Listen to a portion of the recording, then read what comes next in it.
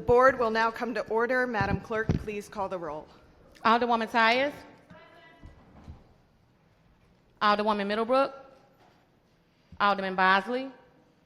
Alderwoman Evans. Alderman Page. Alderman Coder. Alderwoman Rice. Alderman Gunther. Alderman Balmer. Alderman Lappy. Alderman Stevens. Alderwoman Schweitzer. Alderwoman Howard. Alderman Oldenburg. Alderwoman Peel.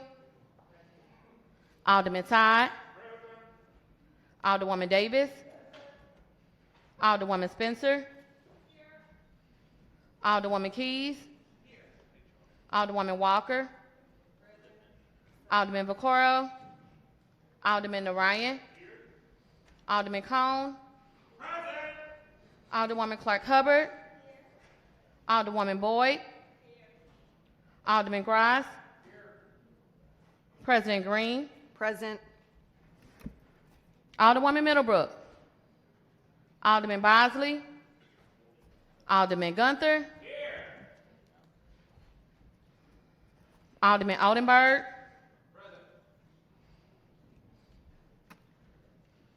Alderman Vaccaro. 24 present, you have quorum.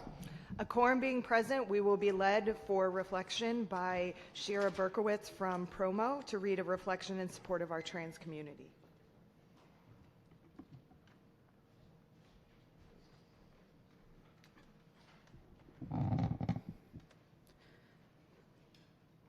Thank you. I'm honored to be here. Poet by trans, writer, poet, cultural strategist, Kay Yulandi Barrett. Song for the Kicked Out. The streets are not paved with gold, they lied. I got a rough throat, I got a rough life. The streets are not paved with gold, they lied. I got too much queer in me to live their way tonight. She found me waist up in you. She found me mouthful drinking you. Mama said that I was the devil, made this journey here a waste, made me too American and too unruly. Couldn't I just wear dresses, make money, and behave? Mama said leave this house, her spirit broken by ache. All my belongings freckled the streets. I slept outside, spirit staying up. My journey isn't self-made. I say all this, you laughing, you junkin' in the alleys.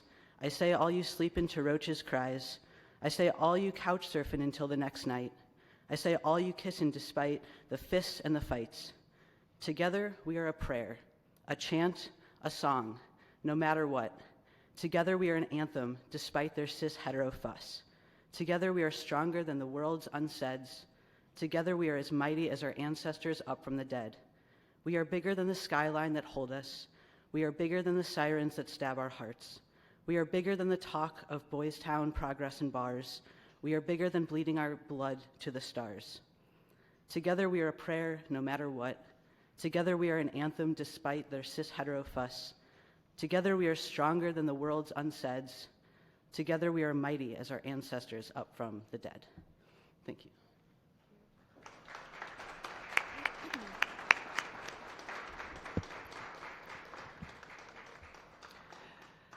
We will dispense with the regular order of the day to take up the special order of the day.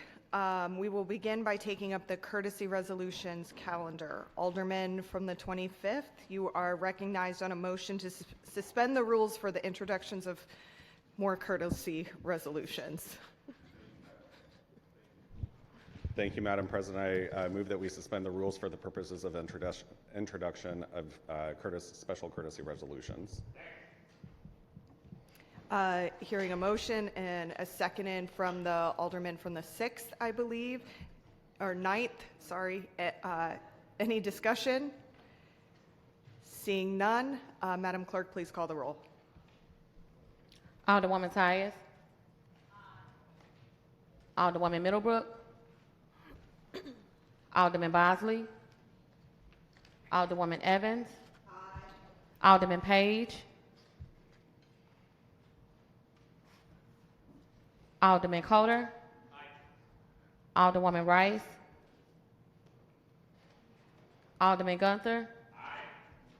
Alderman Balmer. Alderman Lappy. Alderman Stevens.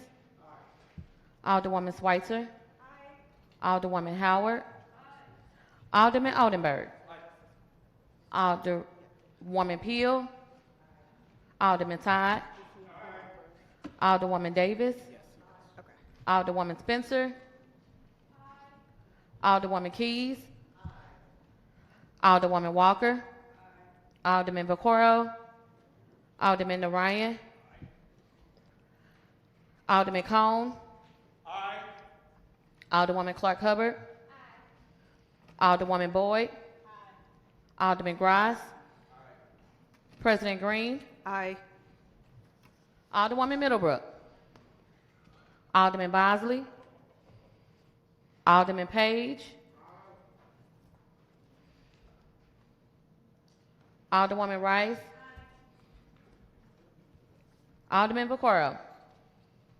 24 aye votes. By your vote, you sustain the motion of suspending the rules for the purposes of introducing additional courtesy resolutions. Alderman from the 25th, you are recognized. My apologies, Madam President. I'm recognized for the purposes of... Introducing the courtesy resolutions Oh, now that we have suspended the rules. Thank you. There's 4 resolutions before us that I would like to have introduced. They are resolutions... There's 5. Or 5. Resolution number 254, Resolution 255, Resolution 256, and Resolution 257, and Resolution 258. I would like to have those introduced. I make a motion that we introduce those 5 resolutions this morning. It's been moved by the Alderman from the 25th, seconded by the Alderwoman from the 27th, that we introduce the aforementioned resolutions. Any discussion? Alderwoman from the 1st.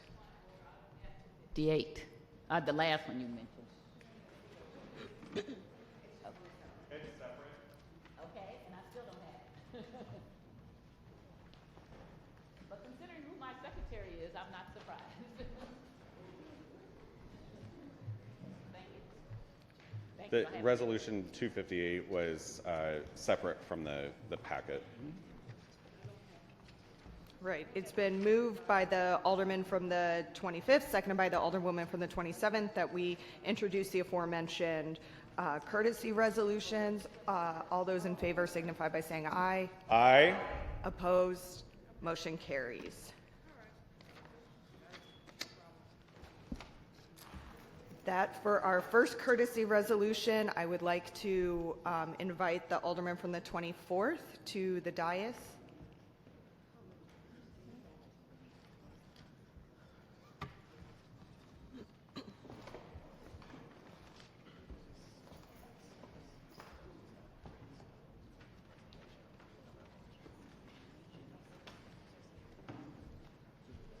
Right, Alderman from the 24th, you are recognized on resolution number 246.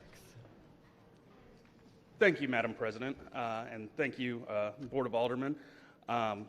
Oftentimes here in the city, we discuss history, and you have to know where you came from in order to understand where you're going.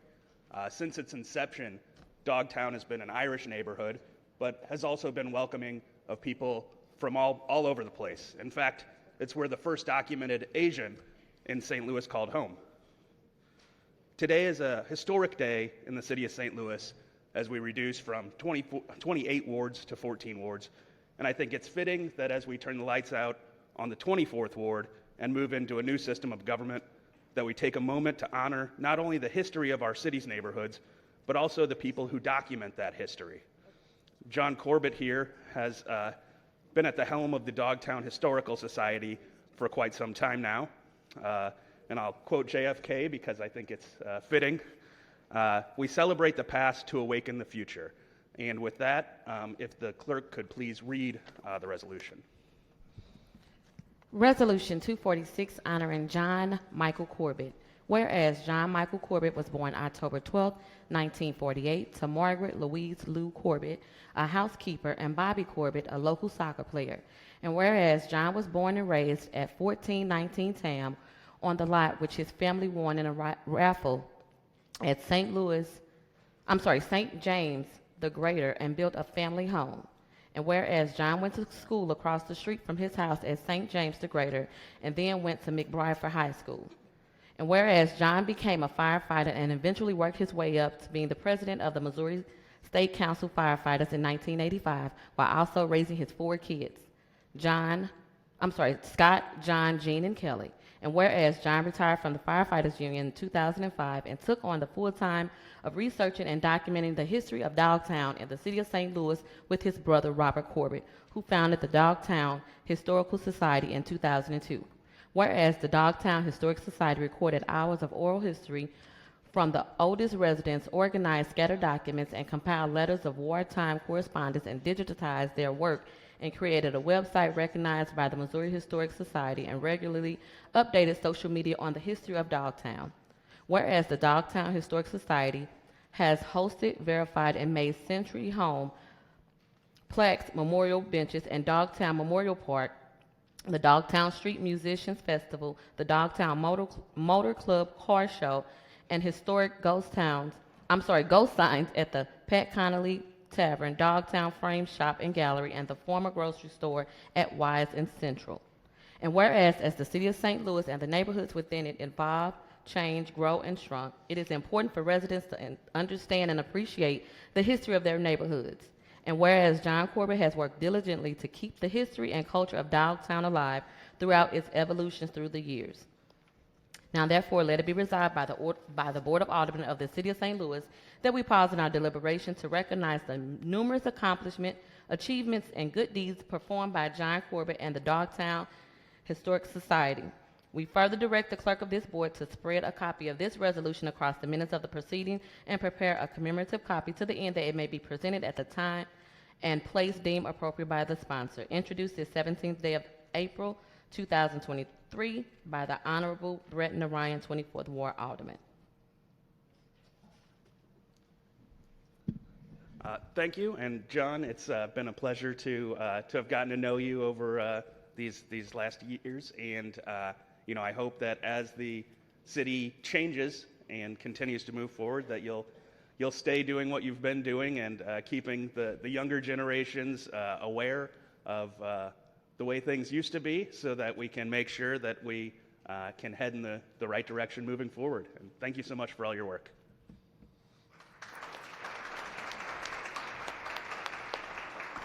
Any further discussion? Any further discussion? Then at this time, I would invite Alderman from the 16th to the dais for the purposes of reading Resolution 187.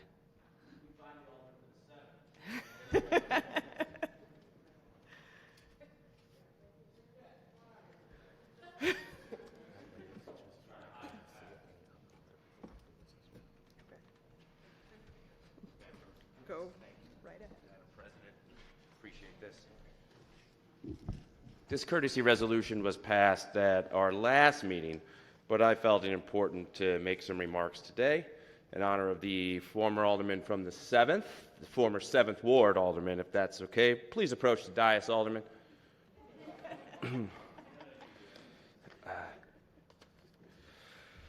Now, there was a courtesy resolution done, and we could certainly read that, but it reads like a courtesy resolution, Alderman. So in lieu of that, in lieu of reading it, I've prepared some of my own remarks. Oh, wow. I hope you all entertain me. Plainly put, Alderman, it's been a pleasure. Pleasure to have served public office with you. Pleasure to have watched you work on so many significant pieces of legislation, advance our city, deepen the wellspring of the quality of life for all residents in the city. A pleasure to have witnessed your efforts in affordable housing and economic revitalization, which have created tangible, positive outcomes for both residents and visitors of the old 7th Ward. A pleasure to hear so many people who have worked with you say, Alderman Coder, good guy, straight shooter, nice to work with, heck of a golfer. A pleasure that you shared your intelligence, your talents, your professional experience, your approachable, friendly nature with this board. A pleasure that you always made collaborating and compromise one of your top priorities, whether it was with city officials, neighborhood leaders, residents, or fellow alderpersons. A pleasure that you were loyal to so many, but at the same time, your loyalty was not blind. You made everyone work for virtue. You required convincing, both you before you supported any bill or piece of policy, regardless of whether it was brought by your allies, rivals, or even your friends, especially your friends.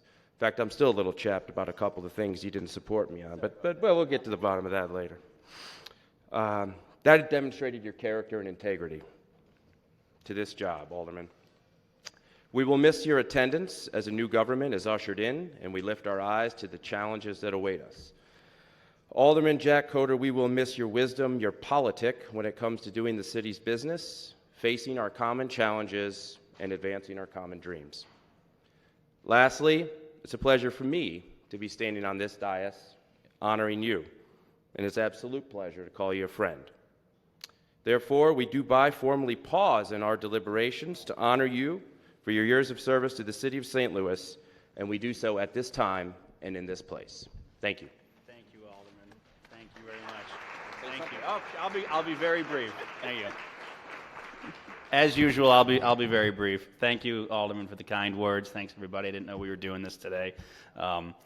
Yeah, I've enjoyed my time down here. Obviously, some of my finest memories in this body are whipping votes, before winter recess in the very hot chambers, running around, making sure people didn't leave the floor.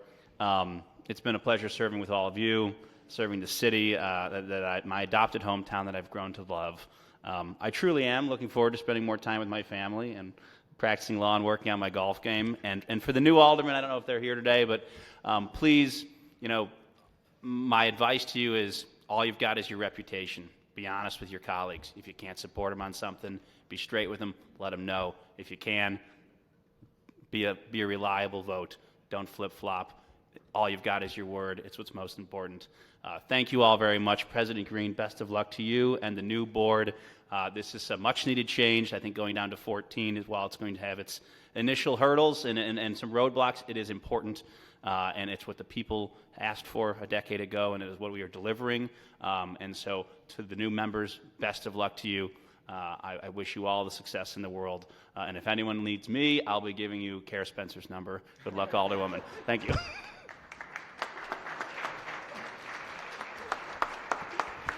Any further discussion? Alderwoman from the 1st. I'd like to rise and just have a few moments about Jack Coder, Alderman from the 7th Ward. I met him during the Obama years when he was everywhere working for President Obama, making sure that he could help him get elected. Jack is a hard worker. Alderman Coder is a hard worker. He went all over the city. He and I were lawyers together to make sure that the election was going correctly. And when he talks about your word, it means a lot. Whether it's a no or a yes, your word means a lot. Also, staying out of other people's wards, stop trying to be a Hitler, try to be somebody who works with people. That is also very important, because what happens is when you come over and start working in other people's wards, you make lifelong enemies, and you don't have to do that. The community knows how to pick who they want to represent them. There are no ward bosses as there used to be. There are people who run for office. And I believe that even if Jack and I, Alderman Coder and I were on the different sides, we also worked on a lot of things together. And I'm proud to have known him as long as I have. And I wish you and your family well, and look forward to working with you with projects. You don't have to be on the board for you to be involved. I do know that. And congratulations on your newfound freedom. I'm going to get there one of these days. If people stop running against me, I'll quit. Thank you. Any further discussion? Alderwoman from the 19th. President and members of the board. So, our alderperson that is leaving, he's a youngster, but I knew him when he was a kid. And even when you talk about how he worked for Obama, I knew him before then. He is a studious individual who loves to learn. He is respectful. He is one who requires no second time to give him the rules and regulations because he will follow. He's a great debater. I love when we were on opposite sides of issues because I knew I had a good debate before me. He's one of those people who had the knowledge and the understanding of economics. You see, if you don't understand the importance of economics for this city of St. Louis, it will die because you can't help anybody. You can't help the poor, the unhoused, those who have challenges with their health, whether it's physical or mental, unless you have strong economics to bring the money to the city of St. Louis. So he was smart. He's smart. And I asked of him, send notes to people, because he's one who reads everything. And be kind. I'm going to do it. You'll get notes from me. But I want to say thank you, Jack Coder. Thank you, Alderman Coder. Thank you, husband and father Coder. Thank you, young man, because I saw you grow and you definitely prospered. Good luck. Any further discussion? Alderman from the 24th. Thank you, Madam President. Jack, you know that you got a lot of respect in this room. I just want to make sure that we make this in bank.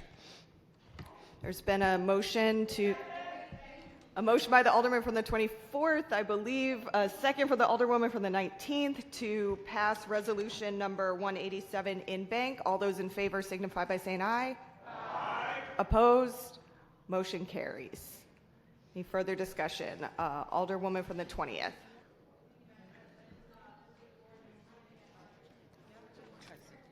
No. Thank you, Madam President, members of the board. I just wanted to say a few words.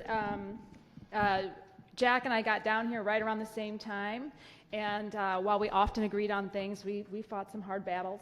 I remember in particular one where we were really going head to head here on the floor, and afterwards it was right about there where we shook hands after about 2 hours of hard debate, and that really defines to me integrity. Jack, and when you have a colleague with whom you can disagree fight pretty hard with, and still shake hands with at the end of the day, go have a beer, and remember that we're all down here to make our city a better place. We may disagree about how to get there, but I don't think there's a person in this room, in this building, that doesn't want the city of St. Louis to be a better place. And so, Jack, you are a model of how to work together, how to agree, how to disagree, and I just really appreciate working with you over the years, and it's an honor to take over the neighborhoods that you've represented. Thank you for sharing my number. Any further discussion? Alderman from the 9th. President, members of the board, I also just want to rise very quickly to congratulate Jack. I had the honor of, being the other half of two of his neighborhoods, the McKinley Heights neighborhood and the Soulard neighborhood. And while there were many times at neighborhood meetings that we would be somewhat of the yin and yang of discussions on city policy, he was always courteous.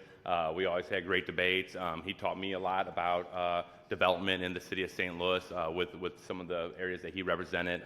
So I just want to say congratulations, you and Susan. Hope you get to spend a lot more time out walking the new one and Archie. And I know I'll see you plenty around Soulard. We've had many years together.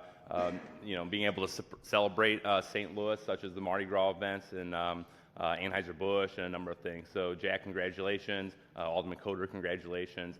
Look forward to walking the streets of Soulard with you for the next few years. So thank you, Jack.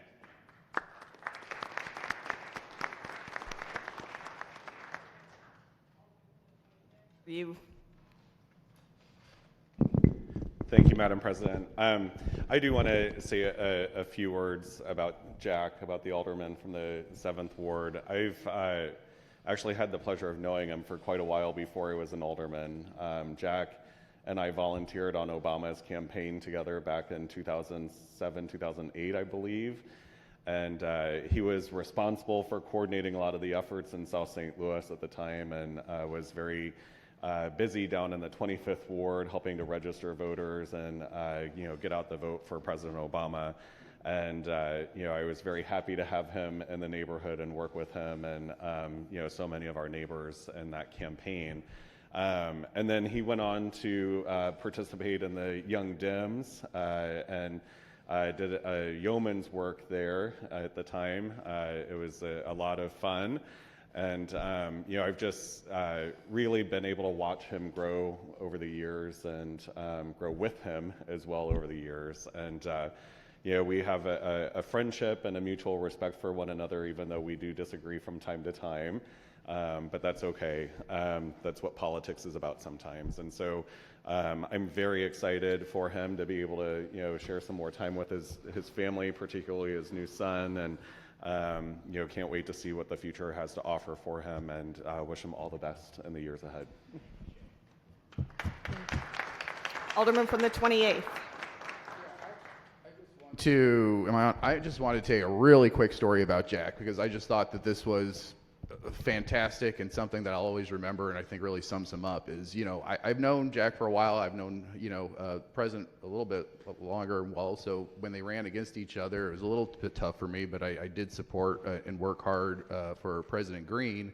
But then after the election, I think like about a week later, I had to talk to Jack about something else, and I asked him about a question I had about some constituent service issue that I didn't really know about. And I think he spent about 40 minutes on the phone, talking to me, explaining the whole situation, like really going out of his way to help me, even though this was just like a week or two after the campaign that I worked hard against him. So I was blown away that he did that. I thought that really said a lot about his integrity, his character. I don't think I would have the integrity and the character to do that in that situation. I'd probably be a lot more petty than he was. I just really want to second what everybody's saying about Jack. He's a great guy, and we're lucky to have him in the city. Thank you. Any further discussion? All right.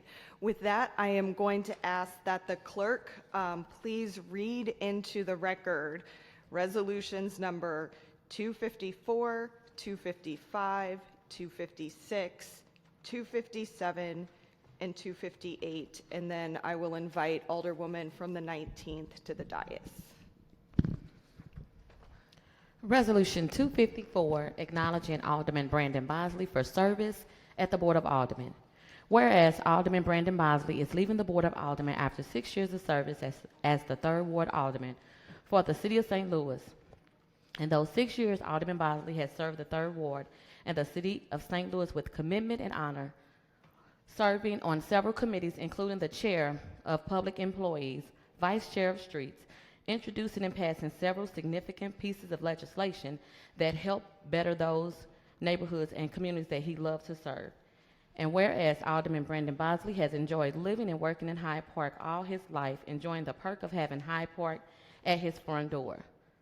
The sponsor of this resolution takes pause to acknowledge that Alderman Brandon Bosley is one of the most polite, gracious young men she's had the privilege of getting to know. And whereas Brandon Bosley was elected in April of 2017 to the Board of Aldermen as the 3rd Ward Alderman, replacing longtime 3rd Ward Alderman Freeman Bosley Sr., who retired from the position. In his role as Alderman of the 3rd Ward, he brought youthful, fresh views and new ideas while historically connected to his predecessor. This gave him the unique opportunity to try new ideas while having the connection to a historic perspective as he attempted unique solutions to long-term problems. Whereas Alderman Brandon Bosley was well known in the City of St. Louis for being part of a long-time political family that includes his father, his mother, 3rd Ward Committeewoman Lucinda Frazier Bosley, his sister, State Representative Lakeisha Bosley, and brother, Freeman Bosley, former mayor of the City of St. Louis.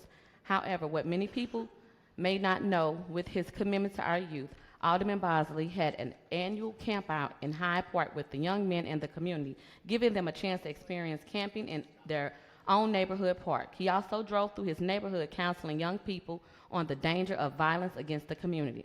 And whereas Alderman Bosley sponsored legislation such ordinance 71608, allowing a public vote for an additional sales tax of 3% on the retail sales of non-medical marijuana. Ordinance 7155 and 71610 pertaining to appropriation of a portion of funds received by the City of St. Louis under the American Rescue Plan Act 2021 and pay ordinance for many of the city departments and their employees.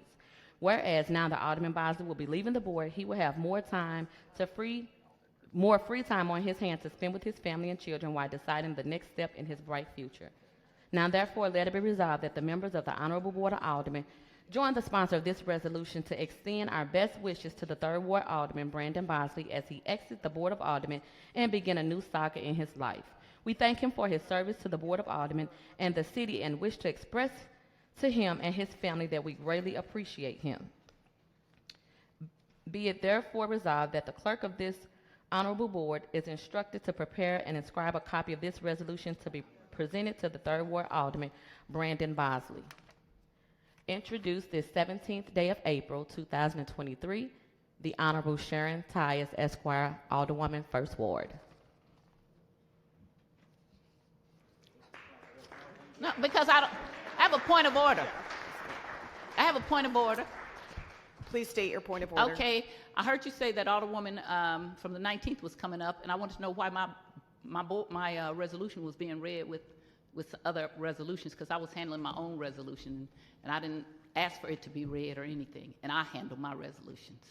So that was improper, and we're going to do it when it comes to that time. Thank you. Okay.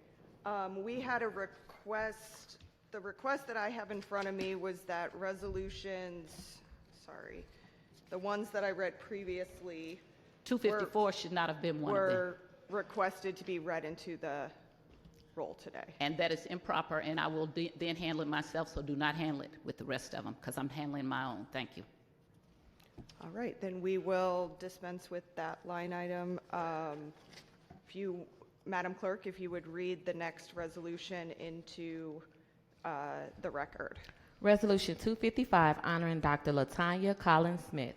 Whereas it has come to the attention of this Honorable Board of Aldermen of the City of St. Louis, the historic investiture of Dr. Latonya Colin Smith as the first woman president of Harris-Stowe State University.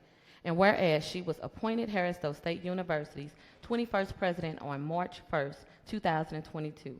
And whereas her investiture and inauguration was held April 14th, 2023 in the Henry Givens Jr. Administration Building, Dr. Antoine J. Warmack Auditorium on Harris-Stowe State College campus. Whereas she is the university's first African-American woman to serve as president of Harris-Stowe State University, following Ruth Harris, the first black woman to serve as Stowe's Teacher College president in 1940. And whereas Colin Smith's path to the presidency began unexpectedly when HSSU President Corey Bradford left the post abruptly in June of 2021. She began her career in higher education at St. Louis Harris-Stowe Community College in 2020 and has served the university in several leadership roles. And whereas Dr. Colin Smith holds a EDU in educational leadership from Maryville University in St. Louis, and whereas she graduated from St. Louis University with a master's degree in social work and master's degree in public health. She holds a bachelor's degree in social work from the University of Central Missouri. And whereas Dr. Colin Smith began her career in higher education at St. Louis State University in 2010, her plan was to only be there for 9 months in a grant-funded part-time position. She then became the part-time employee of the university that worked full-time and helped fill in gaps in the counseling service department. She volunteered on the scholarship and student conduct committee and began teaching first-year student seminar courses. Whereas active in the community, Dr. Colin Smith, a chairwoman of Missouri's Dr. Martin Luther King Jr. statewide Celebration Commission and a member of the Greater St. Louis Inc. Downtown Advisory Board. She is a member of the University Central Missouri Alumni Board of Directors, Alumni Foundation Board. She is a member of the American Association of State Colleges and Universities and the National Association of College and Employees. Now, therefore, let it be resolved by the Board of Aldermen of the City of St. Louis that we pause in our deliberation to recognize the many accomplishments and achievements of Dr. Latonya Smith, who is the first African-American woman to be the president Harris-Stowe State University and congratulate her on her investiture in this position. We further direct the clerk of the board to spread a copy of this resolution across the minutes of the proceedings and prepare a commemorative copy to the end that it may be presented to the honoree at a time and place deemed appropriate by the sponsor. Introduced this 17th day of April 2023 by the Honorable Marlene Davis, Alderwoman of the 19th Ward. First, let me thank President Green, members of the board. You understand how important this resolution is on behalf of this city, of this region, and of the state, and honestly of this country. We've waited too long to have appropriate inclusion and recognition for those who are qualified, capable, and very willing to do high-level service. You see, we were all caught up in what we were doing, and we didn't have a resolution at the investiture on Friday, and I felt really bad about that. I was busy trying to clean out my office, catch up on all the emails, do all these other things, and we were all doing everything else, but this president should have been acknowledged by this board. And it's never too late to make that happen. There will be other opportunities for that to be presented to her in her business environment, and I'm hoping that you all will follow through and make sure that that happens. But it is now in the records of the Board of Aldermen in the city of St. Louis. You don't understand how important this is because when you look at someone who in only 13 years of service at that university became president, do you know how long it takes to even be recognized to even be a vice president in a small department on a community campus? But right now, we have someone who loves what she is doing. She cherishes, and she calls them her scholars at the campus. They are in love with her. Her staff, they go above and beyond. There's so much promise there. And I'm hoping that the state and its budgeting that is being done currently recognizes that, and Stowe State University receives the appropriate dollars that are required for it to move forward. There are so many, many reasons why we should be honoring her today. And so what I'd like to do is just simply say, thank you, Dr. Latonya Collins Smith.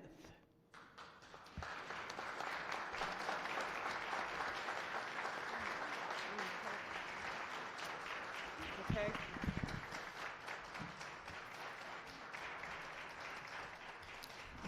Alderwoman from the 26th.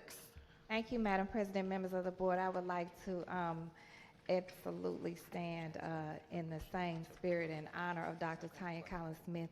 And I shared in that celebration, one of the celebrations, she had many and they are continuing. But what was so inspiring, one of the things she said is that she paid attention to more of the journey than the reward, right? And so I think that that's good words for us as we move forward in a different direction down here to pay attention to the journey more than the reward. And that's the sign of true leadership. I honor, respect, congratulate Dr. Tanya Collins Smith on her investiture, and it was an amazing experience to be able to share and be in it was almost like a sanctuary because they took us there that day. And I would like to move that this resolution be passed and banked. It's been moved by the Alderwoman from the 26th, seconded by the Alderwoman from the 8th, that we approve this resolution in bank. All those in favor signify by saying aye. Aye. Opposed? Motion carries. Alderwoman from the 14th. I rise in support of this resolution. I also would like to add that, Latonya Collins Smith is a native St. Louis and a graduate of St. Louis Public Schools. Actually, she was one of my students when I taught at Cleveland Junior Naval Academy. So it just shows you what a small town we are. I apologize I could not attend on Friday also, but I am in support of her. And this is something that you know, as the alderwoman from the 19th said, we need to recognize and support these people. This this woman, rose to the ranks of where she did from some very humble beginnings.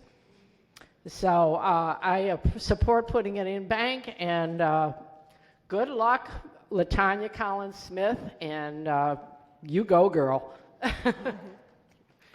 Further discussion? Any further discussion?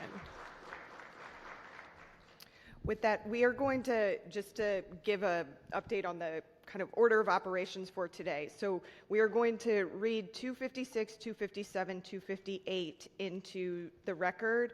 Those are all of the resolutions that have been requested by the people that we are honoring to be read into the record today. And then we will do our accolades to everyone and proceed from there. Madam Clerk, if you would please read 256, 257, 258 into the record. Resolution 256 honoring Alderwoman Lisa Middlebrook. Whereas this Honorable Board of Aldermen of the City of St. Louis paused in our deliberation to recognize the Honorable Lisa Middlebrook for her many years of service as the member of the St. Louis Board of Aldermen and to the St. Louis community. Whereas Alderwoman Lisa Middlebrook was elected into office as Alderwoman of the 2nd Ward on November 7, 2017 in a special election. And whereas Middlebrook ably served the residents of the 2nd Ward that include College Hill, North Point, Baden, Riverview, near North Riverfront, and North Riverfront neighborhoods. And whereas in her time as a member of the board, she served as chair of Public Utilities and the Special Committee on Long-Term Health Care Committees, vice chair of the Health and Human Services and the Intergovernmental Affairs Committee, a member of the Legislation, Personnel and Administration, and Special Committee to the Transition to the 14th Wards, Ways and Means, and Transportation Committees. Whereas with the youthful, thoughtful, and caring approach, Alderwoman Middlebrook was known to speak about the youth of needs to advocate for our children, residents of her ward, and the City of St. Louis. And whereas she sponsored and co-sponsored numerous bills and resolutions that engendered development, economic growth in North St. Louis and North Riverfront area, was aimed at increasing affordable housing, improved health care services for seniors, and aimed at ending the key factors that created environment for crime. And whereas being a team player and a good leader, she would often step in to help others and provide guidance and leadership when and where needed or when asked. Now, therefore, let it be resolved by this Honorable Board of Aldermen of the City of St. Louis that we pause and recognize and acknowledge Alderwoman Lisa Middlebrook and her significant contribution to the residents of the 2nd Ward and the City of St. Louis as a member of the Board of Aldermen. Upon her leaving the board, we wish her well in all her future endeavors. We further direct the clerk of the board to spread a copy of this resolution across the minutes of these proceedings and to prepare a commemorative copy to the end that it may be presented at the time, place, and deemed by the sponsor. Introduced this 17th day of April, 2023, the Honorable Pam Boyd, Alderwoman of the 27th Ward. Resolution 257, honoring Alderwoman Norma Walker. Whereas this Honorable Board of Aldermen of the City of St. Louis paused in our deliberation to recognize the Honorable Alderwoman Norma Walker for her service as a member of the St. Louis Board of Aldermen and the City of St. Louis. Whereas Alderwoman Walker was elected into office as Alderwoman of the 22nd Ward on August 23, 2023 in a special election. Whereas Walker ably served the residents of the 22nd Ward that included the West End, Hamilton Heights, and Mark Twain I-70 Industrial and Wells Goodfellow neighborhoods. Whereas in her time of the member of the board, she served on the Education and Youth Matters, Park and Environmental Affairs, Housing and Urban Development, and the Special Committee to the Transition to the 14 Wards Committee. And whereas with the frank, caring, keen, observant approach, Alderwoman Walker quickly earned respect at the board and was known to speak to the point and needs of the residents of her ward, North St. Louis, and the City of St. Louis. Whereas she sponsored and co-sponsored various bills and resolutions that engendered development, economic growth in her area, advanced health care services, improved housing opportunity, and honored her residents. Whereas being a dedicated resident and showing good leadership, she worked to make our city a better place to live and work. Now, therefore, let it be resolved by this Honorable Board of Aldermen of the City of St. Louis that we pause to recognize and acknowledge Alderwoman Norma Walker and her contribution to the residents of the 22nd Ward and to the City of St. Louis as a member of the Board of Aldermen, and upon her leaving this board, wish her well in all her future endeavors. We further direct the clerk of the board to spread a copy of this resolution across the minutes of the proceedings and prepare a commemorative copy to the end that it may be presented to honor at a time and place deemed appropriate by the sponsor. Introduced this 17th day of April 2023 by the Honorable Pam Boyd, Alderwoman of the 27th Ward. Resolution number 258, honoring Alderwoman Tina Peel. Whereas the Board of Aldermen paused in our deliberation to recognize Alderwoman Tina Sweet Tea Peel for her 2 years of service to the constituents of the 17th Ward and the City of St. Louis. Whereas Tina graduated from Yale University and MIT with degrees in agriculture and urban planning. Whereas Alderwoman Peel began her professional career working as an urban planner, social entrepreneur, and organizer on issues such as gun safety, displacement, affordable housing, and mobility for all, and voter registration. Whereas Tina has been a resident of the City of St. Louis for 8 years and served as president of the Forest Park Southeast Neighborhood Association, as well as the co-chair of the St. Louis Vacancy Collaborative Anti-Displacement Working Group. And whereas Tina was a part of intentional campaigns to bring a new progressive voices onto the Board of Aldermen in 2021.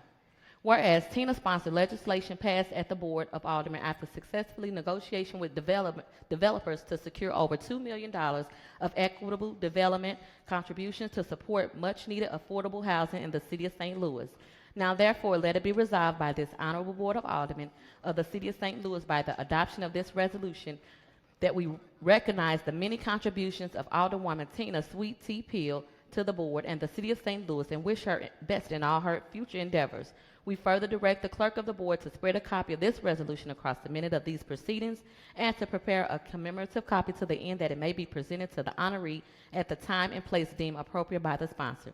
Introduced this 17th day of April 2023 by the Honorable Megan Green, President of the Board, and the Honorable Dan Gunther, Alderman of the 9th Ward. My apologies, Madam Clerk, we have 3 more. If you could please read 250, 254, and 256, and then I think we have all of them.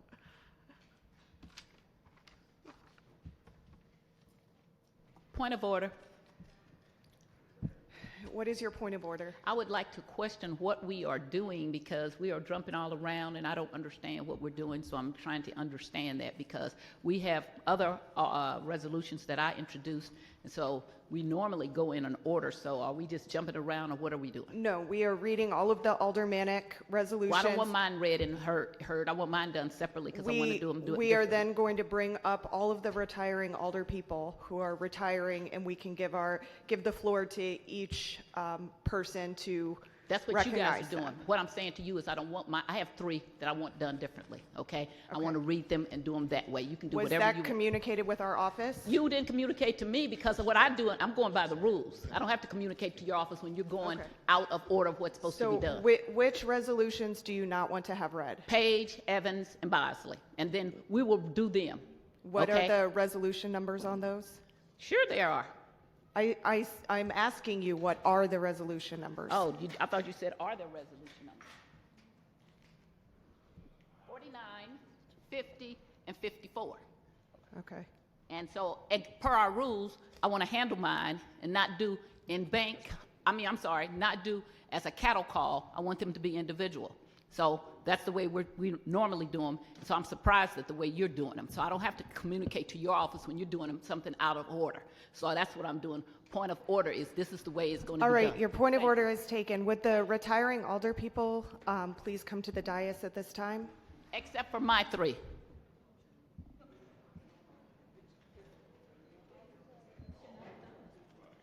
didn't talk to me and ask.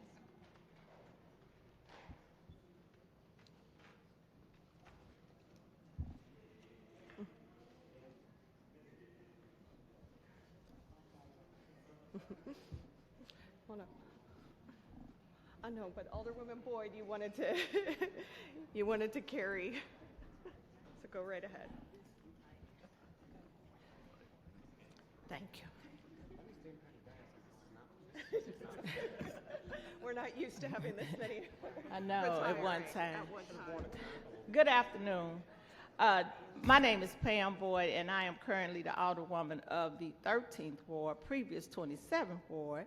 But I wanted to personally thank Alderwoman Lisa Middlebrook, because when we first came in office, both of us was trying to figure out what was going on. But one thing we did do, and I'm always never going to forget her for that, and I'm sorry, I get emotional. Anyway, is that we always worked as a team. So whatever we did, we tag team each other, and we always communicated because our wards bumped into each other. And so when we first got in office, we made it clear it didn't matter, it didn't make sense for us to fight each other because we were so close. So I worked closely with her, and she might tell you that I taught her a lot, but she taught me a lot also. So I want to thank Alderwoman Lisa Middlebrook for being a team player. She sat on the Black Caucus. She was very instrumental in us working out things to make sure that we empowered ourselves as a caucus. And so I wanted to take this time to personally thank her. Alderwoman Walker came in, and she was energetic, and she wanted to work as a team with the caucus also, to work with us to make sure that we came in a unified effort to make sure that our communities were not forgotten. So I wanted to thank Alderwoman Walker because she came in at a critical time in her ward, and she had a lot to do to try to clean up, to get things where she thought they needed to be. So I wanted to thank both of these Alderwomen because they were troopers, because they came in and they were fighting and trying to get things done in their communities. And as Alderwoman Spencer said about Alderman Jack Coder, it's not about us, it's about our communities. And until we focus on those communities being serviced, we'll never move past go. So I wanted to take this time to publicly thank both of these ladies and wish them the best in their next endeavor and whatever they think they want to do. Because I'm a little jealous because they got the freedom and they can do whatever. So thank both of you all.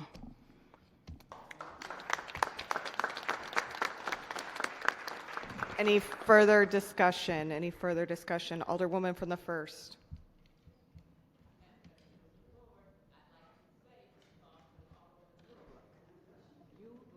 You have escaped, but you have not.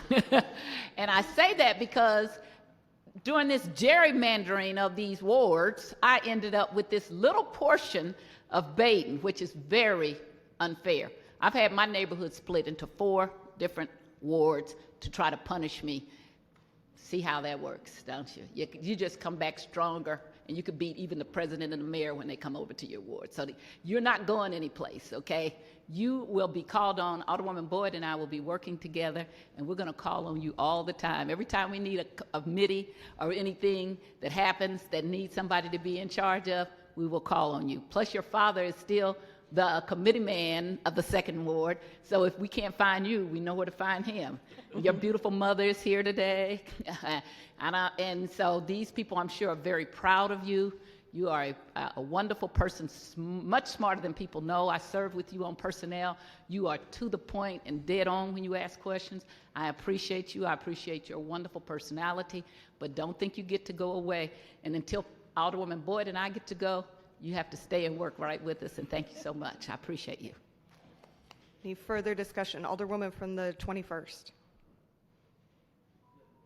Is it on? Hello. Good morning. So I would like to rise just to acknowledge, even though she does not want me to, Marlene Davis. Marlene Davis is the mother of our Board of Aldermen. Her wealth of knowledge and experience are so valuable to our city. And I want to publicly thank you for everything that you have given and brought to this board. Any further discussion? Alderman Additionally, I have to acknowledge my roomie, my office mate, Alderwoman Norma Walker. We came in together. We share an office space, and she's been a really good roomie. I haven't had a roomie this good since I left Central Missouri State. But more than that, she is a friend. And I was put in a horrible position to have both of my buddies running at the same time in the same ward. And I had to step out and say, I'm not doing nothing for either one of y'all. I'm not going to support, I'm not going to not support. You know, so I had to watch. And that was really hard. But when I tell you the grace and the mercy that these two women, Pam Boyd and Norma Walker, and the respect that they ran their races is commendable. And Norma is truly, truly going to be missed, both in our little office space, but missed just in this environment. She and I have worked together as committee women for our city for, about 10 years. And so I know her work ethic. And when I tell you, she is a hard worker and such a hard worker for her community, and she loves this city. And I thank her so much for her energy and tenacity and commitment to our city, and she will be missed.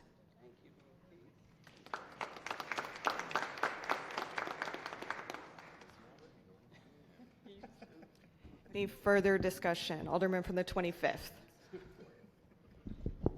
Thank you, Madam President.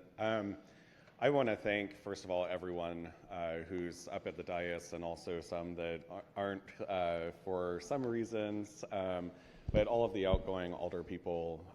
I've had the privilege of being able to serve with you and get to know you as friends, as colleagues, and some for longer than others. But I just quickly, Alderman Todd, your passion for your community has been absolutely incredible, not just as a member of this body, but previously as a committee man. And really appreciate your quest for social justice and bringing that down here to the Board of Aldermen. It's been absolutely incredible. Learning from you, Alderwoman Peel, your passion as well for trying to make things change down here. Is definitely noted. Alderman Gross, I really have to respect the amount of work that you've put in the 28th Ward. Excuse me. I know you and our colleague from the 12th Ward, Alderman Stevens, Alderwoman Walker, and Alderwoman Peel kind of had shorter tenures down here at the Board of Aldermen, but all of you, it's a really sharp learning curve when you come down to City Hall. And I think all of you have done a really awesome job of picking up that curve, running with the work that needs to be done. Oh, and my future constituent as well, Alderman Lappy from the now 11th Ward, future 3rd Ward constituent. Thank you. I can't believe I missed out on that one. But his tenure is probably the shortest of everyone so far, I think. Oh, no, Walker. I said Walker. So, it's been a lot of change. So, as I've gotten a little bit wiser in my years, it's a little bit more difficult to keep up with some of the changes that happen from time to time. But, Alderman Lappy, you and I obviously share, some borders, with the 25th and 11th Ward, and have a lot of the same neighbors who go to the same events, have the same concerns, same issues. And they're not afraid to make them known at all. But very excited to have you and your family in the new 3rd Ward and continuing to work together on a lot of those issues. Alderman Stevens, you don't duck, don't hide. I have to say, your passion for community and radical empathy, I believe you call it. Fierce compassion, radical empathy is something that was really refreshing down here at the Board of Aldermen as well.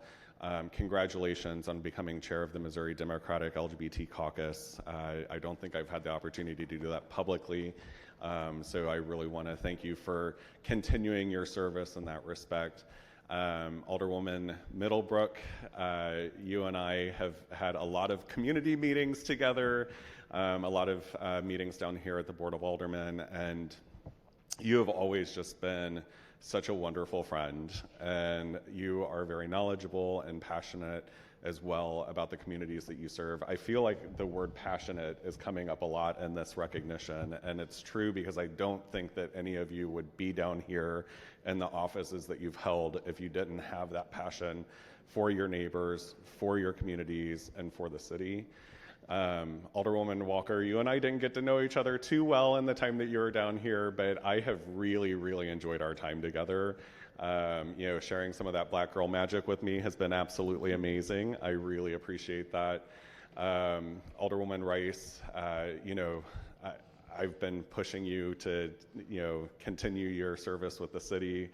I hope that you do. I know that that might not be in your grand plans, but it's still my hope, and it probably always will be. But I know that that might not align with your future goals or aspirations.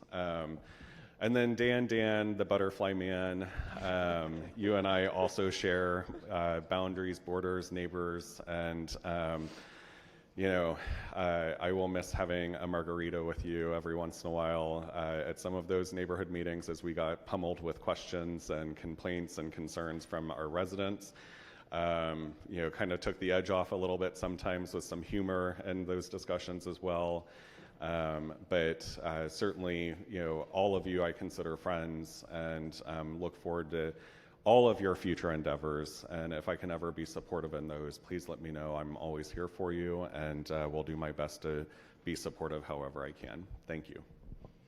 Alderman, was there a motion you also wanted to make? I missed one person who's not on the dais, who I would be absolutely remiss to miss, which is Alderwoman Davis. Someone already mentioned that she's mother to a lot of people down here at the board. She is Mama Bear. You know what she thinks, by not just what she says here, but what she shares with you behind the scenes. And she was elected, I believe, a year and a half ahead of me in a special election. So we were kind of in the same class together, but not really. And got to know her while I was on my own campaign trail, but we have spent so many evenings talking about business of the board, and also just about our communities, our families, our friends. And I don't think that those late night conversations are going to stop, Mama Bear. I'll still be calling you for your perspective. And I am really sad to see you leave this board, but I'm super excited for you to be able to have some of that free time that people speak about. I'm not sure what that looks like. I'm not sure you know what that might look like either right now, but I just thank you for all of your kindness and words of wisdom over the years, and I will still be calling you, most certainly. So you don't have to answer anymore if you don't want, but I would love it if you picked up the phone every once in a while for me. So I would absolutely love to give a round of applause to everyone who's going out. This is a really historic moment for our city. We're going from a body of 28 to a body of 14, and these transitions are never easy.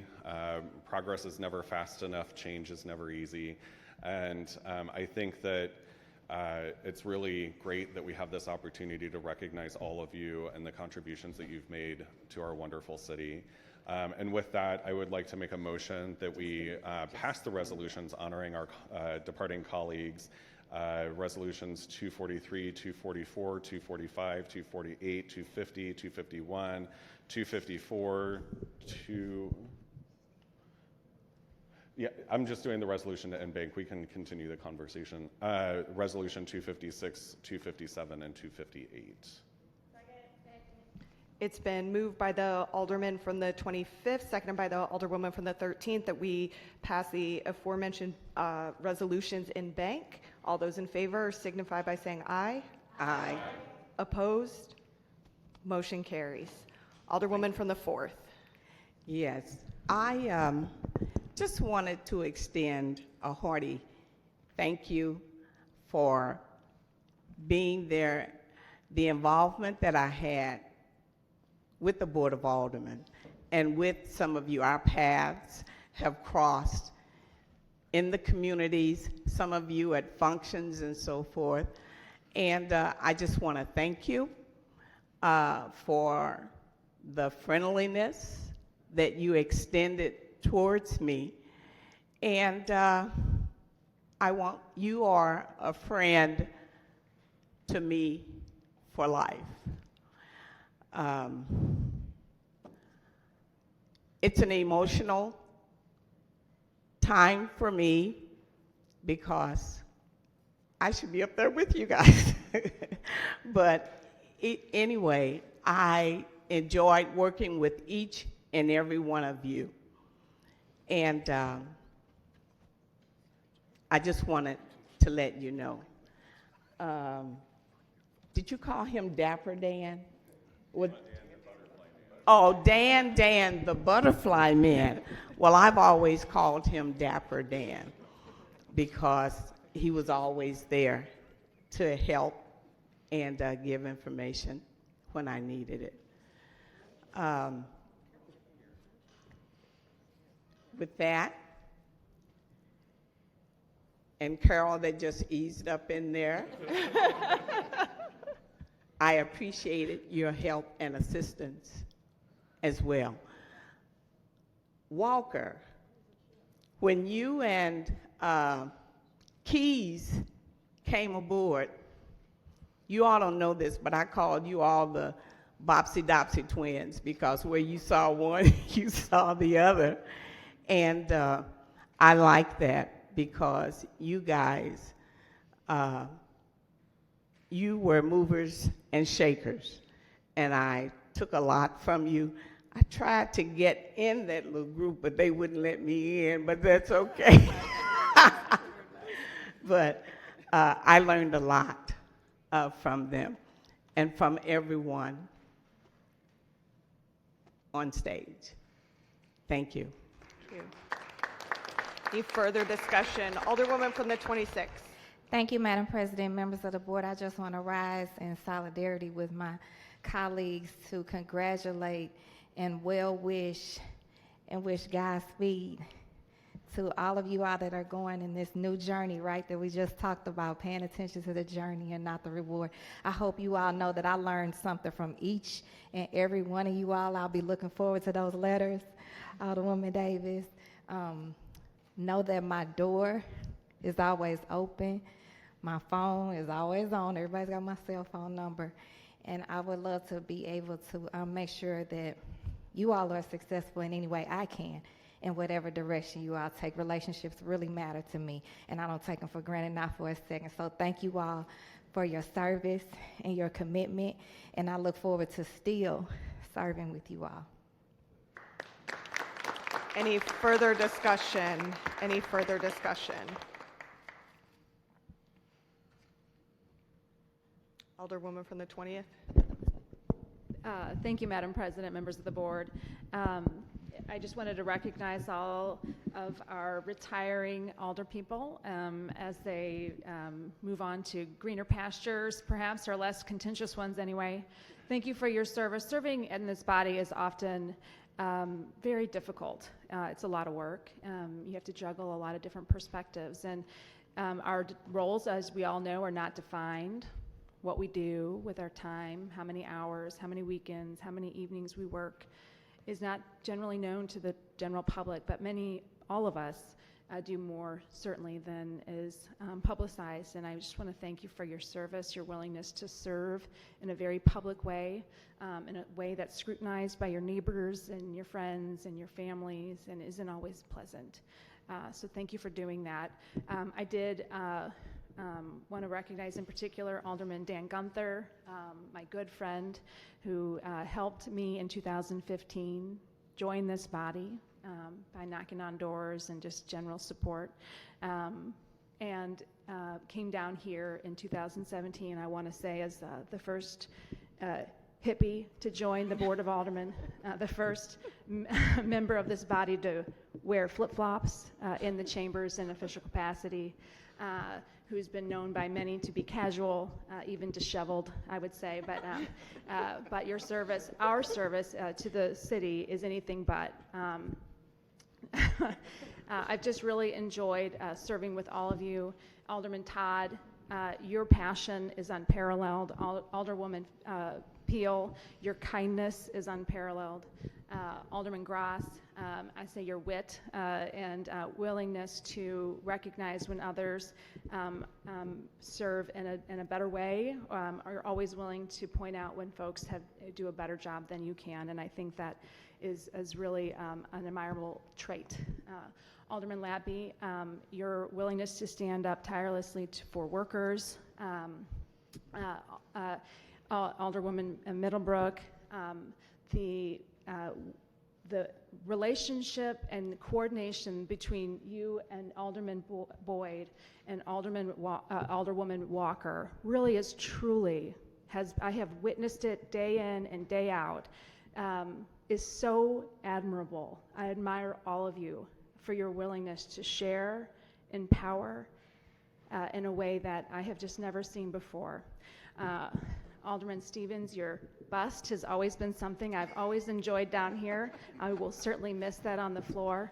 Alderwoman Rice, you really now have the legacy of passing our city's first charter commission, and your tenacity and getting that done is really something we should all thank you for, as today the applications officially went out to bring in forth some real change to our city's charter. And Alderwoman Howard, your steadfastness on the floor, willingness to look beyond kind of the old and the new, and work with me and many others down here on issues and standing up for what you think is right, I've really, really admired. But Alderman Gunther, I will miss you most. Sorry to all you all. I really do. I am grateful and honored to be able to succeed you in representing some of the neighborhoods that we all love and cherish. Thank you for the opportunity to speak for a moment, Madam President, and thank you all for your service. Any further discussion? Alderwoman from the 1st. Madam President, members of the board, I'm not used to this herd thing. We usually do it individually, so I only addressed Alderwoman Middlebrook because I thought that was the first. But since we're doing these others, first of all, I want to say I would be remiss not to speak about Alderwoman Walker. I do have a part of your ward too, so you also can just hear what I said to Alderwoman Middlebrook. I will be calling on you in the Wells Goodfellow neighborhood, which I've always represented a portion of it anyway. But I have the good fortune to have worked with your committee man to help put a new regime in place back in the 2003, I believe, when we finally got rid of a longtime nemesis that was in the 22nd Ward, and he and I have worked together for a lot of years for that to happen. And so it was a pleasure meeting you. You are very smart, tenacious, have some really good ideas, put your ideas into motion, willing to work, make the caucus a better place, talked about how we could work together. I appreciate that, and I will still be calling on you to work with me with that portion of your ward I picked back up, which was originally the 20th Ward. But I do appreciate you. Alderman Todd, I'm going to be his alderperson now, along with Alderwoman Evans. Both of them, I want to thank you for us not having to fight and go through a war and work together.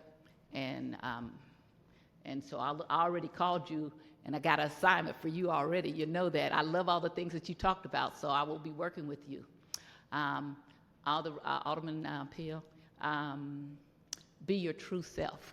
And the same thing with Alderman Gross.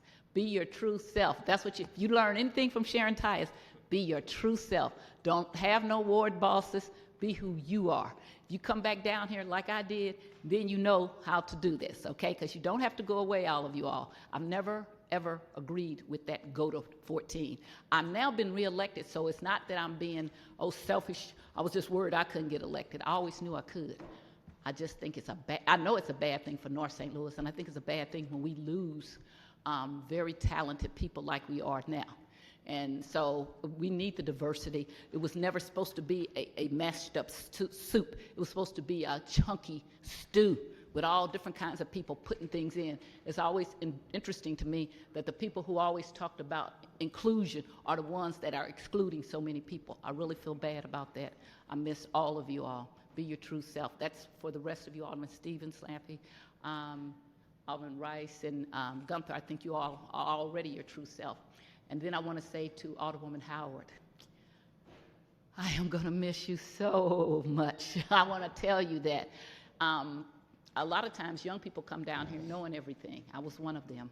Got taught that lesson. And I really got to know you when I was the chair of rules. You're one of the smartest people that I know. You're tenacious in going through board bills and making sure they're correct. You could see the teacher in you. I know I've got elected with your predecessor and your first predecessor, which was Jack Garvey. I saw him at Tom Villa's wake. We brought you up. We are very proud of you. I know you deserve to go and retire and enjoy yourself, but we are really losing a gem that people don't know about. That is just, people talk about inclusion. You actually walk that walk. You worked with inclusion. You worked with people of different kinds of socioeconomic backgrounds without trying to impart all of what you want them to be on them. And when young people learn that there are differences and people don't always have to agree with you, and that doesn't mean that you start a war that you can't put back in, genie won't get put back in the bottle, then they will have some wisdom. Until people can learn how to follow, they don't know how to lead. You know how to follow, and you are a leader. And we are losing, all of you, we are losing great leaders that don't have to agree with me. That's never been my thing, because I'm not going to agree with people if I don't want to, because I don't have to. And my board keeps telling people over and over, this is who we want down here, if you don't hear it. You don't get elected this many times without people knowing who you are, okay? So all of you all, I want to say to you, stay who you are. If you want to come back down here, come back and run again. We should not lose this much talent at one time, and I'm really sorry. And good luck to all of you all. And if all of you all want an unpaid job, you can come be my assistants. I can appoint you to different parts of my ward, and then we could really do great things in the new 12th ward, which used to be the 20th ward, which used to be the 1st ward and will be the 12th. But thank all of you all, especially Alderwoman Howard, for being a woman of age. I'm going to miss that. We're losing the Alderwoman from the 19th, and you. That's going to leave me as the woman of age. I don't like that because I'm just 29, but you really are very smart. You're really smart, and we're going to miss you, and we're going to miss all of you all, and thank you for your service. Any further discussion? Alderwoman from the 19th. Thank you, Madam President, members of the board. I just wanted to say to all of us, because we have served, and now we move on. All of you all have had very special places at the Board of Aldermen, very specific positions on things, and what I like about all of you is your tenacity on your positions. You see, it doesn't matter whether people agree with you or not. You were sent here to do a job, and you were focused to do that job. Right or wrong, no matter what anyone says, you have to respect the position. Now, many times, if you have not done your homework, you may not win that position. But that's okay. You try for something new the next day. So I hope that you did enjoy this journey. I did. It reminded me so much of all my volunteer hours before I came here. I always served the community. It was never about me. And that's why my residents and I got along so well, because my job was to educate them, put them in a position to make sure that leadership was doing its job. So be prepared with new journeys, if it's nothing but just relaxing and enjoying. But know that you have served the city of St. Louis. You will be in the archives of this city. And there's so many that came before us that we cannot forget. I hope that we look back and reflect as we move forward. It's not just about coming up with something new. Something new is not always right. But what we need to do is to make sure that this city can thrive and grow and multiply and be recognized for those things that are not so negative. I thank you all for my service and my time here, but I will always be reflective, and I will also let you know when you're wrong. Thank you. Any further discussion? Alderwoman from the 13th. Thank you, Madam President and members of the board. I've been looking around the room as we've been sitting here today talking about everyone and realizing what a wealth of knowledge and experience is going to be leaving the board after our meeting today. So I just want to say from the bottom of my heart, thank you so much for serving. Thank you for taking my calls, talking to me even when we haven't agreed on everything. It's been a pleasure to serve with everyone who's leaving. There are a few people I want to especially to mention up there. Alderman Todd, every time I ever tried to talk with you about strategy or anything political, you would just stop me and say, it's about the people. I'm like, that's true. Yes, that's it. That's all what it's all about. So I'll try to bring that forward going forward. And Alderman Peel, we got elected at the same time and shared a lot of the beginner's struggles. Same with Alderman Stevens. Who else? Alderman Page. We all got elected at the same time and really got to know each other from that, being new together. Alderman Gross, I agree with the comments about your wit, and I will hopefully continue to build a friendship with you over the coming years ahead. Alderwoman Middlebrook, one of the things I always noticed about you in committee hearings is you weren't someone who always spoke up, but when you did, I knew it mattered to you and it was important to listen. So I really appreciate that about you. I don't know if I've ever told you that before, but it's something I really admired. Alderman Lappy, you're going to hear from me a lot. You're stuck with me, I think. After the campaign ended, my husband said to me, I'm really going to miss people coming to canvass all the time. And I knew in my head, he's talking about Jimmy. He's going to miss Jimmy. And then immediately he was like, I hope we can still hang out with Jimmy. I'm like, yep, we'll still hang out with Jimmy, I promise you. So you're stuck with us. Alderman Walker, one of the times we disagreed on the floor here, you and Alderman Keyes came into my office and we talked for about a half an hour, and I felt like we really got a chance to get to know each other, and that meant a lot to me. I'll always remember that moment and try to take it forward to get to know folks I didn't agree with and to move those relationships forward. Alderman Howard, we've shared a lot of neighborhoods. I've learned a lot from your time with people, and people are going to really expect a lot of me from the people I'm going to represent of the old 14th ward. So hopefully I can fill those shoes. Alderman Gunther, I remember meeting you when you were first running for alderman, and I remember you said to me after I asked you what you were going to do the day after the election, and you were like, I'm going to garden. And that has always stuck with me because I thought to myself, you need to have those outlets, and so I'm going to need you to come by and help me in my backyard. So hope you're there for that. Alderwoman Rice, wow, I'm going to miss you so much. I knew coming down here you'd get to know your colleagues and become friendly and hopefully become friends even, but you're someone that I'm not going to cry on the floor of the board. I keep telling you that you're not leaving because I can't handle it, so I'm just going to make you come sit with me every day, I think, and tell me what to say. I have learned so much from you. I hope to be half the older person that you are.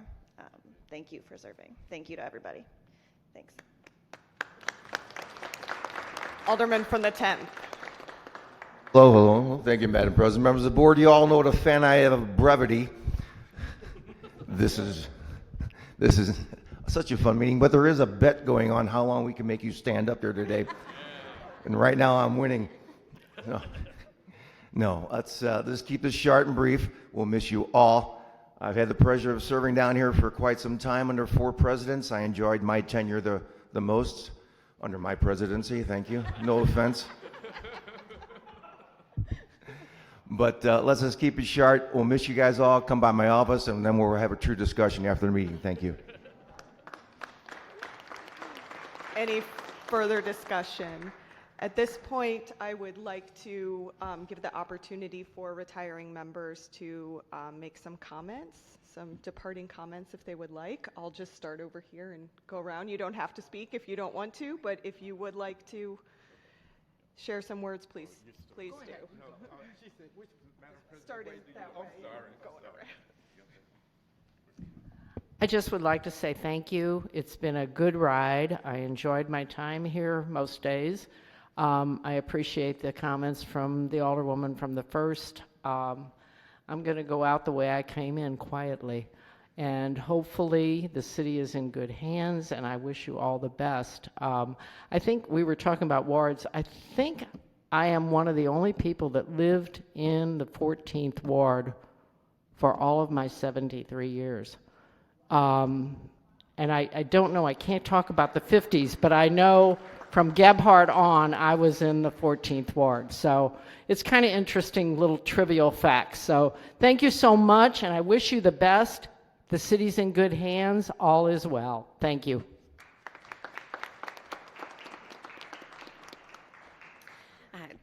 Thank you so much. I want to say, especially to my former Democratic Central Committee colleagues, it's been an honor serving Ms. Dwin, Alderwoman Evans, Alderman Todd, Alderwoman Keys, Alderwoman Walker. Man, I'm. Did I miss anybody? Oh, Grass. Yes, Grass. I don't think we actually served together. We didn't overlap. But it's incredible to serve with you again in this moment. I enjoyed serving with you then. I've enjoyed serving with you now. Thank you for your service, both in a volunteer capacity and a pseudo-volunteer capacity in this role.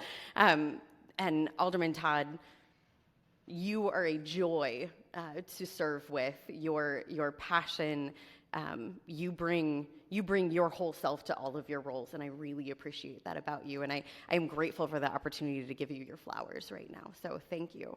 And Alderwoman Peel, thank you for your tenacity, for your boldness in the ideas that you brought forward, for your ability to speak to the things that you truly care about.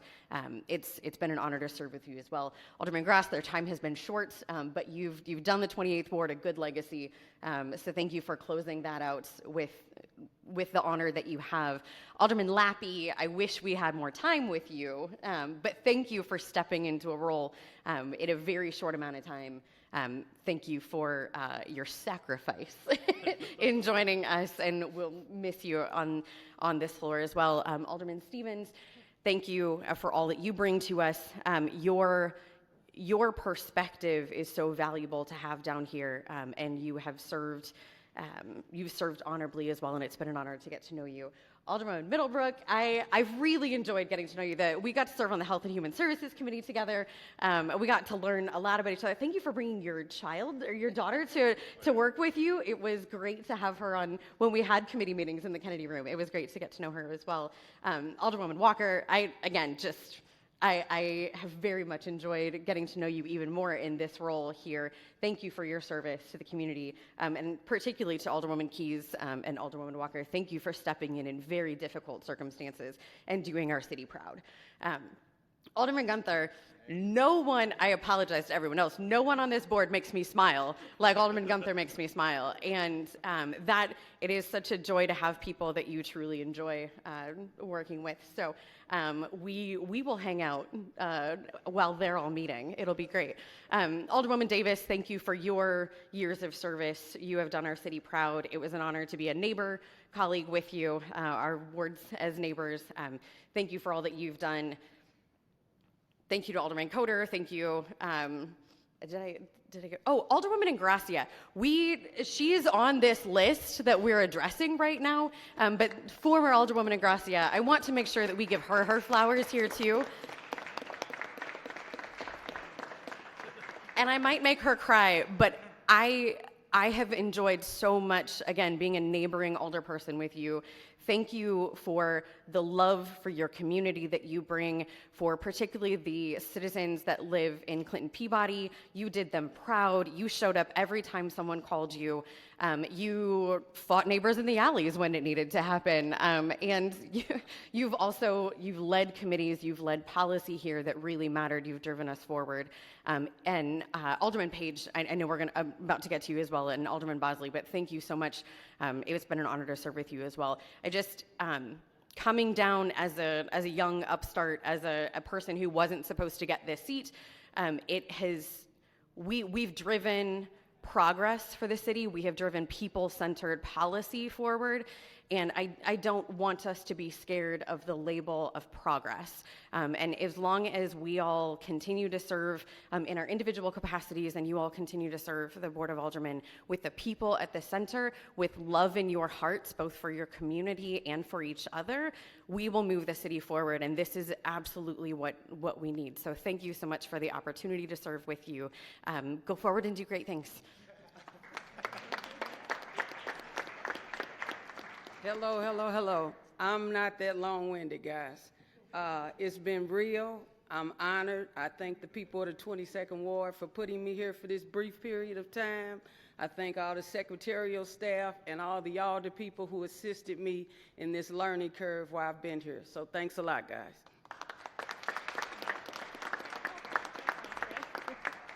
Thank you, everyone.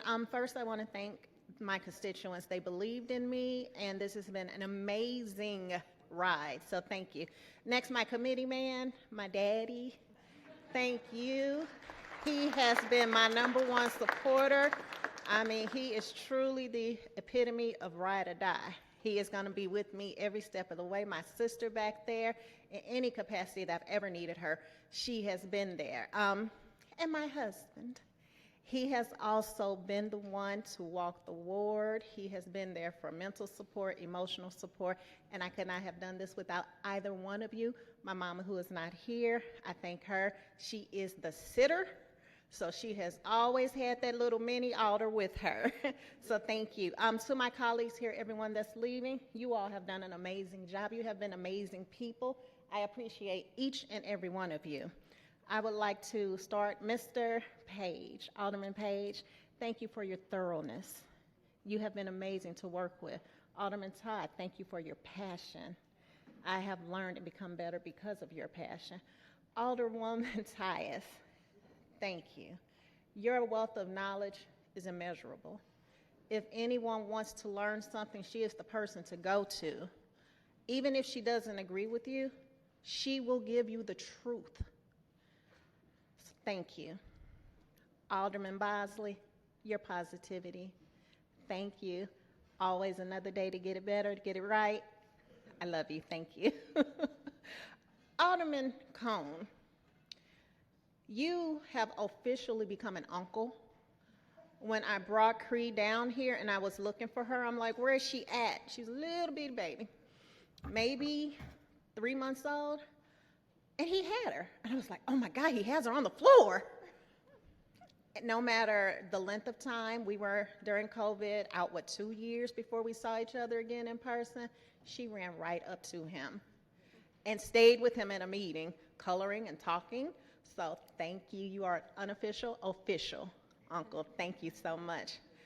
Alderman Oldenburg, I can always look to you for a laugh. So thank you so very, very much. Alderwoman Davis, you are absolutely amazing. I look forward when I talk to you say, hello, dear. No, dear, that's not how that works. So I want my letters too. So I'll be looking forward to them.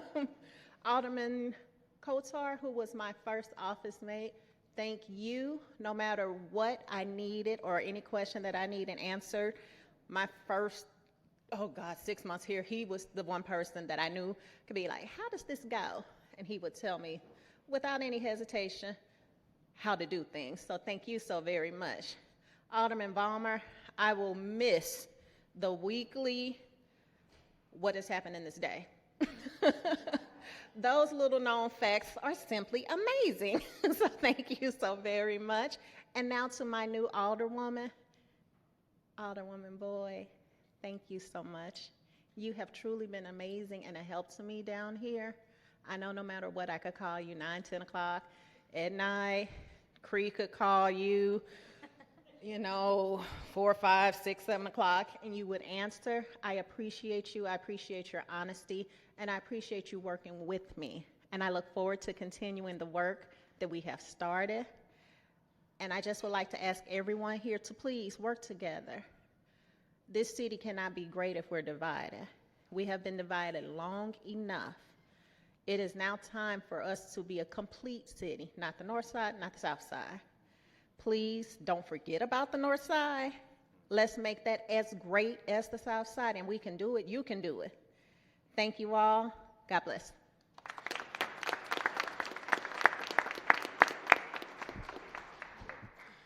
Thank you, Madam President, and members of the board. I will also be brief. We still have to get to agenda item number 4 of introduction of special guest to where, so going backwards. So I'll wait till that point to introduce my special guest. But the first thanks goes to my partner, my sidekick for over 20 years now, Megan, who encouraged me to go on this journey. Who for the 16 years of being in volunteering through neighborhoods and neighborhood groups and just community service items, always asked me what the heck I was doing.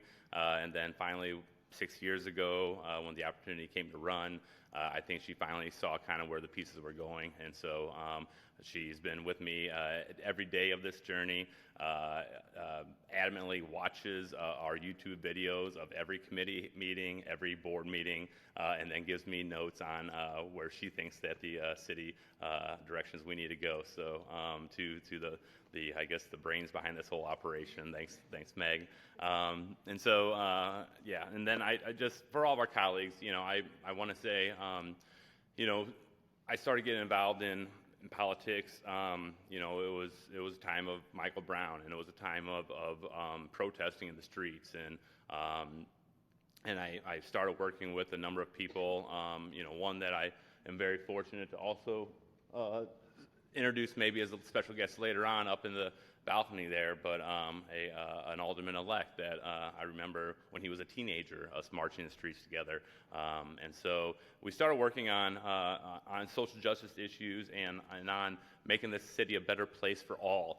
And what Alderwoman Middlebrook just said of making this one city, of working for North St. Louis as well as South St. Louis, was a driving force for a lot of us that got into politics.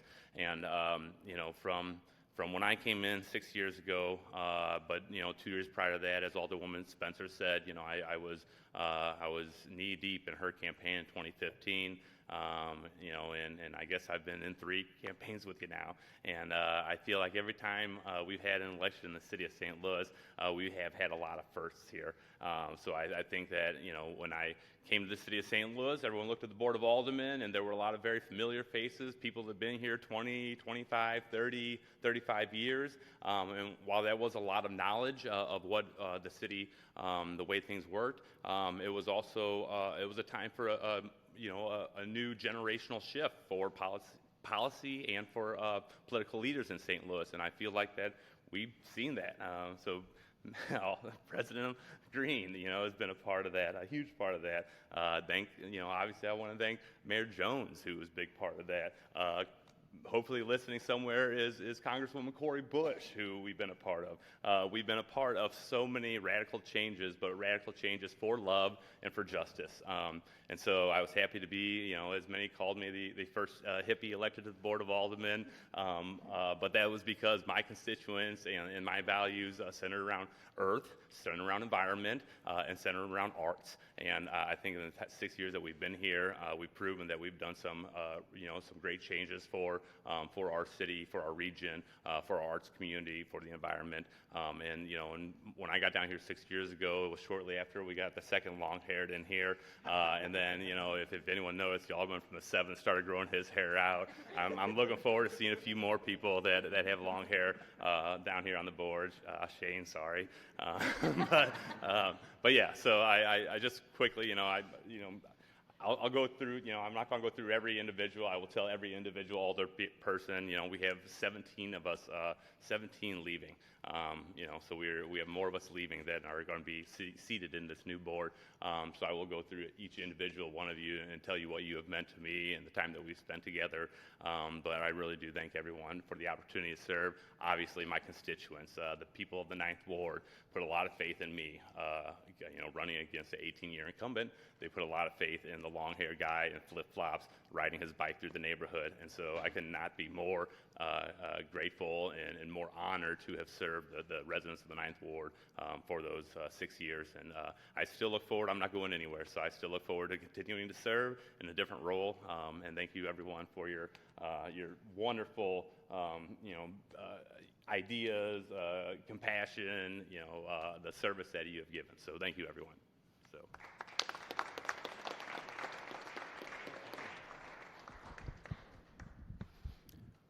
I would merely like to point out before I give my remarks that I have the longest hair at the Board of Aldermen. And once corrected Miss Rachel Littman on that fact when I was inaugurated myself. Sorry about that, Rachel. But it has been an extraordinary and unexpected honor to stand here today. Had I known that I'd be behind the dais, I would have actually bought a new suit. Casey told me to, my dear fiance who's been with me through all of this, and who has absolutely been my right hand, left hand, my brain, my heart, my everything, and is actually part of the reason why this suit doesn't fit anymore, because he's been cooking all the meals. When I was 19, I did not think I would see 29. I did not know that I would be 29 and leaving the Board of Aldermen, being elected as an openly gay man in what was the last conservative ward in the city of St. Louis. And yet here we stand. Here I stand, not as one, but as 10,000, 20, 50, as every LGBT Missourian that I now represent as chair of the Democratic LGBTQ+ caucus. There have been times that, if the tree remembers but the axe forgets, there have been times that I've been the tree. And it would be a bald-faced lie if I didn't admit that I've also been the axe. And for being the axe, I apologize. For being the tree, everyone's forgiven. As our city moves forward with what is absolutely the most historic change in our city's governance from 28 to 14, I hope that we always remember two things: that the sun will always rise over St. Louis, even if it's behind the clouds, and that even 19-year-olds who could never see themselves leaving a governmental body as a proud, openly gay man, owning a house after having experienced homelessness, being in college after having to pay his father's debt to his high school and then pay his way through college, can stand here too. And that with each passing session, we get just a little bit closer to this truly being the people's house. So, thank you.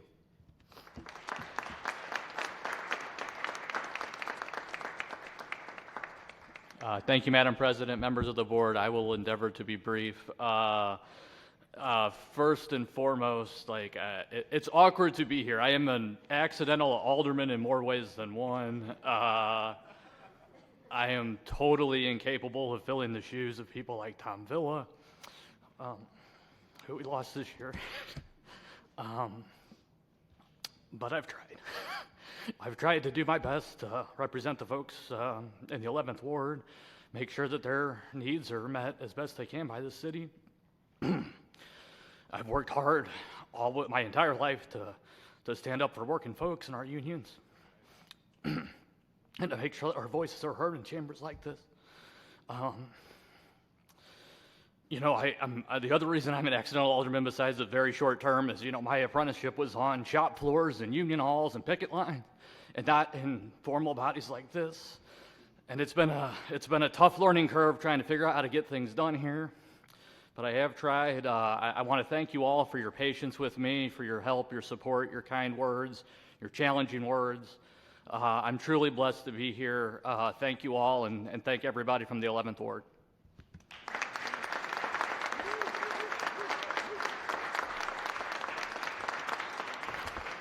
Hello, everyone.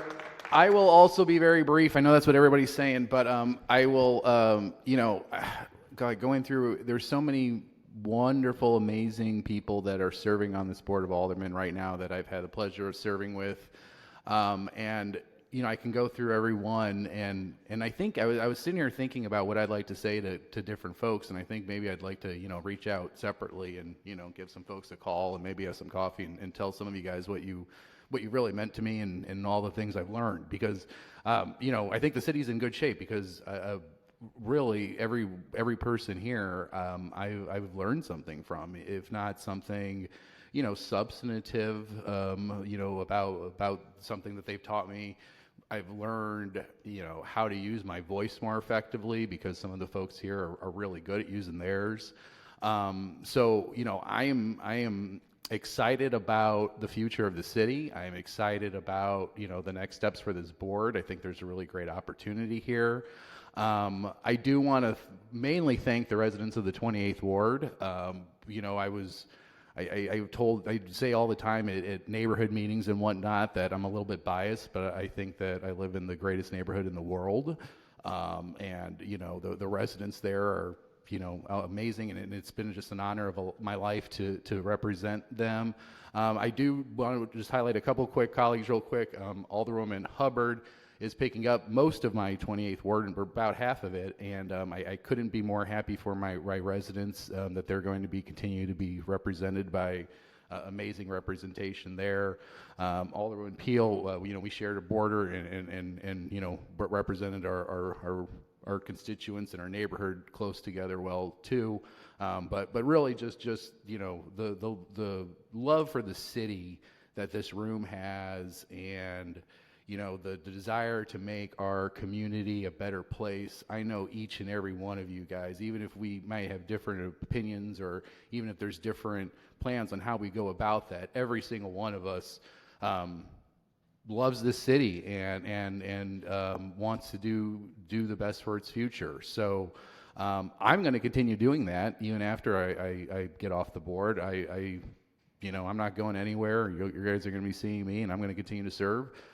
So I look forward to seeing what's next for you guys, for this board, and for myself. And then just really quick, I just want to also thank President Green. We have some really great leadership here too, and she's always had my back, and I'll do the same. So thank you very much. Good luck, everybody.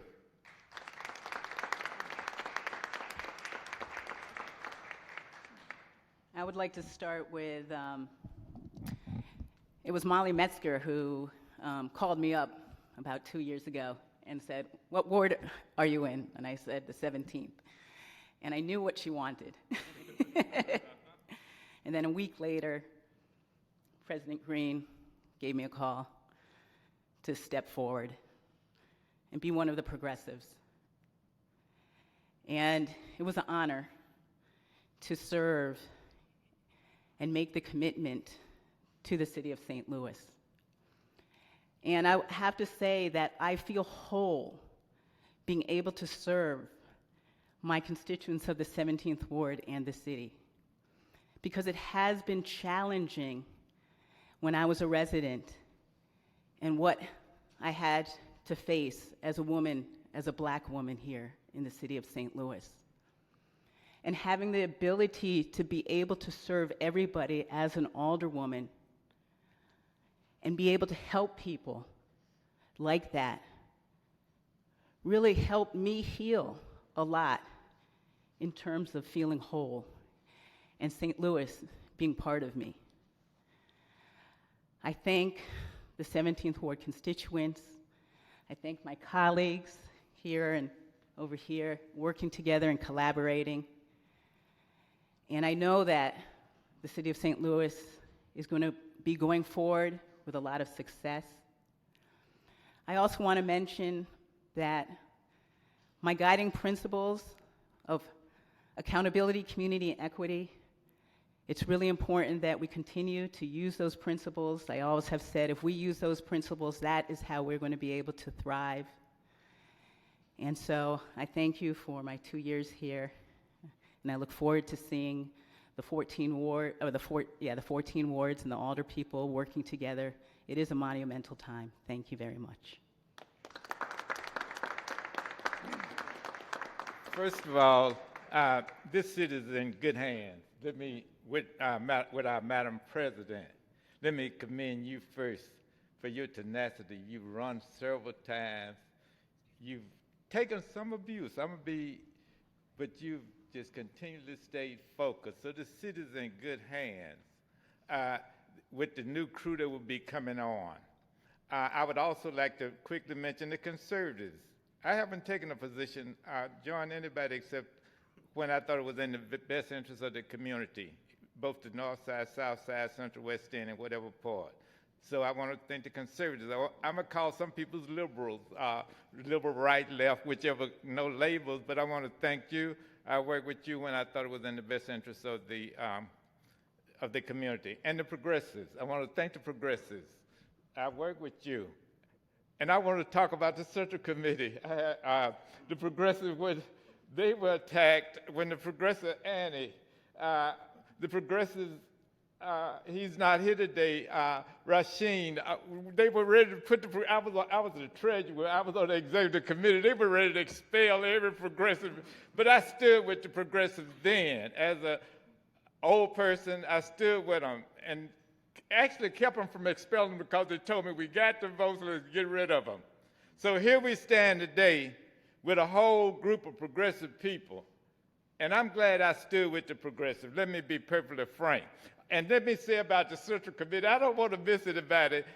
I was the senior person on the Central Committee, one of the most senior ones, not the most, but one of the people.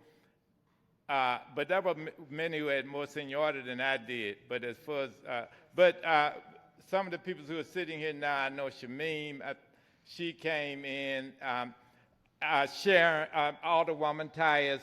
As for the Central Committee, she didn't have as much seniority as I did, so she has more here than I do. I think Alderwoman Keys came for a minute and was on the Central Committee, and then Alderwoman Evans, she would come out of the house, what am I doing? How can I gave her a lot of advice, and she was very receptive and listening a lot. So we were on the Central Committee together, and back here, Millbrook, her and her father was there before they got there, so we all worked together, and I gave them advice. But anyway, I'm so proud. It has been an honor, more than an honor, from my most humble background of a plantation. And they feel sorry for my family on the plantation. These were black people, and I was homeless when I was 15 years old. And it's such an honor. And I never thought I would, I thought I'd probably be in prison, let me be perfectly frank, and I know I wouldn't be where I am today. I did, more than likely. They say I wouldn't live to get until I was 21. So here I am, probably the oldest person on the board, so I'm still alive. So the point is that this has been one of the highest honors, whether you are conservative, liberal, or progressive. But we've always had the thing that I admire and the hope that I have for this city, regardless as to our disagreements, we've always been respectful. We've always accepted the results of the vote. We haven't been calling each other unnecessary names. So that's the thing that I admire. And this city is a great city. It will continue to grow. And I'm going to continue to work as a volunteer to make our city continue to grow. So I want to thank you again for working with me. I learned from everybody. I want to thank our president. Congratulations again. I know you have a bright future. Our city has a bright future under your leadership. Again, thank you all very much. And thank you, Alderwoman. Thank you very much. It's been a pleasure working with you. And thank you very much. I'm back. Thank you. I have one more person that I want to say a thank you to, and that will be Alderwoman Clark Hubbard. Sometimes when life is going left and you just can't see it going right, all you need is a girl or a sis just sent to you in a text or whispered in your ear. She is that person. When I'm here, she has brought me back up here. When I'm scatterbrained, she has brought me back to the center. Thank you so much, Alderwoman Clark Hubbard. Just want to thank everyone for your service. I know personally I have learned from each and every single one of you that is up at this dais. As Dan the Butterfly Man said, we have 17 people who are retiring today. We have never had that many people leave the Board of Aldermen at one time before. The amount of collective knowledge, the amount of heart and drive that is no longer going to be a voting member in this chamber. But as we all know, the journey does not end. I hope that many of you find other employment within city government and continue to do the work that you're doing on behalf of the city. I know that we will see so many of you down at our committee hearings, and I know that this is not goodbye. This is see you later, and I'm looking forward to what each and every single one of you do in the next steps. So thank you so much for your service. All of us at this board, thank you. I know that both returning alder people and some of the new elects are going to be calling on you for your wisdom, your help, your advisement over the years. So thank you for your service, and good luck on whatever life brings you in your next endeavors.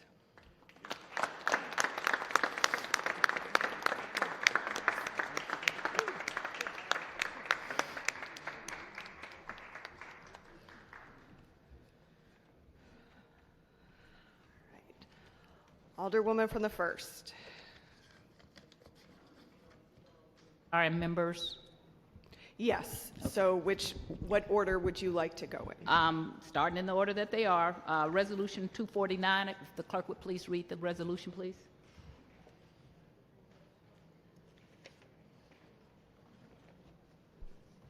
Resolution 249, acknowledging Alderman James Page Jr.'s service at the Board of Aldermen. Whereas Alderman James Page is leaving the Board of Aldermen after 2 years of service as the 5th Ward Alderman for the City of St. Louis. In those 2 short years, Alderman Page has served the 5th Ward and the City of St. Louis with honor and distinction, serving on several powerful committees and introducing and passing several significant pieces of legislation that help better those neighborhoods and communities that we so dearly love to serve. Whereas Alderman James Page has lived and worked in downtown St. Louis since September of 2002. He was elected to the Board of Aldermen of the 5th Ward in 2021, a ward that is very diverse both racially and economically. And in his role as Alderman of the 5th Ward, he brought many years of experience in working with people of social economic backgrounds and ethnicities. He also brought project management, team management, grassroots organizing experience to all aspects of his professional, political, and community service work. Whereas Alderman Page was well known in the City of St. Louis for his political work as the regional field organizer, Obama for America 2011 through 12, during which he organized all of North St. Louis City and North St. Louis County. He was also a Missouri delegate to the Democratic Party's Platform Committee in 2012 and a Missouri delegate to Democratic National Convention in 2012. Whereas Alderman Page has been active in grassroots issue advocacy such as founder and steering committee chair of the Holy Ground Lending Program, a member of the Don't Shoot Coalition, a member of Missouri Medicaid Expansion Coalition, a founding member of Missouri Clean Energy Coalition Coordinating Committee, and also an active member in community service activities. Such member, Board of Directors, M-Slice, and a mentor in the Jennings Public Schools, and a former volunteer for Habitat for Humanity. Whereas now Alderman Page will be leaving the board, he will have more free time on his hands to spend with his family, which includes 2 daughters and 1 son, as well as 2 granddaughters and 3 grandsons. Alderman Page will also have time to indulge in some of his favorite activities, which include organizing, leading, and participating in grassroots political and community service work, jazz, new age, and classical music, and golf. And lastly, he will continue to be involved in many downtown St. Louis organizations, groups, and committees he is so actively involved with. Now, therefore, let it be resolved that the members of the Honorable Board join the sponsor of this resolution to extend our best wishes to the 5th Ward Alderman, James Page, as he exits the Board of Aldermen and begin a new saga in his life. We thank him for his service to the board and the City of St. Louis, and wish to express to him and his family that we greatly appreciate him. Be it further resolved that the clerk of the Honorable Board is instructed to prepare a copy of this resolution to be presented to the 5th Ward Alderman James Page, introduced this 17th day of April 2023, the Honorable Sharon Tice, Esquire, Alderwoman of the 1st Ward. Alderwoman from the 1st, you are recognized. Madam President, members of the board, would you like the Alderman to have time to speak first, or would you like for me to move to pass the resolution? Alderman from the 5th, would you? He's going to address from the floor. Madam President, members of the board, Alderwoman from the 1st, I would like to express my sincere appreciation for that wonderful resolution. Alderman, I think the mic is not working. If you want to move to one of those.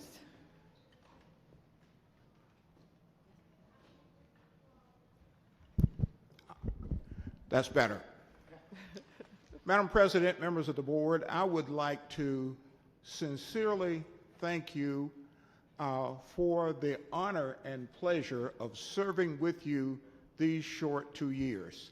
And I would like to thank the Alderwoman from the 1st for that wonderful, wonderful resolution. Next, I'd like to thank the many supporters that I have met and worked closely with in the fabulous 5th Ward. Yes, fabulous. There are so many people that I establish relationships with here at the Board of Aldermen. I won't name them all, but there are so many people that I've had long-standing relationships with, some over 10 years, that I thought, with your indulgence, I'd like to just take a moment and recognize. First, Alderman Jesse Todd of the 18th.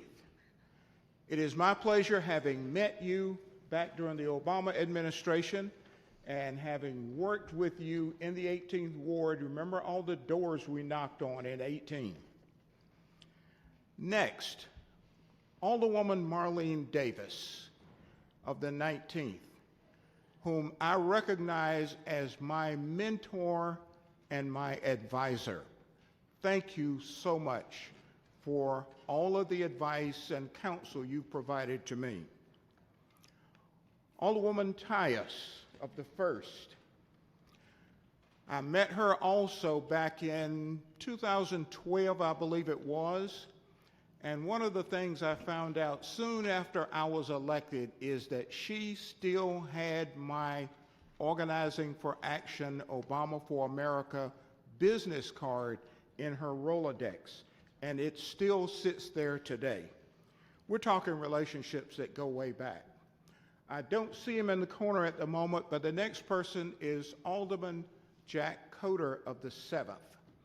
I worked closely with him during the Obama administration. That was the start of our relationship. And I remember him when he was with the St. Louis Young Dems and was just a kid in law school. That's how far we go back. Alderwoman Clark Hubbard. I met her in the days when her ward was called the Mighty 26th. That's an old school name. Her new ward has a totally different name and tagline now, but that's going forward. I'm going backward for a moment. I still appreciate all of the work that you did to help me register voters in your ward, if you remember those days. Alderwoman Boyd, Alderwoman Pam Boyd of the 27th. Similar to Alderman Todd of the 18th, we met in about 2012, and our relationship has continued after that time. I still remember the hills we walked up and down, knocking on doors in her neighborhood, and all of the watch party events we planned and executed during the Obama administration. Alderman Brandon Bosley of the 3rd Ward.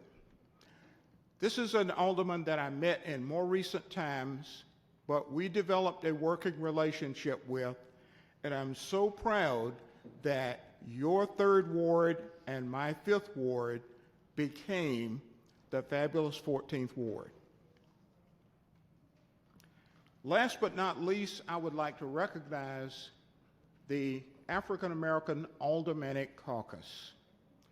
Within that group, we worked hard, primarily in North City, to listen to our constituents and to work hard to make things happen for the betterment of North City, which includes downtown.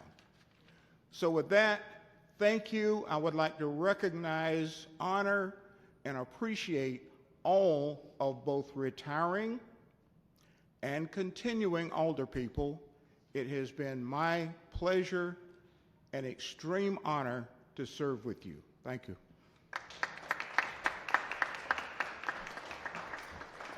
Any further discussion? Any further discussion? Alderwoman from the 1st. Madam President, members of the board, I move to pass Resolution 249, and I make a motion to pass it in bank. It's been moved by the Alderwoman from the 1st, seconded by, I think, the Alderwoman from the 8th, that we pass Resolution number 258 in bank. All those in favor signify by saying aye. Aye. Opposed? Motion carries.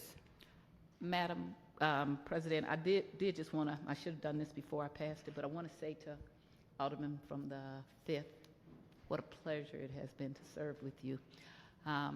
I'm still kind of in agony that we are losing 3 black men from the Board of Aldermen. While the progressives celebrate their victory, it is at the expense of the black neighborhoods and the black representation. We have never gotten to 14 aldermen, which is what should have happened in 2001 when they gerrymandered me and moved the 20th ward, the highest voting Democratic ward in the city. I am not a progressive, I am a liberal. I am a liberal black woman that have stood up for a whole bunch of people I shouldn't have. If I could go back in history, they wouldn't get that protection from me. They are too immature to have had that protection from me.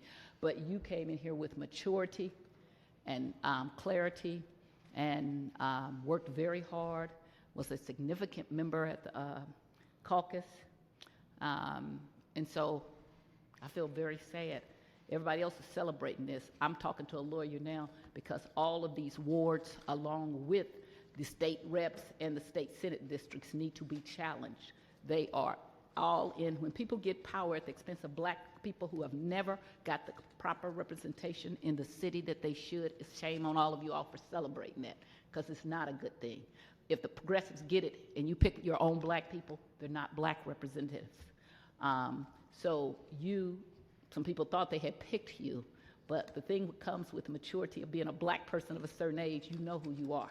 People don't get to tell you to vote with them 100% of the time. If you vote with them 70 or 80% of the time, you're doing better than most marriages. Take it for somebody who's been married for an awful lot of years and been with my boyfriend since 1975, and I married my boyfriend. But I appreciate you in that even if you didn't agree, and you and I didn't agree, you had conversation. You didn't think that you were supposed to put your agenda on the plate and that was the only agenda. Black people in North St. Louis are not monolithic. I say that all the time. Black people downtown, people in general are not monolithic. When people think they got an agenda about putting jails and dogs and homelessness, they don't know there's a middle black class, upper income black class people that exist. They do. Educated, and they resist that agenda that you guys try to push down our throat. And so what happens is the further north you get, we don't celebrate progression, because that's not our agenda. And I surely don't celebrate it when I look and see 3 black men leaving here, very different people, but that is not a good look. I appreciate you. I was heartbroken when you and Alderman Bosley were put in the same ward like that. I thought that was a mistake. The former president, I said that to him. We talked about changing that, or how that could be changed. We need representation, all different kinds of representation. We don't have that anymore. There are really only about 3 to 4 really black wards where black people can pick who they want, no matter what white people say. That's not black wards. That is not what redistricting is all about. When you can control who represents black people because you're white and you can just put that pressure, that's not black wards. Your ward was a mixed ward. And I think you did a good job of trying to represent everybody, from downtown to the new communities that you picked up, to the even newer communities once you knew you had to run in a big ward. I think you did that with grace and with determination. And there was no place that you were asked to go that you didn't go. There was no place where you said, oh, I don't feel comfortable there. You went, I mean, you got so many pictures on your website of every place you've been that is how you are an alderperson. That's what you do. For those people who think that alderpersons are just down here with ordinances, which that's a great deal of things that you need to do. You need to be able to read ordinances. And for so many years, I've been the only black attorney here. And when there were two, that's when they tore it up, because they couldn't stand 2 black attorneys, but they can stand 4 or 5 white attorneys. But if it's 2, they can't stand it, so that had to be torn up. Older black gentlemen need to be at this board.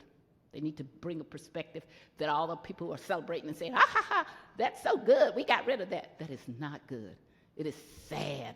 And if you don't believe it, all you got to do, the further north you got, there wasn't nothing that the mayor or the president could do with Alderwoman Boyd and I, because our people reject their agenda. And instead of them having enough maturity to say, oh, let's try to work and understand that ain't the same agenda for everybody. We're not monolithic, that we are a big stew, and that's what it's supposed to be. And that's why I always, when you talk to me about not going to 14 wards, not because I was scared, because I knew what it was going to do to the black community. And if you look at these big wards that we represent geographically, that's a mess. That's from services being withdrawn for a lot of years. And you and I had the conversation about, before you became an alderperson, you used to hear me go on about how bad this was going to be.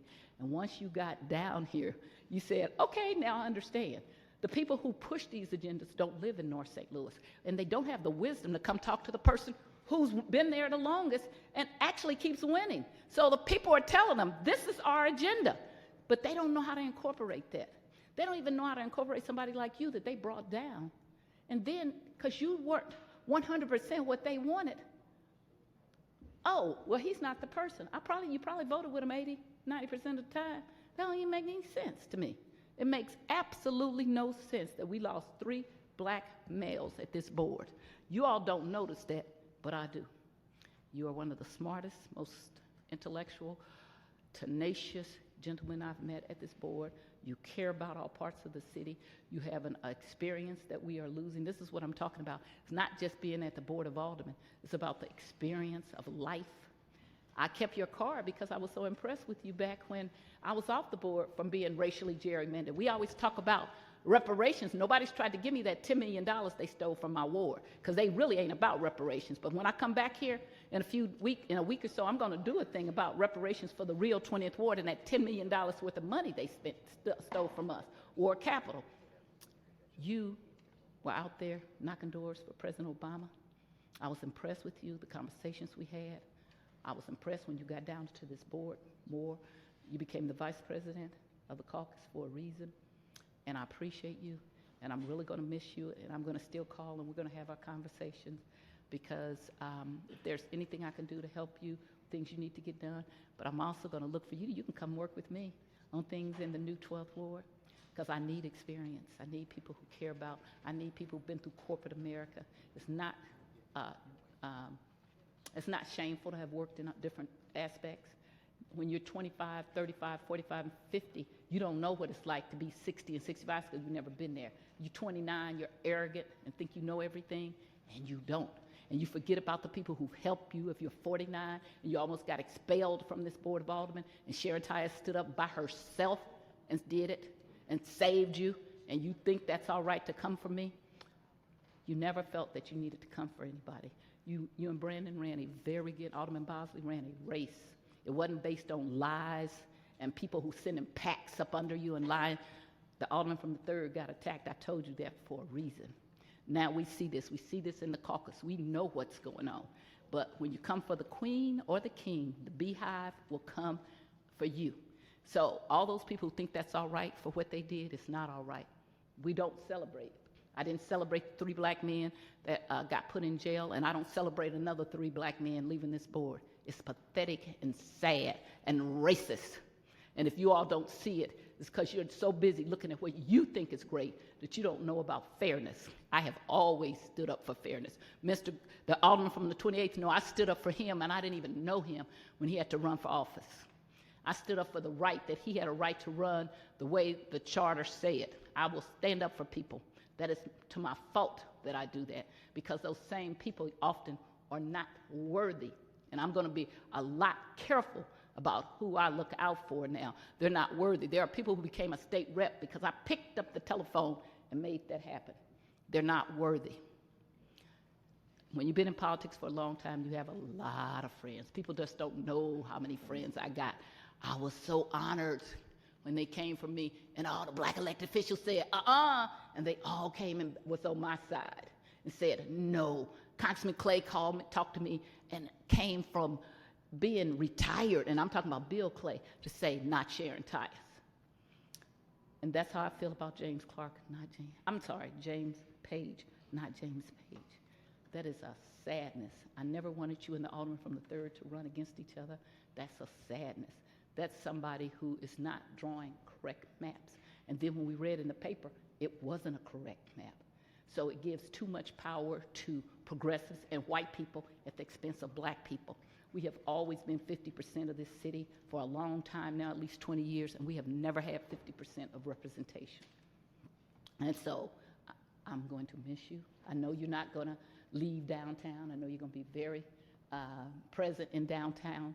I hope you get that gas station closed, because only in North St. Louis do they, even in North St. Louis and downtown, they push those gas stations and that nuisance, and they can't find a nuisance for gunfire and killing. They push homeless centers into our area, but not do it holistically. We have a mayor that we wrote to, and 9 black aldermen signed it, and here it is 2 years later. She never has answered our letter about homelessness. We sent it as a kind, good letter. I know you care about this city. I hope maybe to see you. There's something, I hope the courts say this is a bunch of bull, and we write something else, and we do something else, because 14 is not good. And I know the people who did it, they needed me off the Board of Aldermen because they never could get it passed when I was here, because this is not in the best interest of us. And the people who don't care and say, long as I got it, they're just like when old lady gets robbed, and they say, oh, somebody else did it, but let me steal what's in there. Until black people have justice in this city of St. Louis, and no white people can tell us what justice looks like, because we're black and we can say it ourselves. Until we get justice, there is injustice, okay? When you have cancer in your right hand and you don't fix it, it goes to the left hand. For all those people who think about, oh, North St. Louis and the minority people over there and what they don't have, that's because it's been stolen from us. Block grant money's been stolen from us. Tearing up the ward that produced the most votes, Democratic votes in the city, stolen from us. Anything, taking my right to vote in 2001. And now we're stealing representation from black males down here. We are not a city that only has black females. We have black males, and we need your voices. And so I'm really sorry about your voice being quiet in this chambers, but I know you have other ways to make sure your voice is heard, and I encourage you to do that, and thank you for your service.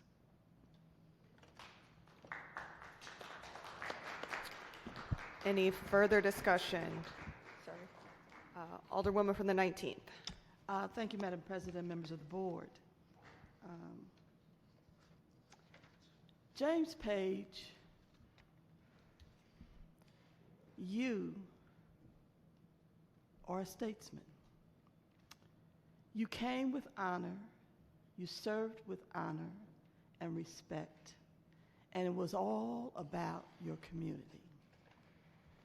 You refused to give up some of those hats that you were wearing, trying to make sure you took care of everybody. But at the end of the day, we are currently in a situation that is very different from the normal way people think about service. So yes, a part of your job as an alderperson is to answer constituents' calls.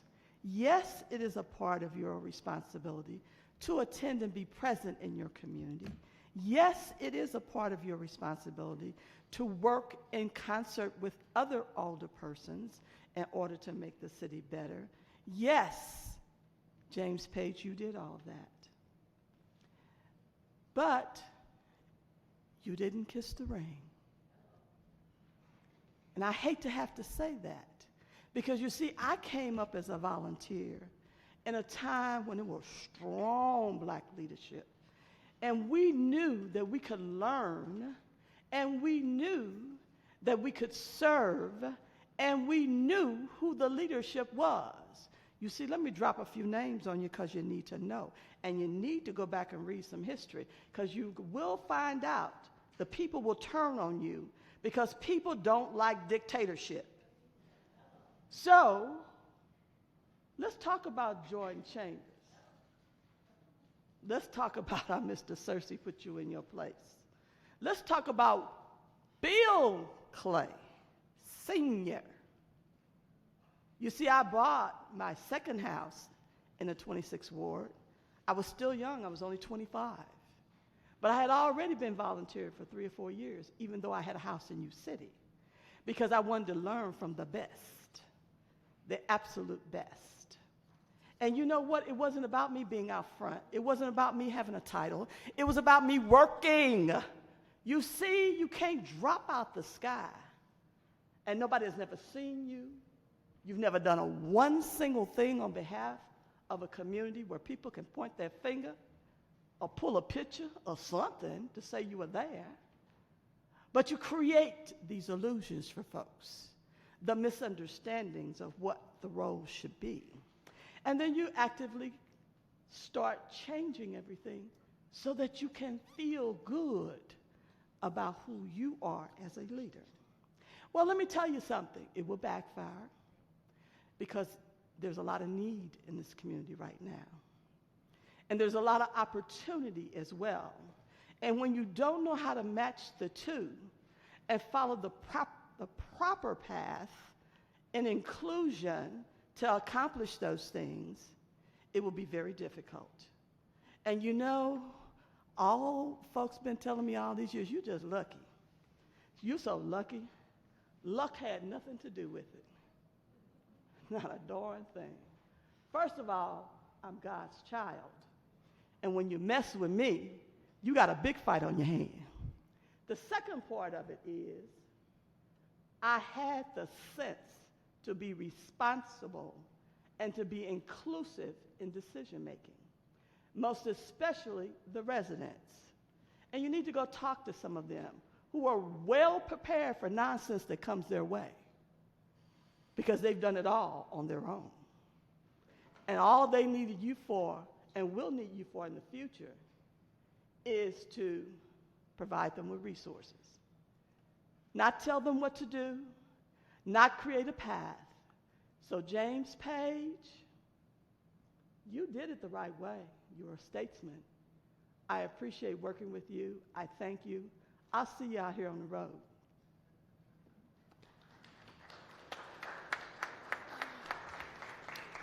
Alderman from the 18th. All right, thank you, Madam President. I just want to say our city will be moving forward. It is moving forward. We have 3 highly qualified women on E&A. We also have, I've been in politics, not elected, since I was a kid. I've never seen a president of the board more qualified. We have a doctor. Just to be, in all fairness, she's humble. She just called herself President Green, but this is Dr. President Green. So I don't know how you can be more qualified than that. We've had he's not here to represent himself. There was a guy who went to jail. I don't think he had a GED.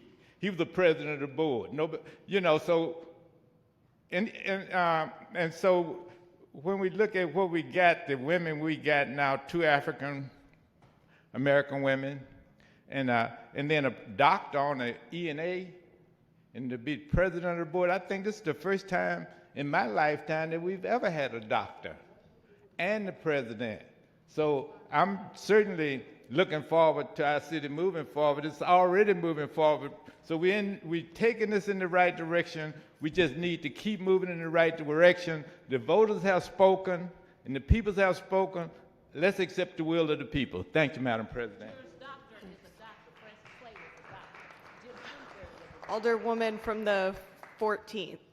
I'd just like to recognize Alderman Page for his service, his kindness, and his perspective that he brought in the 2 years he was here.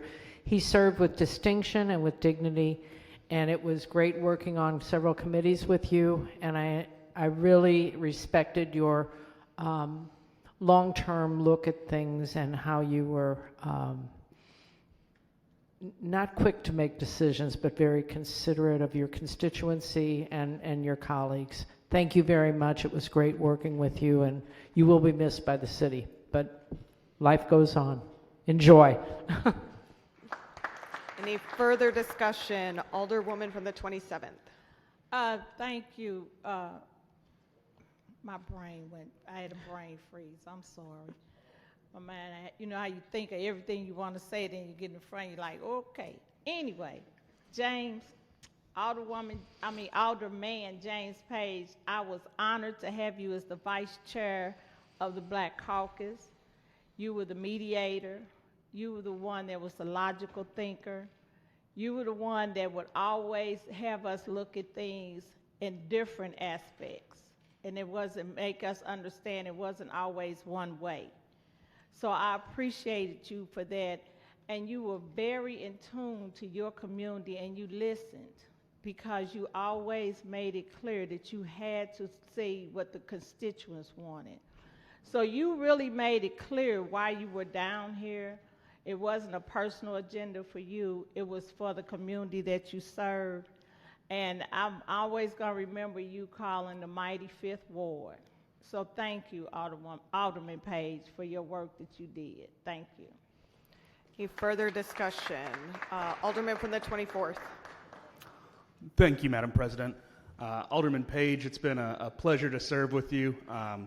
We've had a lot of discussions, both on the floor and in offices and on the phone over the last couple years, and there's virtually no one that I can think of that puts more thought into their decision-making process and does more preparation before coming to a final decision. You really look at every angle, and it shows in your discussions, because you're able to flesh things out and bring up things that people just wouldn't have otherwise thought about. And so I've really enjoyed our conversations and our debates, and look forward to continuing to have them as you transition into whatever it is you're going to do next. So thank you for your time here.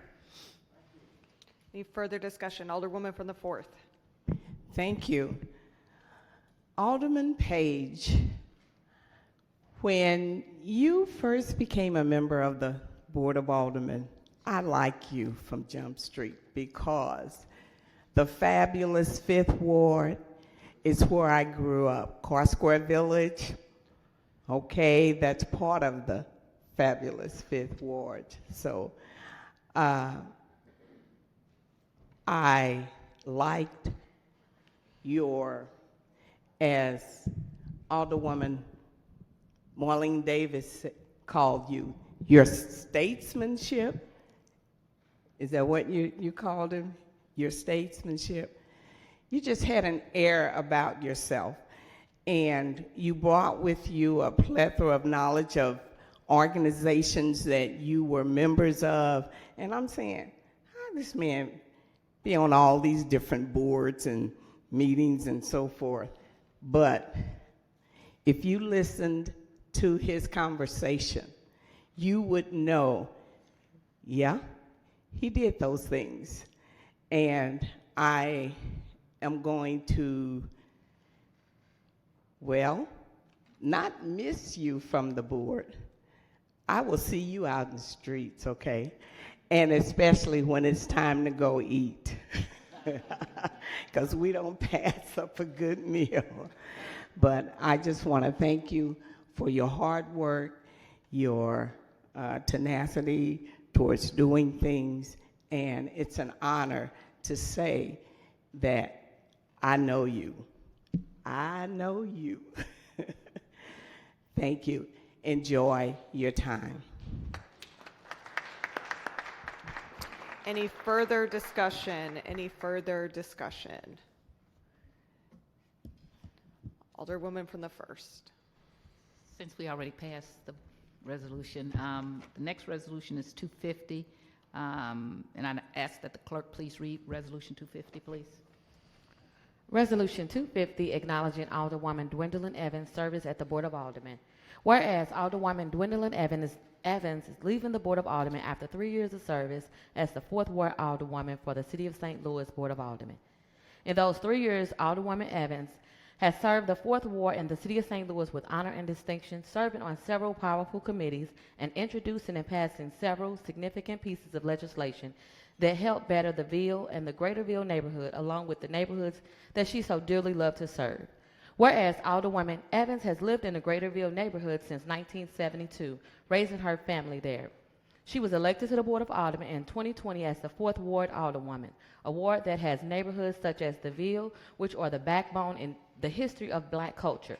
The 4th Ward has such historic monuments as Sumner High School, Homer G. Phillips Hospital, which is now a senior citizens apartment residence, the Annie Malone Children's Center, and the well-known restaurant Sarah Lou's. In her role as Alderwoman of the 4th Ward, she brought many years of experience in working with people and a diverse working background, which included teaching for 34 years. And whereas Alderwoman Evans was well known in the neighborhood she represented for creating and contributing to the 4th Ward newsletter pertaining to Citizen Service Bureau and Neighborhood Watch, and for having 4th Ward meetings inviting speakers from across the city to inform her constituents. She also helped create several block units in the 4th Ward. And whereas before becoming the 4th Ward Alderwoman in 2020, she was the 4th Ward Committee Woman serving from 2016 until her election as the 4th Ward Alderwoman in 2020. And whereas now that Alderwoman Evans will be leaving the Board of Aldermen, she will have more free time on her hands to spend with her family, which includes one beloved sister, 2 brothers, along with her beloved daughter. Alderwoman Evans will have time to indulge in some of her favorite activities, which include traveling, roller skating, swimming, and exercising. She will continue to be involved in many North St. Louis and St. Louis organization groups and committees she is so actively involved in. Now, therefore, let it be resolved that the members of the Board of Aldermen join the sponsor of this resolution to extend our best wishes to the 4th Ward Alderwoman, Dwendolyn Evans, as she exits the Board of Aldermen and begin a new saga in her life. We thank her for her service to the Board of Aldermen and the City of St. Louis, and wish to express to her and her family, we greatly appreciate and respect Alderwoman Evans. Be it further resolved that the clerk of this Honorable Board of Aldermen is instructed to prepare a properly inscribed copy of this resolution to be presented to the 4th Ward Alderwoman, Dwendolyn Evans, introduced this 17th day of April by the Honorable Sharon Tyers, Esquire, Alderwoman of the 1st Ward. Alderwoman from the 1st, you're recognized.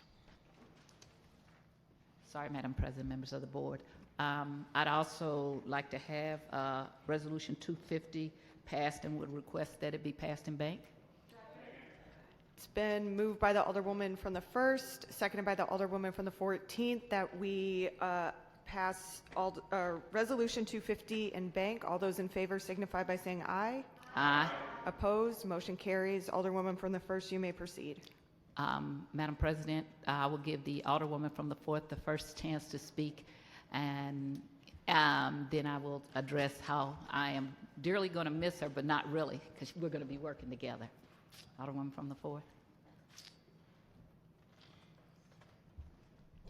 I thought I was through, but I wasn't. Well, it's a happy time and a sad time. I'm happy that I'll get a chance to do a little bit of traveling and visit relatives from the West Coast to the East Coast, and just enjoy my life in retirement. I've been this road before. I retired from the Normandy School District of 34 years, so I'm retiring again. And this time I am really going to travel and not try to work, because every time I say I'm retired, I find something else to do other than traveling, visiting relatives, and just doing things that I want to do. But this stage, this page, this chapter of my life, I'm going to do what I want to do. And that is, if I want to sleep late, I can do that. Turn my phone off and not worry about missing important calls. And I'm happy and I'm sad, but mostly happy. Okay, so that's it. I just am going to do me now. And I wish, well, I know I will be seeing you guys out and about because I can't just close it. I'll see you at some of these meetings, and I can't wait to start doing me. Thank you. Love you guys, all of you. Any further discussion? One last thing. When I attended my 4th Ward meetings, people knew me by my phrase, I do things decent and in order. And I've always done that as a member of the Board of Aldermen, doing things decent and in order. Thank you. Alderman from the 5th. Just a brief comment about my dear friend, Alderwoman Evans from the 4th. Like you said, I am also glad that I know you. You have served honorably at the Board of Aldermen, and I hope of the things that you're going to do for you will include continuation of our periodic get-togethers. And with that, why not this coming Friday? That's right. That's right. Thank you. Any further discussion? Alderman from the 9th. Thank you, Madam President. I just would be remiss without saying that when I first got down here to the board, sitting right here at this desk, right in front of me was the legend Sam Moore. And I just wanted to mention briefly that, in the time that I was able to work with Alderwoman Evans here, that you really carried that legacy. And I think that anyone in the 4th, and I see it, you got the brick right there, anyone in the 4th knows that, you carved your own path, but you always walked in Sam Moore's, vision for the 4th Ward. So I had the honor of coming and having the bus tour with you of the 4th, and we walked through your streets. We talked about your ward, and you did an amazing job of carrying on that legacy, and you will continue to have that legacy of putting your own touch on the 4th. So thank you very much for your service. So. And ever since then, you have harassed me. Hey, that's right. Yep. So, but thank you. Thank you very much. Any further discussion? Alderwoman from the 21st. Thank you, Madam President. I'd just like to say that Dwayne Evans and I keep ending up at the same places. So we were committee women together, and through those experiences, she beat me to the punch talking about her right and in order phrase. And so when I think of her, I definitely always think about that little favorite saying of yours. But it has been a true honor and pleasure to have served with you in all of the capacities. It looks like I might be following you a little bit. I followed you from Central Committee here. And so naturally, one day I will be in a position, hopefully many years from now, but hopefully I'll be able to say I'm ready to just do what I need to do for me. And with that, I wish you Godspeed. Any further discussion? Alderwoman from the 26th. Thank you, Madam President, members of the board. I just would be remiss if I didn't stand up because I know I've already given my well wishes to everyone. But, this group that's with you, when you talk about power and power being in the room, I wanted to give another opportunity. If you want to, I want you to, Alderwoman Evans, stand up and announce all of these amazing people that have been with you since not just 10 o'clock this morning to congratulate and celebrate with you, but have been with you every step of the road. And if you follow, you know when former Alderman was here, he put a list out and he told me to put that list on the internet of who to watch out for and who not to mess with in the 4th Ward. And when he sent Dwayne down here afterwards, that was our mayor, right? Our mayor of the North Side. You see, they are still with you. And I think that is a testimony to the way that you have served down here at the Board of Aldermen. So, Alderwoman Evans, I'm sorry for putting you on the spot, but I would love for you, before you close out, to introduce your honored guest here today. Alderwoman from the 19th. Because I wanted her, that was one of the things I was going to say as well. But I want to say to you, Alderwoman Evans, that first of all, let me thank you for being a great committee woman in the 4th Ward and for being by my friend's side as he was suffering with his health issues. You see, Alderman Moore was one of those guys who, he was a street dude. And I just say it the way it was. You know, he was a licensed carpenter, but he also knew the streets. And you couldn't play with him. He meant business in the 4th Ward, and he took care of business in the 4th Ward. And he drug you right along, and he made sure that you understood, and I thank you for hanging in there with him. You came to this board, and you were smart enough every day to not just go head on into something and didn't know or understand it. You asked many people so that you would have clarity and make the right decisions. And I appreciate that of you. I pray for that for the others who are coming in, because you won't want someone to dictate to you all the time. You will want to make some decisions for yourself. So thank you for your service. And again, I heard we got a date Friday. Thank you. Alderwoman Marlene Davis, stop right there. When I first became a member of the Board of Aldermen, I told you, you reminded me of my older sister in that you were very knowledgeable, someone that people would come and confide in, and to this day. And I told you, I said, well, you're going to be a member of my family whether you want to or not. And I would try and hang out with her a little bit. We love going to eat. So that was what we did.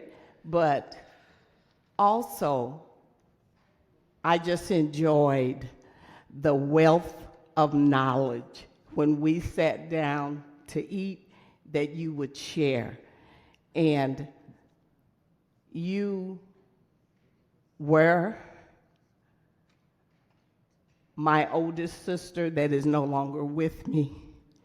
And I always will look at you as such.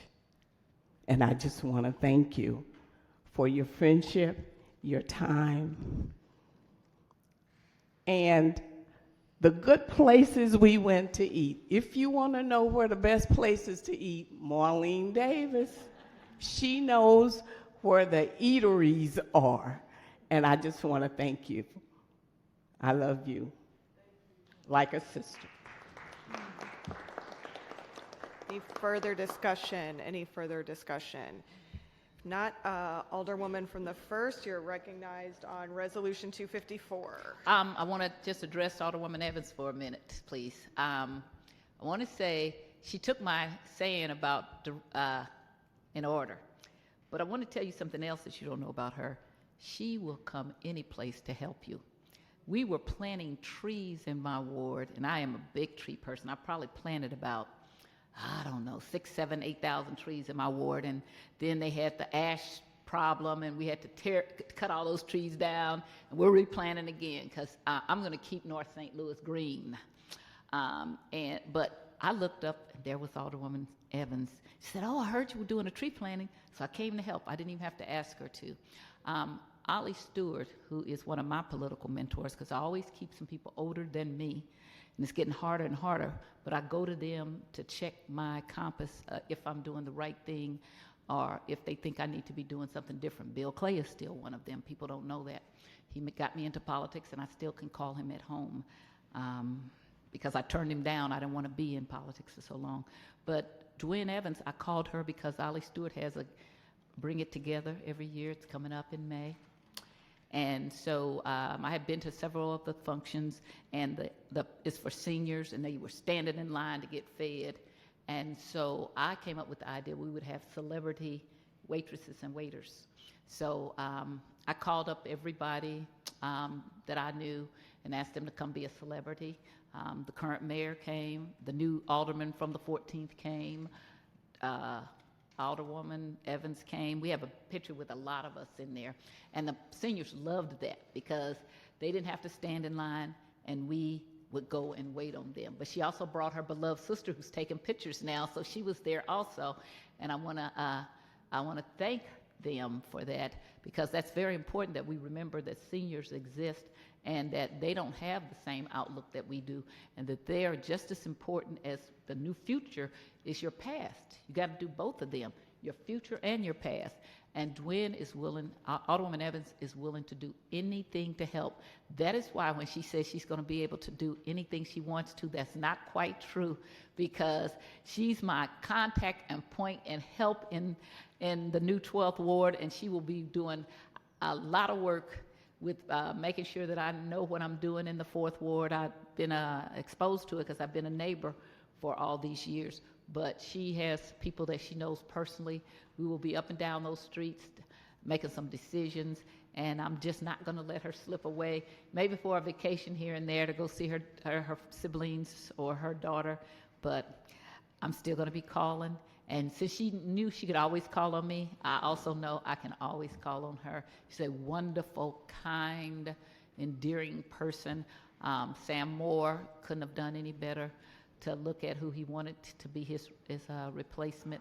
And even before she came here as an alder person, she was a committee person, but she would be in Sam Moore's office, which I now have, and she'd be back there and she'd be working with him.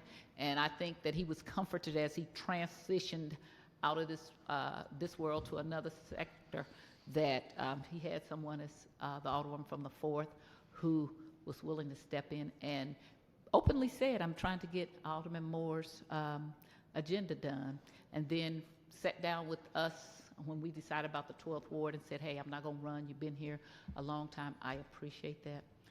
It was set up for a lot of us to fight. We didn't have a fight in the 12th Ward, not from any insiders, only from outsiders, which we expelled. So I appreciate that. People who don't live in North St. Louis don't get to tell people what we should do in North St. Louis. And that was very resoundingly said to the people who don't live in North St. Louis and came to try to get, we all held hands and said, no, no, no. You better learn that there's a stew in this city. It is not a little soup, tomato soup. It's a stew. And we got all different kinds of people. And until you make that available, then you don't have the right city. I came down here as the first female attorney, and men said to me, oh, we're not used to that. We're not used to women being able to read. The contracts, well, they got used to it. I want to beg the alderman for the 18th pardon. There have been 2 other doctors before this one that served this board. Also, the longest serving committee person is my spouse, and that is Sterling Samuel Miller is the longest serving committee person. So there's a couple of things he said wasn't right. But what we all say that is right is that you will be sorely missed down here. I'm sorry that it had to be that we combined the wards like that. It's still not right to me.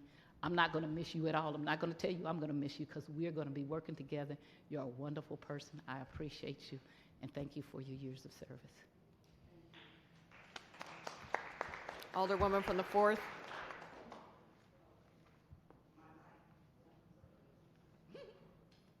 They don't need, oh, okay, I was just going to use my outside voice. I was going to say I really don't need a mic, but the convenience of one is greatly appreciated. I would be remiss if I did not introduce the people that I invited out. I invited family and family friends. And at this time, I would like to introduce my sister, Geraldine Evans.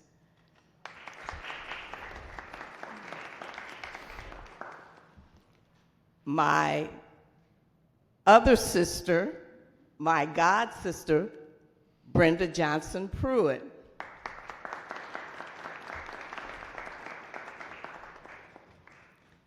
My other sister, Miss Alva Bost,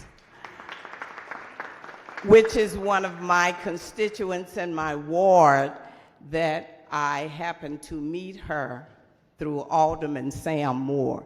So we have something in common.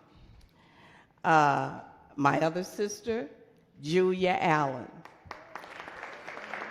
She's my go-to person. She's also my quiet storm. Whenever I needed information or needed some help with something, I would go to her. And she's quiet, but she's powerful. And I give her that acknowledgement. That's why I call her my quiet storm. Also, Mike Burns. Mike Burns, raise your hand. He is doing development in the 4th Ward. He has promised to bring back the old Sarah Lou's, so we're going to hold your feet to the fire for that, Mike, okay? As well as other development within my ward. Also, Dan. Dan, I cannot think of your last name. Taylor. Don Taylor. I held many a 4th Ward meetings at the Salvation Army, and this was the gentleman that opened up the door. I don't know why I forgot your name, but he has been with me for the long haul. And I would just like for you to give my guest a nice round of applause for them supporting me through all of this time. Oh, I had one more person that was here. She had to leave. She is my soror, and her name is Barbara Martin, but she had some other engagement that she had to attend, but she said, I'm coming. I said, okay, sis, I know you are. And a little bit of information about Barbara Martin. When I pledged, she gave me hell. And, but when I went over, I found out she was the kindest individual there was, and she's been a sister to me in more than one ways. Like I said, she gave me hell when I was pledging, but I wouldn't have had it any other way. And I think, have I gotten everyone? If I haven't, owe it to my mind and not my heart. Because these days, this mind has been doing some things on its own. The older I get, but that's okay. It's all good. I'm still here to see another day and to fight another battle. Thank you, guys. Alderwoman from the 1st, you're recognized on Resolution 254. Madam President, members of the board, since you already read this, I would say don't read it again, but this is probably the hardest resolution I'm going to do today because I have such history with the Bosley family. I sat by Alderman Bosley #1 for 12 years and worked my way back to come back to sit with him. When I came back, I sat over where Alderwoman Slicer sat. Then I came and I sat where Alderman Gunther sat, and I came back to sit in this desk because that was my pile. I've known Alderman Bosley since he was a little pup and his sister. So I want his resolution read again while I gather myself because it's just so hard to be at the board without a Bosley, okay, because that's been my 30-year experience. So please read it again. It's my endearing written point of appreciation and love for the relationship I've had with the Bosley family. I'd ask the clerk to read the resolution again, please. Resolution 254, acknowledging Alderman Brandon Bosley for service at the Board of Aldermen. Whereas Alderman Brandon Bosley is leaving the Board of Aldermen after 6 years of service as the 3rd Ward Alderman for the City of St. Louis Board of Aldermen. In those 6 years, Alderman Bosley has served the 3rd Ward and the City of St. Louis with commitment and honor, serving on several committees, including the Chair of Public Employees and Vice Chair of Streets, introducing and passing several significant pieces of legislation that help better those communities and neighborhoods that he loved to serve. Whereas Alderman Brandon Bosley has enjoyed living and working in Hyde Park all his life, enjoying the perk of having Hyde Park at his front door. The sponsor of this resolution takes pause to acknowledge that Alderman Brandon Bosley is one of the most polite, gracious young men she has had the privilege of getting to know. And whereas Brandon Bosley was elected in April of 2017 to the Board of Aldermen as the 3rd Ward Alderman, replacing longtime 3rd Ward Alderman Freeman Bosley Sr., who retired from the position. In his role as Alderman of the 3rd Ward, he brought youthful, fresh views and new ideas while historically connected to his predecessor. This gave him the unique opportunity to try new ideas while having the connection to a historic perspective as he attempted unique solutions to long-term problems. And whereas Alderman Brandon Bosley was well known in the City of St. Louis for his part of being a longtime political family that includes his father, his mother, 3rd Ward Committeewoman Lucinda Frazier Bosley, a sister, State Representative Lakeisha Bosley, and Freeman Bosley Jr., former mayor of the City of St. Louis. However, what many people do not know was his commitment to our youth. Alderman Bosley had an annual camp out in Hyde Park with the young men in the community, giving them a chance to experience camping in their own neighborhood park. He also drove through his neighborhood counseling young people on the danger of violence against the community. And whereas Alderman Bosley sponsored legislation such Ordinance 71608, allowing a public vote for an additional sales tax of 3% on the retail sales of non-medical marijuana, Ordinance 71555 and 71610, pertaining to appropriation of portion of the fund received by the City of St. Louis under the American Rescue Plan Act of 2021, and pay ordinances for many city departments and their employees. Whereas now that Alderman Bosley will be leaving the board, he will have more free time on his hands to spend with his family and his children while deciding the next step in his bright future. Now, therefore, let it be resolved that the members of the Honorable Board of Aldermen join the sponsor of this resolution to extend our best wishes to the 3rd Ward Alderman, Brandon Bosley, as he exits the Board of Aldermen and begin a new saga in his life. We thank him for his service to the board and the city and wishes to express to him and his family that we greatly appreciate him. Be it further resolved that the clerk of this Board of Aldermen is instructed to prepare an inscribed copy of this resolution to be presented to the 3rd Ward Alderman Brandon Bosley. Introduced this 17th day of April 2023 by the Honorable Sharon Sides Esquire, Alderwoman of the 1st Ward. Alderwoman from the 1st, you're recognized. Madam President, members of the board, I move that we pass this resolution in bank.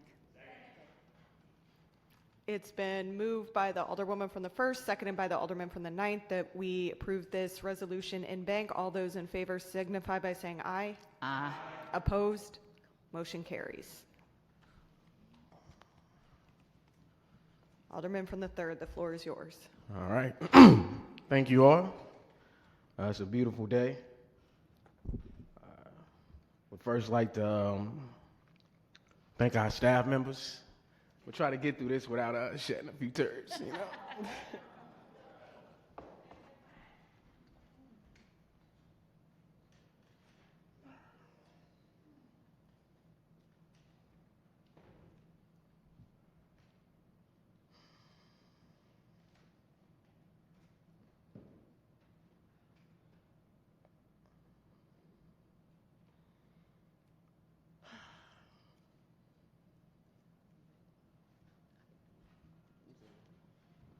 Yeah. So, all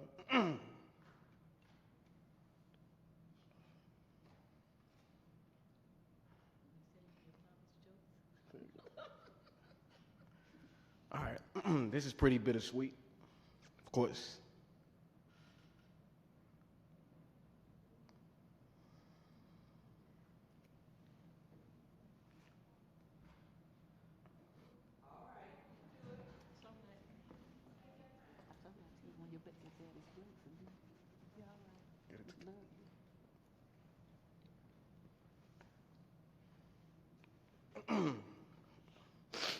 Yes, y'all gotta excuse me. I help a lot of people.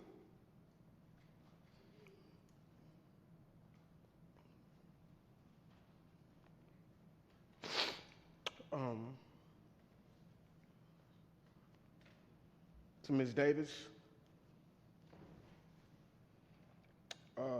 when we first started,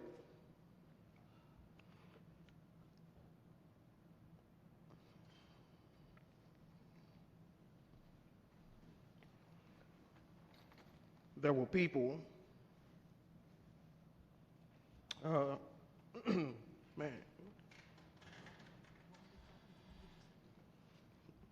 know what? I'm gonna knock it out. I appreciate it, man. We got you. We got you.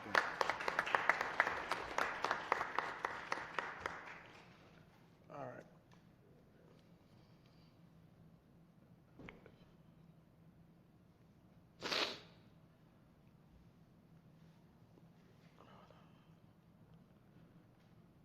So we had a lot of people that used to hang out on the same corners in our neighborhoods.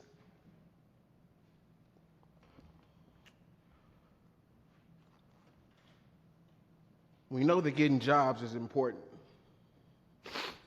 Sometimes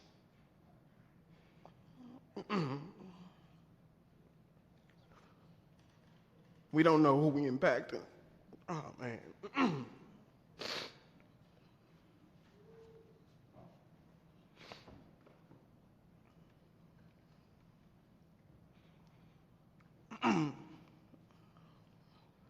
Just want to say to Ms. Davis, we reduce crime. We got young men right now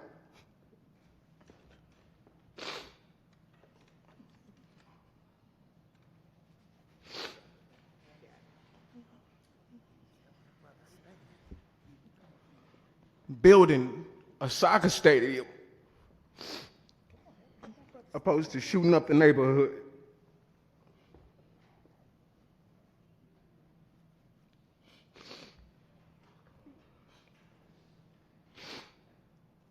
You can go down the street and see these corners clear.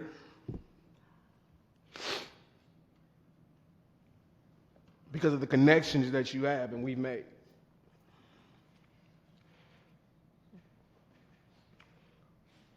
We've been able to take people out of poverty, folks who didn't have direction,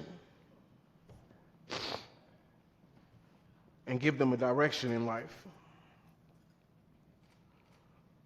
Those are experiences that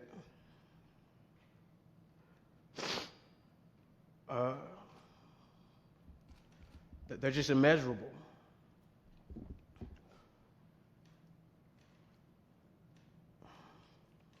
All we know, all I know is service. I've been knowing Alderwoman Davis since I've been a kid. I've watched the countless hours that nobody sees get put into trying to help individuals.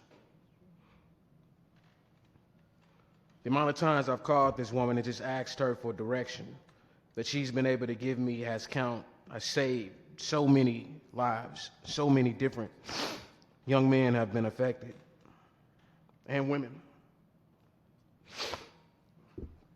To Alderman Kennedy, who's now our clerk, it's like the father of the Black Caucus, and the board in general. You've been that soft voice and stern voice that I've needed, direction within this board when we didn't have any, when we were looking for direction as a caucus and as a people. You kept us as a group being mindful of the decisions that we made, decisions that we make every day, and the people that we represent, and how they're counting on us to be as one. To Alderwoman Pam Boyd, who became our chairwoman, you did an excellent job following up behind Alderman Kennedy. You held us together at times where it seemed like things were falling apart. We all don't know exactly all the time how we've been impactful sitting in all these meetings, meeting after meeting, talking after talking after talking, but these are times where you're actually able to see the results. Dan Gunther, man. Dude. That father and son camping in the park, bro. Yeah. Them young men got jobs right now, bro.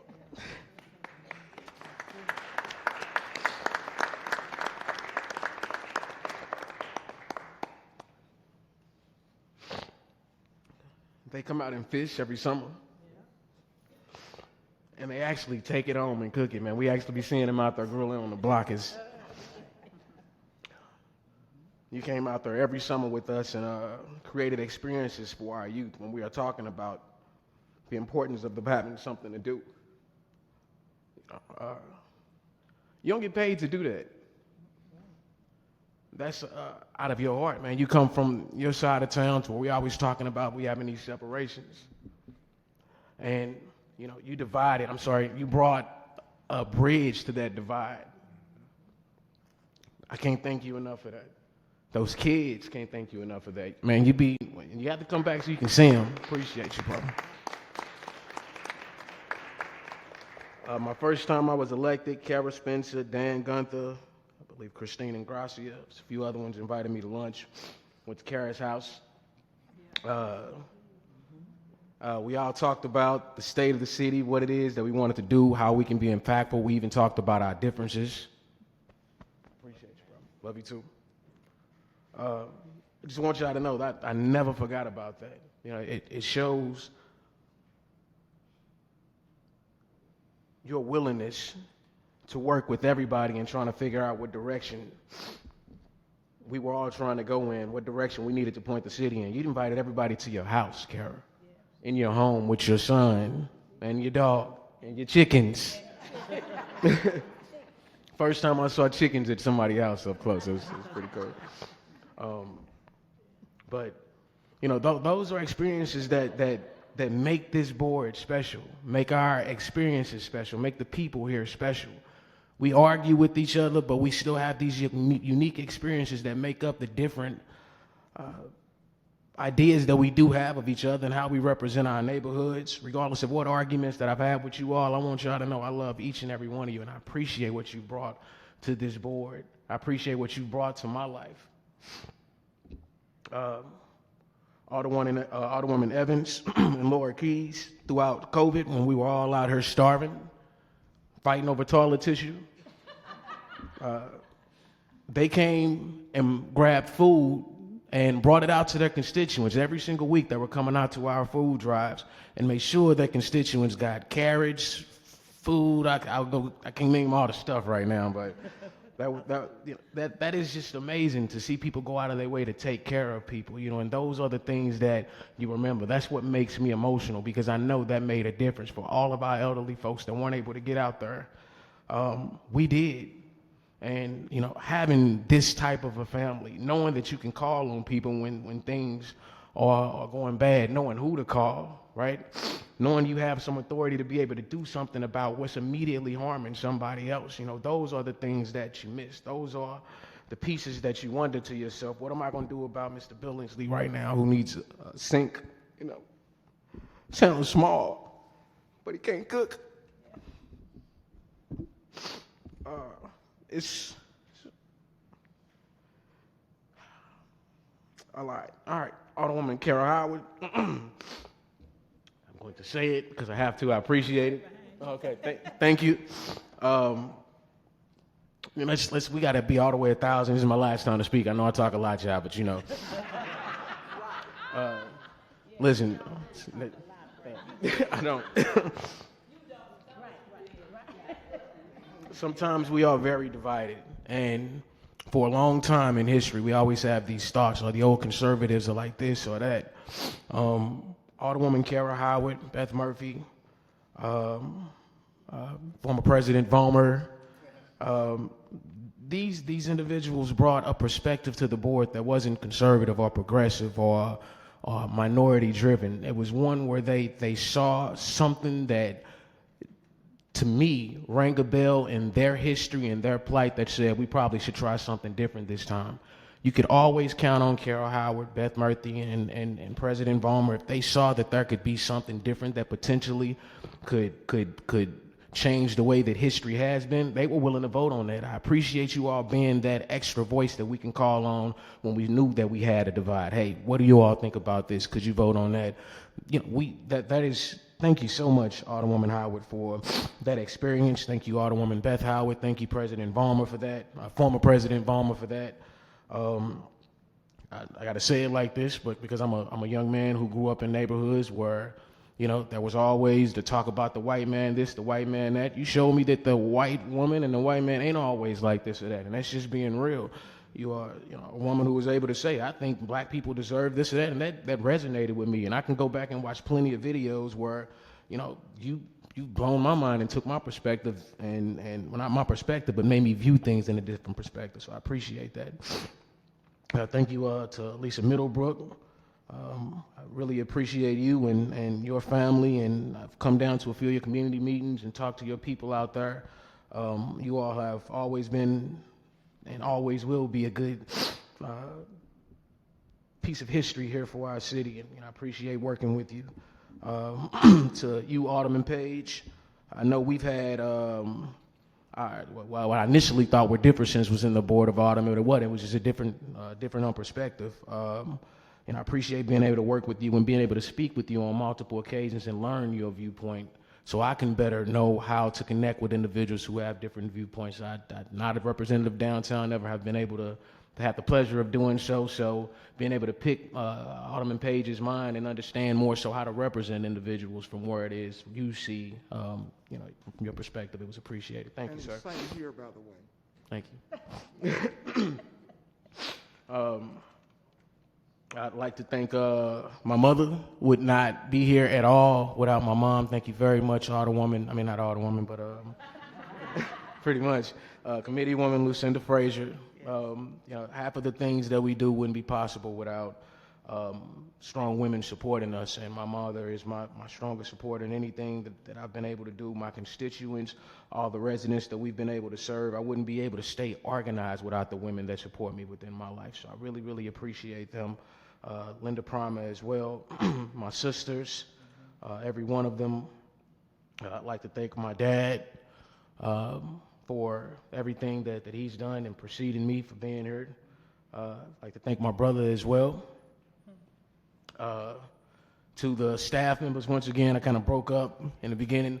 Listen, you all do an amazing job doing what you all do. All the headaches that we give you, you all not being divisive, reading all these board bills, seeing us argue with each other. Y'all are amazing people. Thank you all.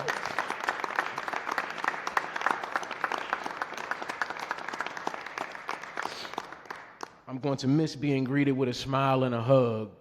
And every single time, knowing that I can call one person in this world who's going to answer the phone, not only because you got the job to answer the phone, but you all care about what you do, and it's always greeting with a smile. Hey, what's up? What you need, Alderman? Like that's Thank y'all so much, man, and thank you for not being stressful and not stressing us out with all the stress that you all deal with. I know you all deal with a lot, and it's difficult sometimes watching us argue with each other, and you all do the best that you can to stay non-biased and all of this, so I appreciate that, and we do recognize that. Thank you all so much. I appreciate you, Alan Jankowski. You always got the grass cut for us when we called. Constituents stayed off of me for that. Thank you. I know there's a lot to do, but thank you. I appreciate you, Alan. He ain't here. I just wanted to let him know. Thank you. I'd like to thank Donald from BPS. You got a whole lot of our projects done. You did the best that you can with the workload you had. We should have had 2 or 3 more in there for you, but, 2 or 3 more people doing that job. But man, you did excellent for what you were able to do, the resources that you have. Thank you so much, and I appreciate Rich Bradley as well for lending him as much as he did to our communities and letting them get out, drive the war with us. I'd like to thank Randy Breakfield as well. That man, thank you so much. During that food drive, we had thousands. We were out there Monday, Wednesday, and Saturday, sometimes 4 days a week. They would bring that food out. It'd be boxes along the curbs for days because there was so much food outside. And he would come as soon as we called and get that stuff cleaned up so we wouldn't have rodents, rats, mice, and just debris all over the sidewalk. And every time we called, he had those crews out there. So thank you so much, Randy. Thank you, the crews that were out there putting in that work. Our people were able to eat in a sanitized area and come back the next week and know that they're coming back to a place where we don't have mice and all those different bugs out there. So thank you so much, Randy.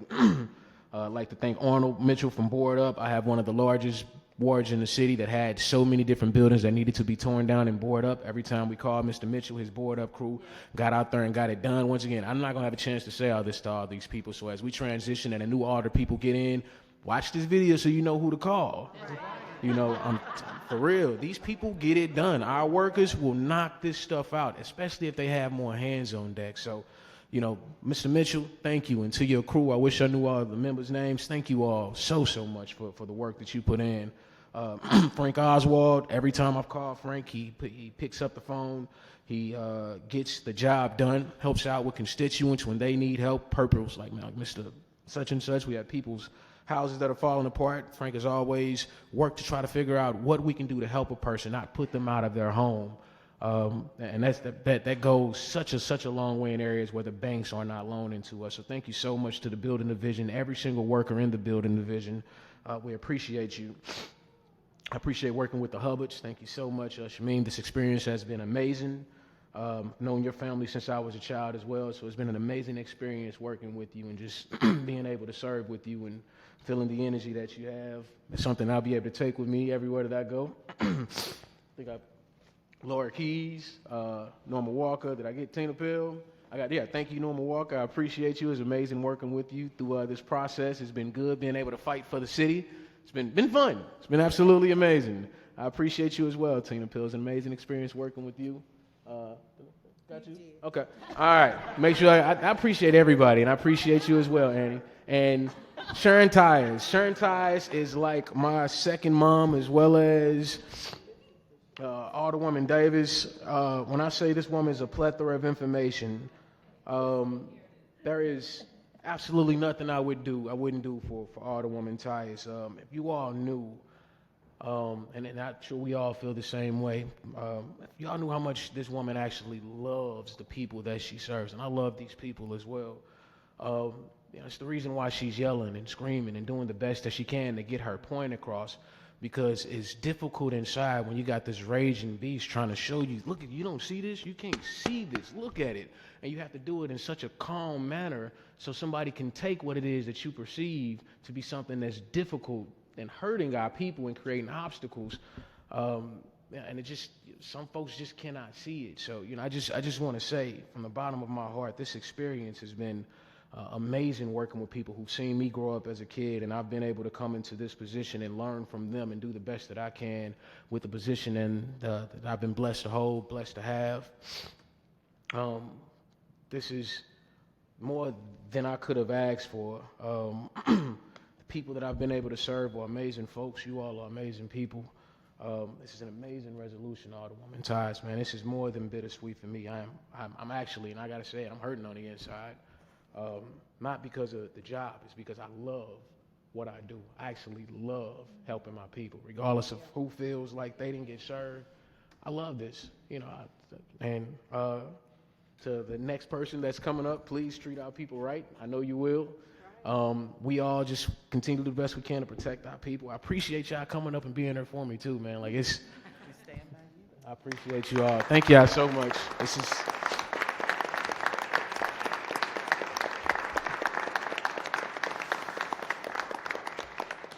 I hope I didn't miss anybody, but I just want to say I love y'all. I will be around if I can ever be any assistance to anybody. I'm here for the long haul. I live here. Thank you all. And thank you all. Excellent, man.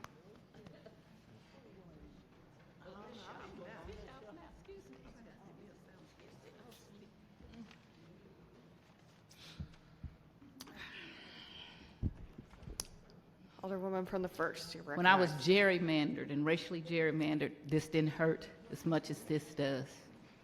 I look at Mr. Taylor over here. He was my constituent, moved to the 4800, 4700 block of Maffett to be with me, and now I'm getting him back.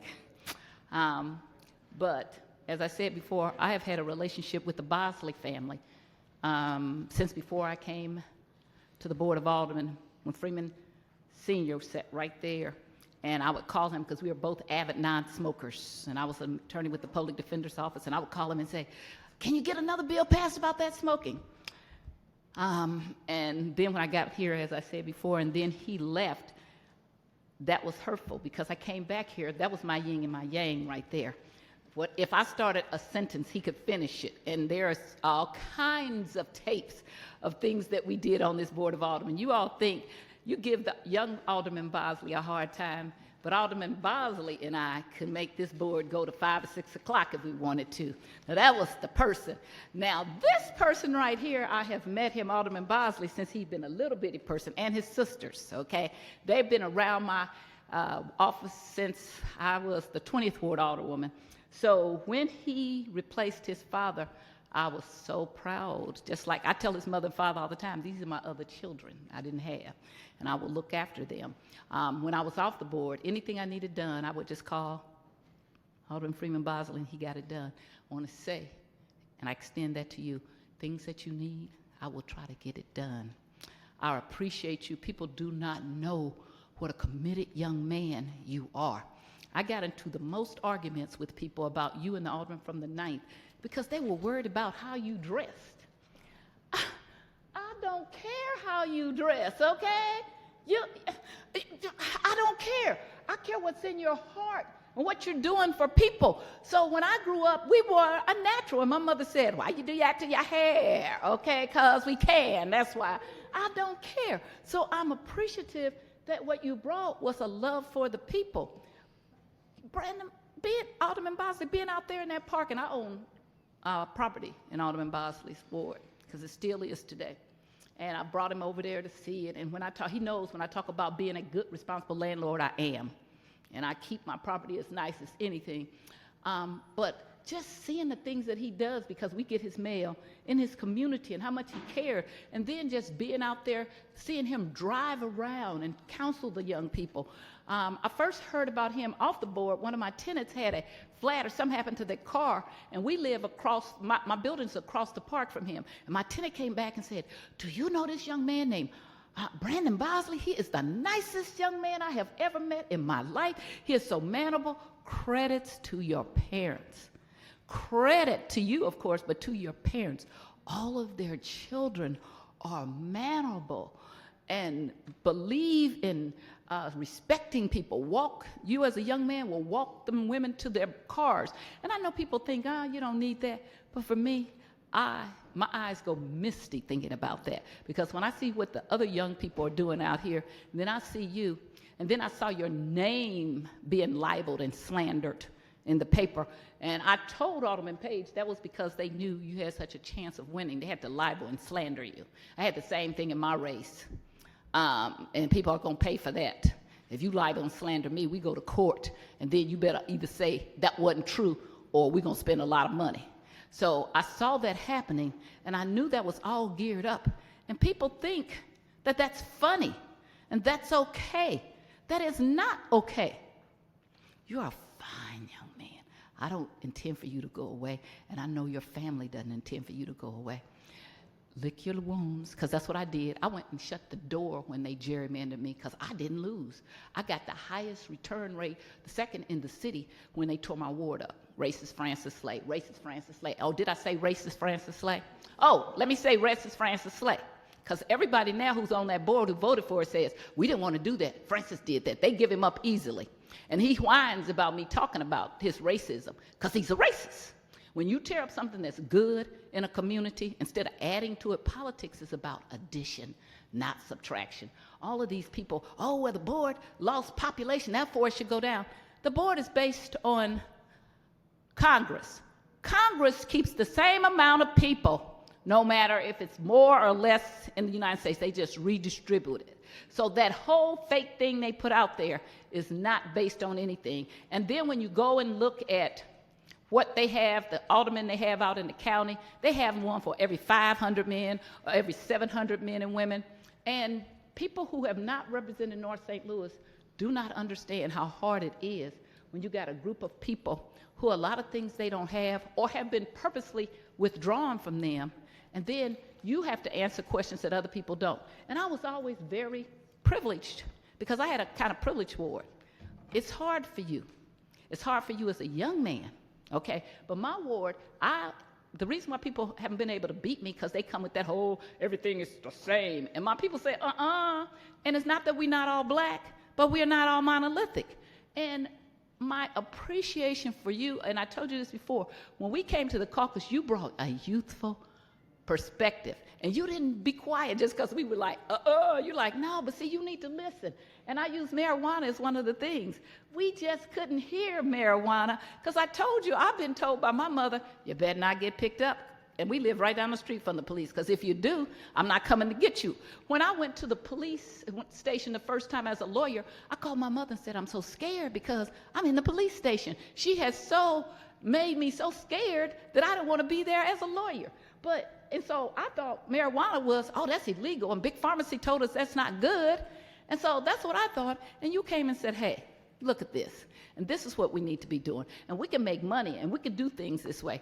I hope since you carried that bill that the mayor puts money into your ward from those taxes, that she puts things in your ward, and I will push for that, to do things with the youth there. To raise another generation to be in public service, because I know your family has been in public service, and when you're in public service, it's an expense, and it's an expense to your name, especially when people try to slander you. And so you are a wonderful young man. I claim you as part of my son. I told your mom that the other day. Anything that I can do for you, I will. I will call you up and say, hey, Brandon, come on, you want to come over here and talk to a group of young people in my ward? Hey, there's going to be another place for you. And this is what happens when people think one solution fits all. It does not. Maybe it fits the Central Quarter, maybe it fits South St. Louis, but this solution does not fit North St. Louis. And it's cost us an awful amount of seniority, experience, and commitment. And there are people who want the Clay name and the Bosley name to be gone. It's not going to be. Neither is the Tyus, by the way. Leroy Tyus was one of the first black state reps in the state. Not my daddy, no matter how many times people say it, not my daddy, my grandmother's cousin, but there are family legacies that are for a reason, and you go on and you carry that on for a reason because you have been taught that public service is a good thing. And so when I see you, as I said, with all your dreads, I love them. With your hair spiked, I love it. With your hair braided, I love it. Now, I wasn't for the blue jeans and the board because I'm old, but I love that too, okay? I'll tell you, but I just love who you are and your personality. Good morning, Queen, how you doing? Do you need to be walked to the car? You need to be teaching you need to have a class for you to teach young people that manners are not over, that manners is something good. That manners is something good, that is a good way to interact with people. And instead of all this anger, that there's another way to show and express your disappointment instead of getting out there and doing anger and violence. And you do that all the time. And so, again, I will miss you sorely. I love your dad. I got to speak to him the other day. Your sister called me, got to say hi to him. I love you. I love your sisters. I love your mom. I love your family. I even like your brother, even though we fought along. But when he got here, that's actually why I came to be at the Board of Aldermen, so he could be the first black mayor. So I look forward to working with you in a different perspective. And then when you get ready to come storming back into politics like I did, I'm there for you. Thank you very much.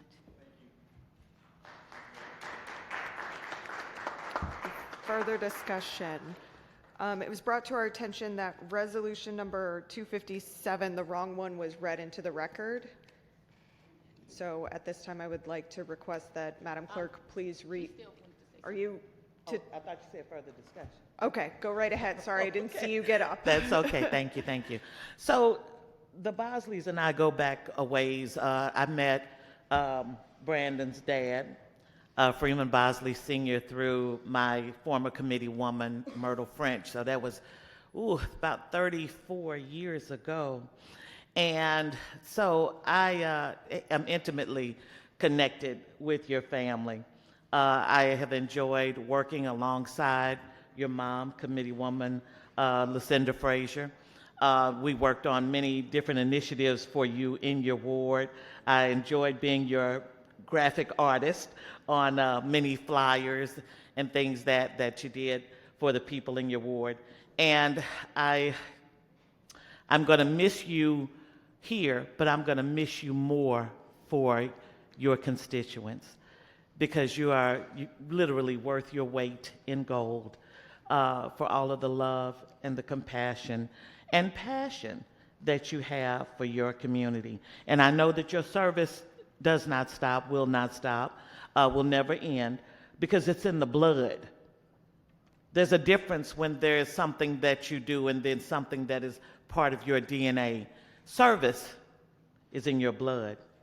So you will find a way to serve in some way, and this I know. Thank you. Any further discussion? Any further discussion?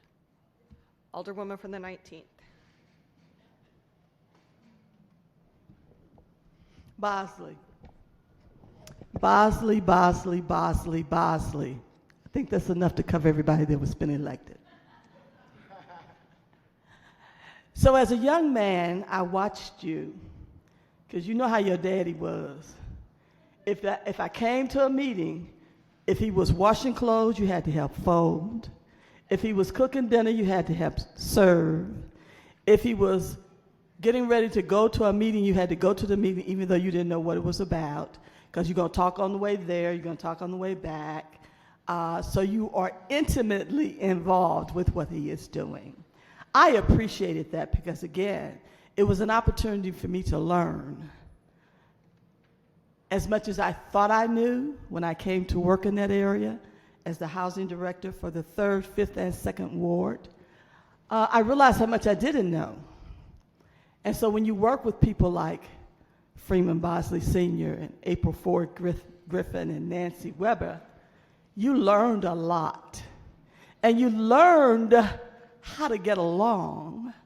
You learned how to respect your community.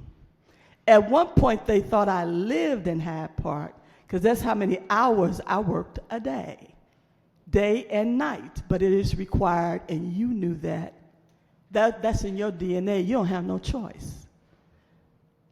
But one of the things I always watched you as you were going to school, you were so darn smart. People were looking at you in 8th grade, talking about he's going to be a doctor. It was incredible. You are passionate in so many ways, and you're going to find another way to serve. And as I was listening to you and what you and Dan have done together, I'm going to send you all an article on something that works. It works all over the country. And I want to see the two of you all come together. I want to see this city put some money towards something that is responsible, that is going to be grassroots. that is going to help people live a healthy life. Because if we don't get outside more, we won't have healthy people. And I'm going to show you this, and I hope that you all can come together and make it happen. Because everything doesn't cost a whole lot of money. That's one thing people don't understand. They always got to put multi-millions, and then you have no results. But sometimes you can put small amounts of money there and have large results. And so I'm going to do that. But what I really want to say to you is, if nothing else has come out of you serving on this board, you gave some folks, some young folks, who never dreamed that a young man like you, who chose to be you, irregardless to what everybody else said or wanted, could serve as an elected official. And so hopefully we'll see more. Hopefully we can get a lot of you to get more involved with the grassroots that needs to happen out here, the real work that needs to be done, not the fairy tale stuff that goes on new rules and all that kind of crap. We're talking about the real work that needs to be done. And so I don't know if Dan remembers the first conversation we had. You were working with the Monarch Butterfly Program. And I looked at you and I was like, damn, he's passionate about these butterflies. But I learned from you how important it was. And I watched you over the years. And when Oops called himself introducing me to you, I'm like, I know this dude already. You know, I don't need you to introduce me. But it's wonderful to see how you have come full circle as well. But we're going to do a lot of great things, because as I told you, you know, I'm up in the middle of the night while y'all sleeping, figuring out some things. So I'm looking forward to seeing what else takes place on behalf of the city of St. Louis. I thank everyone who is a current member of this board, but I also thank all of those who are now gone, whether they're gone from this earth or just gone from this board. I looked at a plaque that Mike McMillan, when he was license collector, did for us in 2011. And we had true representation for this city based on the stats that we represent. And there were 11 black aldermen. You probably will never see that again. A lot of effort put in place to make sure you don't. But until you do have that, we cannot be as successful as we need to be. Because you can never understand if you have not lived and walked those streets, if you have not had those interactions, and you can speak those words that I see and hear so much about equity and racial equality and inclusion, but does it look like inclusion now? God bless us all, and I have enjoyed my service here at the Board of Aldermen. Thank you. Any further discussion? Alderwoman from the 20th. Thank you, Madam President, members of the board. Brandon, I just want to thank you for not only your service, but your passion and your work ethic, and for bringing us together here today. It's so fitting that of all people who could bring us together, your bridging of so many divides, your willingness to work across boundaries, across ideals, across ideologies, across even perspectives and opinions about the outcomes of issues has always prevailed, and your willingness to work with people with whom you agree and disagree is so admirable. A lot of folks have, don't realize as well what a hardworking alderperson you are. Many of us, myself included, get down here at 10 o'clock or shortly there before or shortly after on Fridays. I have, in my 8 years down here, arrived here only once at 7 a.m. And that morning, there was one other person in the chambers, and it was Brandon Bosley working hard on a bill to introduce that day. And my last day at the old spot that we were at 1520, I stayed after to catch up on emails for over an hour, and there was one other alderman who stuck around to make sure that every single staff person in that room was thanked and have felt appreciated for the work they were doing that day, and it was Brandon Bosley. Your heart is in everything you do, and I'm grateful for the opportunity to have served with you, and thank you for recognizing all of us today. Alderwoman from the 27th. Brandon, I don't know what to say. Because you always was there when I would call you. Even if I called and you didn't answer, you called me right back. Queen, you called me, what's going on? So you always listened, and you taught me how to do something that I always tried to pride myself on, listening to younger people. Because contrary to what people believe, young people have a vision in our community, and they're entrepreneurs, and we need to let them speak their voices. And I just think that for so long, we kept ignoring our young people, and we kept saying what was better for them. And so you taught us not to speak for you, to let you speak and let your voice be heard. So I appreciate you. You always had me caught up in crazy stuff. And people was like, there you go, going with Brandon again. I was like, yeah, because see, Brandon, he thinks logically, okay, Alderwoman, but your heart was always there, and I loved you for it. And when you had the fishing things out at the park, I thought that was the most powerful thing you could have did for our kids. And you made me remember when we did first get elected, Kara did invite us to her house with the chickens and all the stuff. So it just brought back great memories. I think we had a good team when we first got elected in 2017. We knew we had work to do, but we never made it personal. It was all about the community. So keep doing what you do with how you do it with your heart. And you'll never go wrong when you lead with your heart and listen to your residents. So thank you, Brandon Bosley.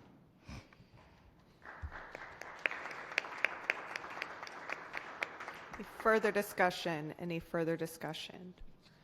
Seeing none, it appears that the wrong version of Resolution 257 was read earlier. So if Madam Clerk, if you would please read the correct version of 257. Resolution 257, honoring Alderwoman Norma Walker. Whereas Alderwoman Norma J. Walker is leaving the Board of Aldermen as the 22nd Ward Alderwoman after the completion, reduction, and reorganization of the wards in the City of St. Louis. She was elected to the Board of Aldermen on August 23, 2022 as the 22nd Ward Alderwoman. In this brief time, Alderwoman Walker has served her community with honor and devotion. She is dedicated toward making her community a place where residents can live, thrive, and prosper. And whereas Alderwoman Walker has served on the following committees: HUD's Special Committee on the Transition to 14 Wards, Ways and Means, Neighborhood Development, Parks and Environment, and Education and Youth Matters. Whereas Alderwoman Walker has sponsored the following bills: repealing ordinance number 71451, Chapter 99 and speed humps at various locations. She co-sponsored the following bills: amending lead poisoning law, 2022 St. Louis Works and the 50/50 Sidewalk Program, and the American Rescue Plan Acts Fund. Whereas Alderwoman Walker has lived in the Wells Goodfellow neighborhood 40 plus years. In 2013, she began her elected volunteer service to our city as committeewoman of the 22nd Ward. She was appointed to the position for a 2-year period, then voted to 2 terms by the people in her community. Her main duties consist of voter registration, education, and participation. She provided rides to polls, conducted monthly community meetings, voter registration drives, job fairs, and assisted residents to find employment, assisted with the 22nd Ward annual picnic, organized the 22nd Ward Christmas events, and hosted countless neighborhood cleanups. She has also served on the Prop NS Stabilization Advisory Committee for the past 4 years. And whereas Alderwoman Walker has been the owner of Belt Loop Confectionery and Packaged Liquor for 32 and a half years, she believes in being a good business citizen in her community. She has personally funded the following: school clothes for the families, funeral and headstones, assisted neighbors in financial crisis, annual National Night Out activities, annual Customers Appreciation Days, numerous spring and summer jumbo screen movie and PPV fights nights, annual back-to-school drives, and distribution of those supplies to area schools. She created the Fish Not Drugs program, where she purchased equipment and taught kids to fish at local park fishing ponds, funded and hosted Christmas, Halloween, and Easter events for the neighborhood kids. And whereas Alderwoman Walker has assisted in creating Bell Loop Orchard, it is designed to be a neighborhood project where residents can come and pick fresh fruit free of charge. Apples, peach, pear, and persimmon trees are planted, plus blackberry and blueberry bushes as well. Now, therefore, let it be resolved by the Board of Aldermen of the City of St. Louis. We pause to recognize and acknowledge Alderwoman Norma Walker and her contributions to the residents of the 22nd Ward and to the City of St. Louis as a member of the Board of Aldermen. And upon her leaving, this board wish her well in her future endeavors. We further direct the clerk of this board to spread a copy of this resolution across the minute of these proceedings and prepare a commemorative copy to the end, that it may be presented to the honoree at a time and place deemed appropriate by the sponsor. Introduced this 17th day of April 2023 by the Honorable Laura Keys, Alderwoman of the 21st Ward, and Honorable Pam Boyd, Alderwoman of the 27th Ward. Thank you. Alderman from the 25th, you are recognized. Thank you, Madam President. I renew my motion to adopt the courtesy resolutions You calendar. Or I'm making the motion. You're making the motion. Sorry. Long morning. We're only on courtesy resolutions, and it's already afternoon. Excuse me. I make the motion, or I move that we adopt our courtesy resolutions calendar. It's been moved by the Alderman from the 25th, seconded by the Alderwoman from the 13th. I am starting to do new ward numbers in my head. That we adopt the courtesy resolutions calendar. All those in favor signify by saying aye. Aye. Opposed? Motion carries.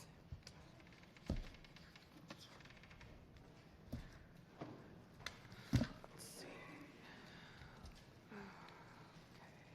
Any introduction of honored guests? Any introduction of honored guests? Alderman from the 11th. Thank you, Madam President. I'd like to acknowledge my mother, Beth Lappy, who's given her day to hang out with us today. I'd also be remiss if I did not, he's not in the gallery now, but earlier today my good friend Sean Weller, my most trusted advisor, was up in the gallery. I want to acknowledge him. And finally, all my friends and family and residents of the 11th Ward who happen to be watching us online. Thank you all. Alderman from the 5th. The board, it is my honor and pleasure to acknowledge as my honored guests incoming alderman of the fabulous 14th Ward, State Representative Rasheen Aldridge, soon to be Alderman Rasheen Aldridge. I'm going to take this moment of personal privilege and embarrass him a little bit. Yes, I've known him since he was a little kid in the fabulous 5th Ward. Thank you. Thank you. Alderwoman from the 22nd. Thank you, Madam Chair and members of the board. I'd like to give acknowledgement to my special guest who started me on this journey, Committeeman Andre Williams. If you've had any of my food at any of my events, he's been the caterer. You got to eat here, 2812 North Grand, fantastic cook. Appreciate Andre. Andre is a pillar in the community. My seniors love him. And when I embarked on this journey, I said to myself, when Andre appointed me committee woman of the 22nd Ward, if I can be half the servant Andre is, I would be good at what I'm doing. So he has been my mentor, he's been my counsel, he's been my advisor, and I appreciate him, and I just like to acknowledge him. Thank you. I'd also like to acknowledge my special guest who had to leave because we were so long-winded. And that was Larry Jackson. He's a new business owner in the 22nd Ward, and it's going to be fantastic. If anybody know the old D. Gaddy's Lounge, he's redoing that to be a bar, a cigar bar, and a grill. So thank you. Alderman from the 12th.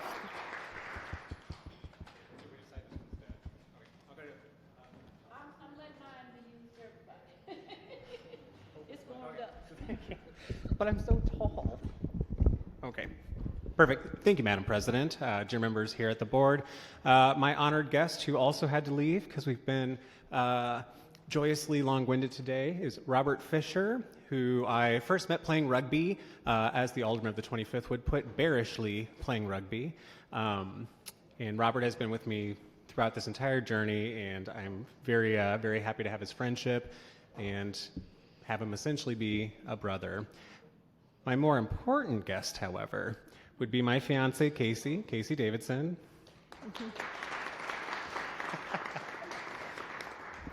Isn't he so cute? Casey has...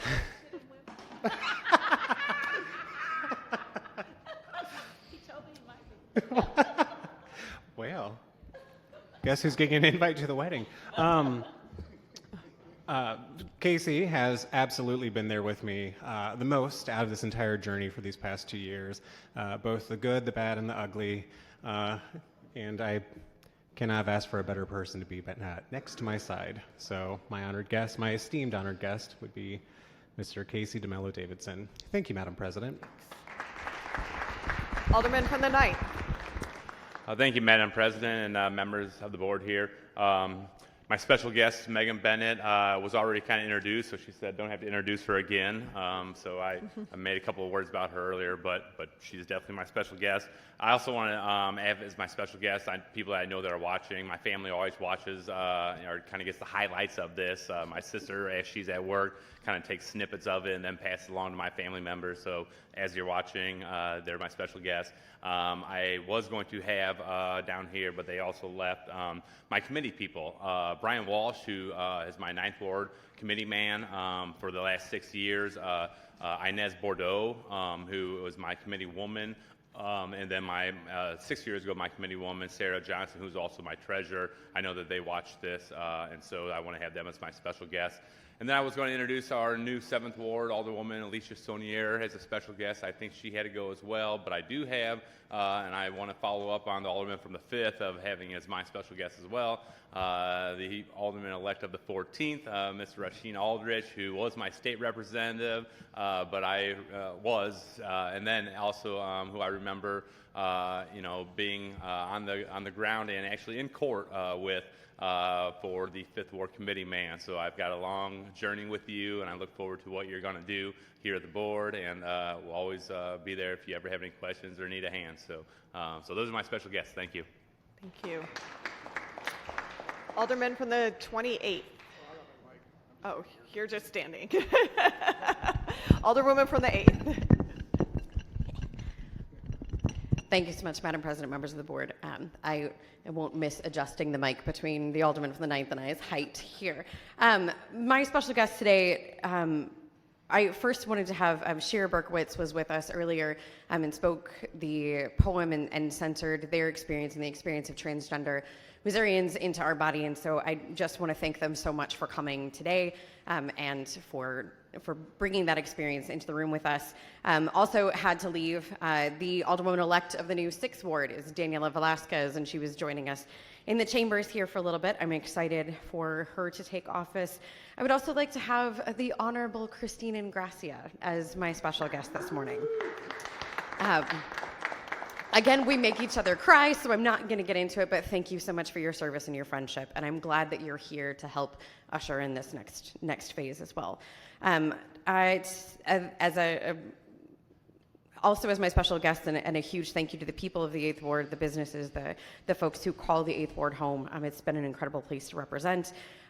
Also as my special guest, I want to have all of our secretaries, all of our staff, Miss Sharita and Miss Tracy, thank you so much for all that you have done for keeping us together, keeping this place moving. We could not do it without you. You are incredible. Thank you. And thank you for all the work on the microphone. I know it's intimidating. You're doing a killer job. Thank you. To the leaders in the, thank you to, and have as my special guest, the leadership and members of the Tower Grove East, Shaw, and Southwest Garden neighborhood associations. Our neighborhood associations carry us forward, and so I wanted to honor them. The 8th Ward Independent Democratic Association, Ms. Cara Jensen was the former committee woman who asked me to serve in office, and women often have to get asked a number of times before we take this leap, and so I would love to have Cara as my special guest today. And also, as my special guests, the leaders and the organizations that held us accountable, pushed us forward, brought the people together and supported us. Action St. Louis, Pro-Choice Missouri, St. Louis Young Dems, and our labor unions. Thank you for being my special guest today. My incredible treasurer, Kimberly Hicks Franks, thank you for all of her support. I'd love to have her as a special guest today. The incredible Kimberly and Kevin McKinney as my special guests. The City of St. Louis employees, I hope that we center our employees at all of our meetings, and they do such incredible work keeping our wards moving forward, making our jobs work, and our relationship with them is so important. So a thank you to all of them. Also, as my special guest, Rosetta Okeson. I would not be here without her, and I am so deeply appreciative for her passion and her vision and her service to the community. To my dear family, they don't watch as often as some families, but they do tune in when I send them clips and things. Some of you were here with me at the beginning, my first swearing, and I had my mom and my dad with me. And by my second term, my dad was in the hospital and my sister was here with me. And there were such incredible supports. And today, I have my wonderful husband with me. Dylan Mullins, thank you so much for being here with me. Thank you for being my special guest today. As the family has changed and grown, I'm so grateful for you, and thank you for sitting through all of this meeting with me. I would not be here without you. Thank you. A further introduction of honored guests, Alderwoman from the 19th. Thank you very much. First of all, I'd like to say thank you as my honored guests who have been with me for 16 years, and we couldn't have done any of it without all city employees. You have served my communities well. I have never, ever fallen out with a department head because we always came to conclusions together on what was the best way to handle a situation. So I thank all of your department heads, all of the workers, because you are important to us. And we must treat you better, we must pay you more money, we must hire more people, and not secretly behind the scenes have hiring freezes going on and other type things. But as we move forward, we will be champions for you. We will definitely be champions for you. We know how hard it is to do the job that you do, most especially when we don't even provide enough money for the appropriate machines, cars, and everything else that you need in order to do the job. So thank you for making the 19th Ward a better ward, and we appreciate all the work that you have done for all of the city of St. Louis. To talk about my personal assistants, I only had 2 secretaries while in 16 years. Sarah, girl, I know you watching. So I got to say thank you for those first 6 years. But these last 10, my girl Tracy over there, that girl can work. Do you hear me? And she never complains. Never. I thank you because I know I am a taskmaster. But I try to be good sometimes.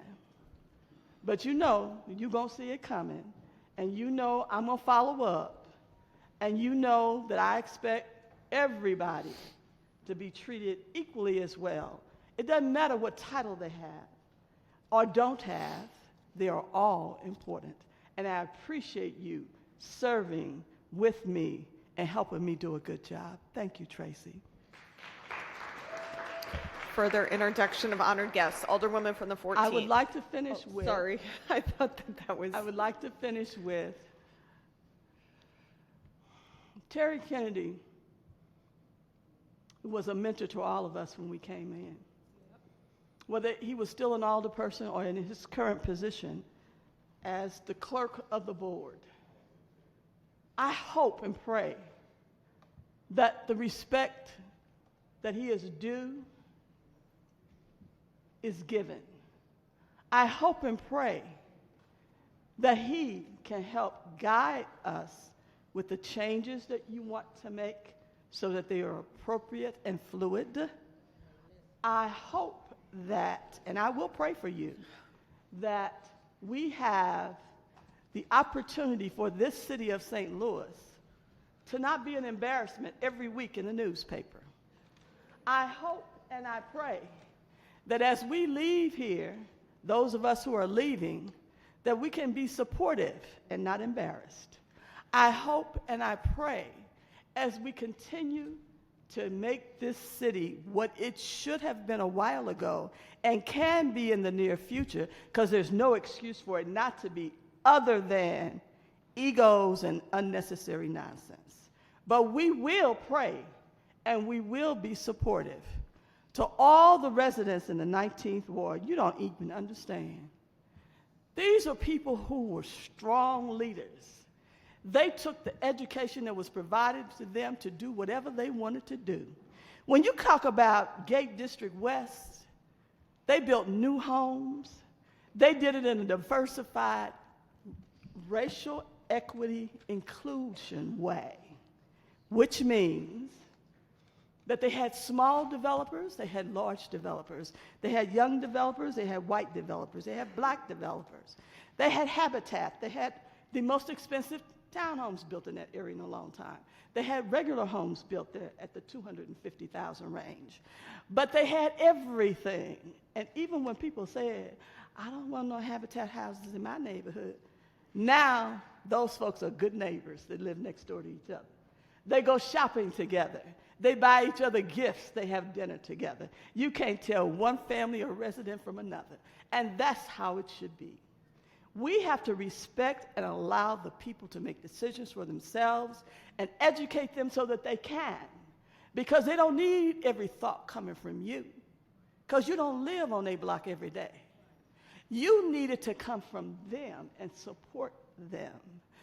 I look at Tilly's Corner in JVL, and I look at the Alexanders, who didn't even want to ever speak in public, and now they are running the neighborhood meetings and doing an excellent job in bringing people in. You must allow people to grow. It doesn't need to be about you. So I hope we have the opportunity to just everybody be the special guest of each other and continue to grow, because this city needs it, because I'll be one of them that leave if you don't get it together. There are many people who are just waiting. They're going to give us a little break, maybe a year, 18 months, but they're going to leave. That includes businesses, because they're saying there's no excuse anymore. You got money. You reduced the board. All these things you said you wanted to do. Let's get busy. Let's work. To my committee people, Sean Baker and Queen Bird, I never got in the way of who they wanted to endorse. And if you were running and you called me, what did I tell you to do? You better call the committee people. That's not my job. Get out the way. Let people do their jobs. You know, there's just Covenant Blue, Gate District East and West, Midtown, Grand Center, JVL, Botanical Heights, Tiffany, a little bit of Shaw, and Downtown West. Thank you to all the 19th Ward residents. I'm glad I served you. Bye.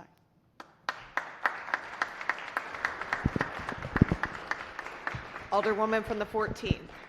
Yes, I'd like to have as my special guest Teresa Chambers, my secretary of 13 years.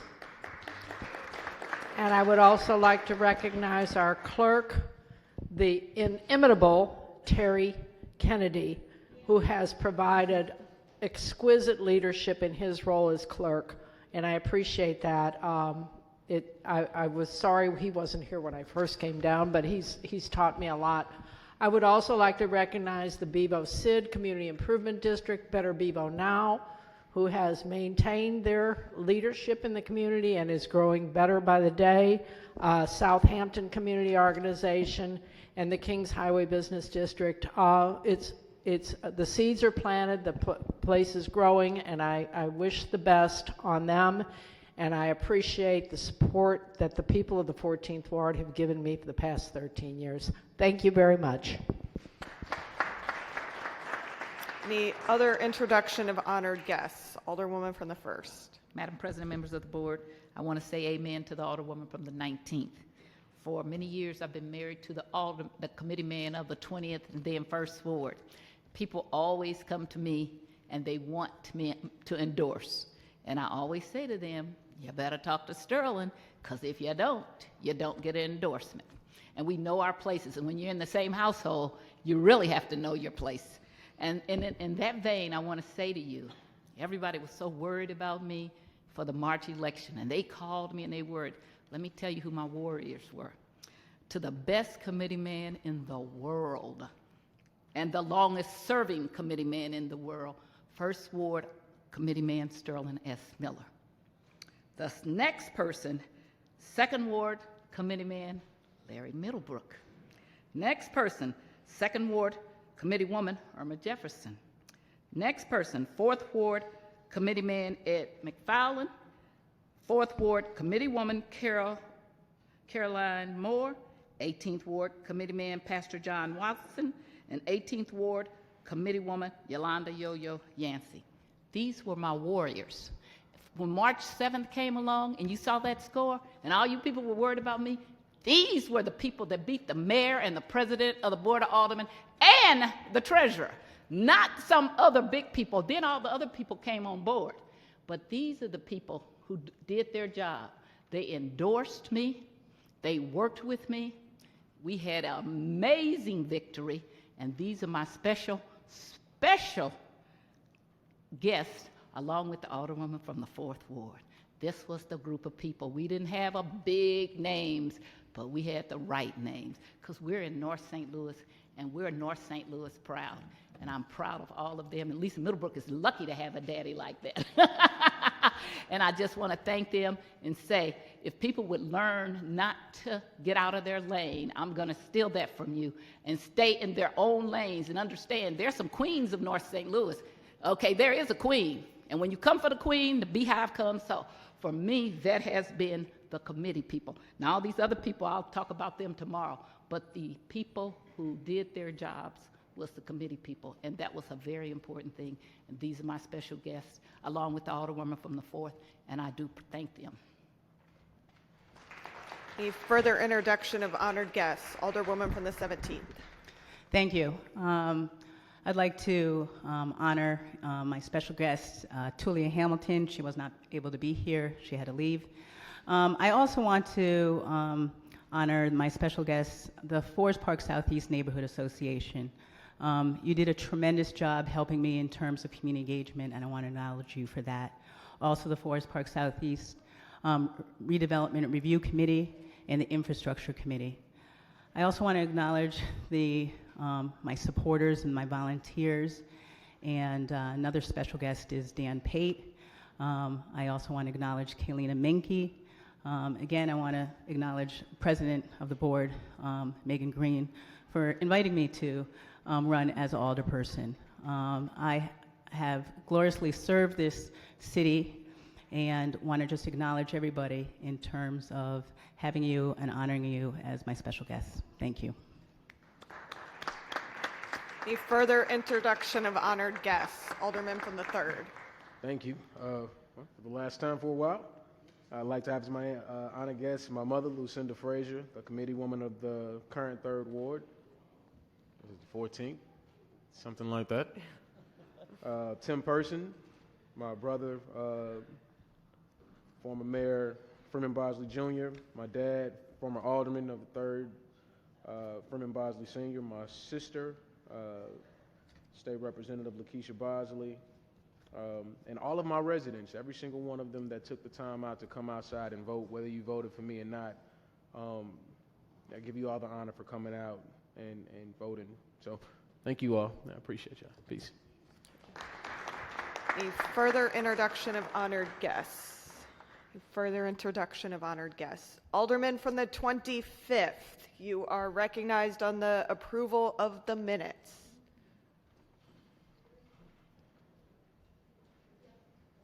Alderman from the 25th.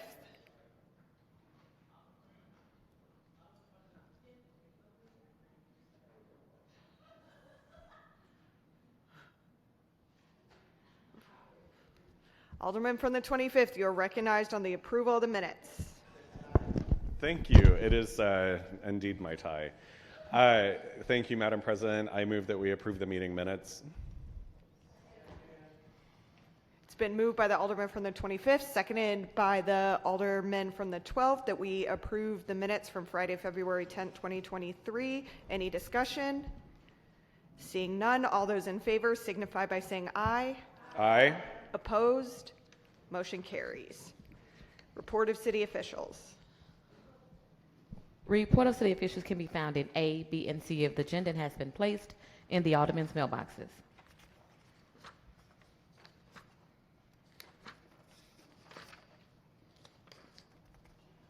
Please dispense with line item 7. Board bill, anyone want to take any bills or resolutions off any of our informal calendars? Anyone wish to take any bills or resolutions off of any our informal calendars? Seeing not, we will dispense with line items 8, 9, and 10.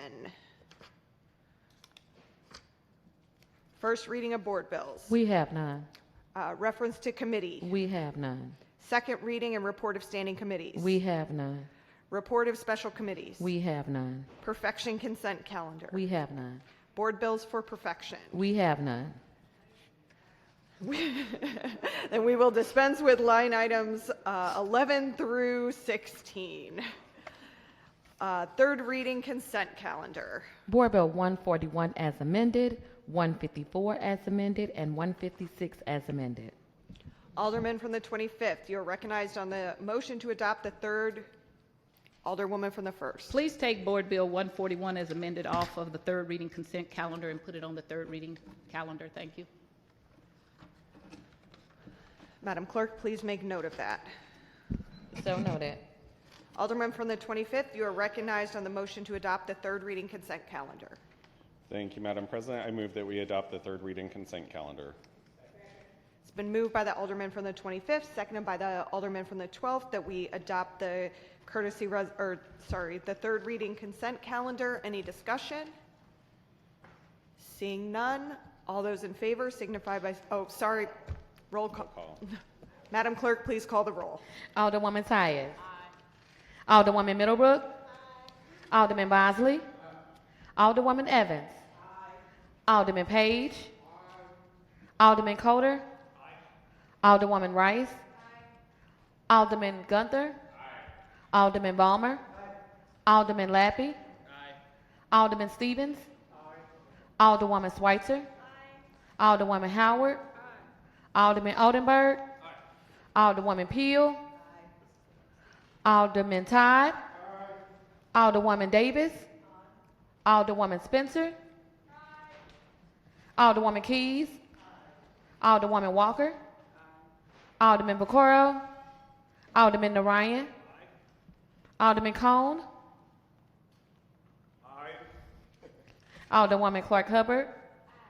Aye. Alderwoman Boyd. Aye. Alderman Gross. Aye. President Green. Aye.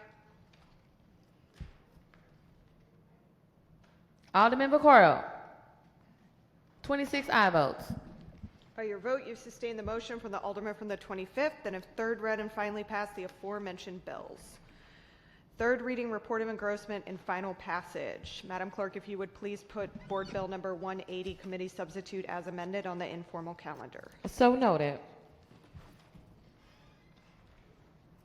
Board Bill 141 as amended, introduced by Alderwoman Tyus and President Green and the following alderpersons: Tyus, Middlebrook, Bosley, Evans, Page, and Gracia, Coder, Rice, Gunther, Balmer, Lappy, Stevens, Schweitzer, Howard, Oldenburg, Peel, Todd, Davis, Spencer, Keys, Walker, Vaccaro, Narayan, Clark Hubbard, Boyd, and Gross.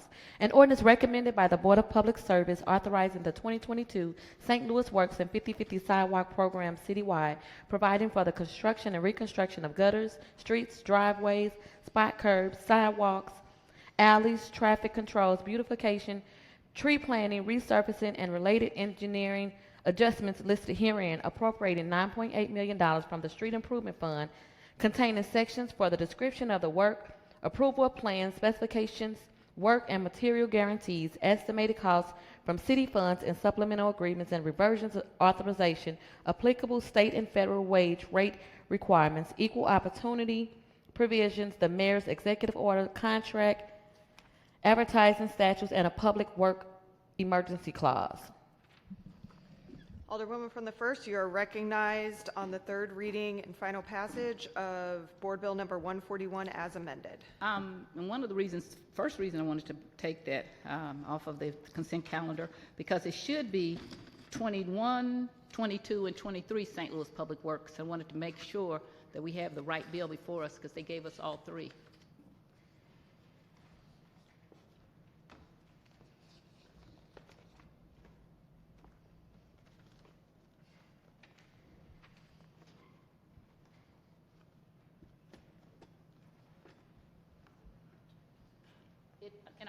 It is in the bill, so it's just incorrect in the description. Yeah. Okay. Okay, thank you. Madam President, members of the board, I'm going to ask to pass Board Bill 141 as amended, making sure that it was correct, but I do want to address some misinformation that has been put out there, so I'm going to ask for the pass, but I do want to address it.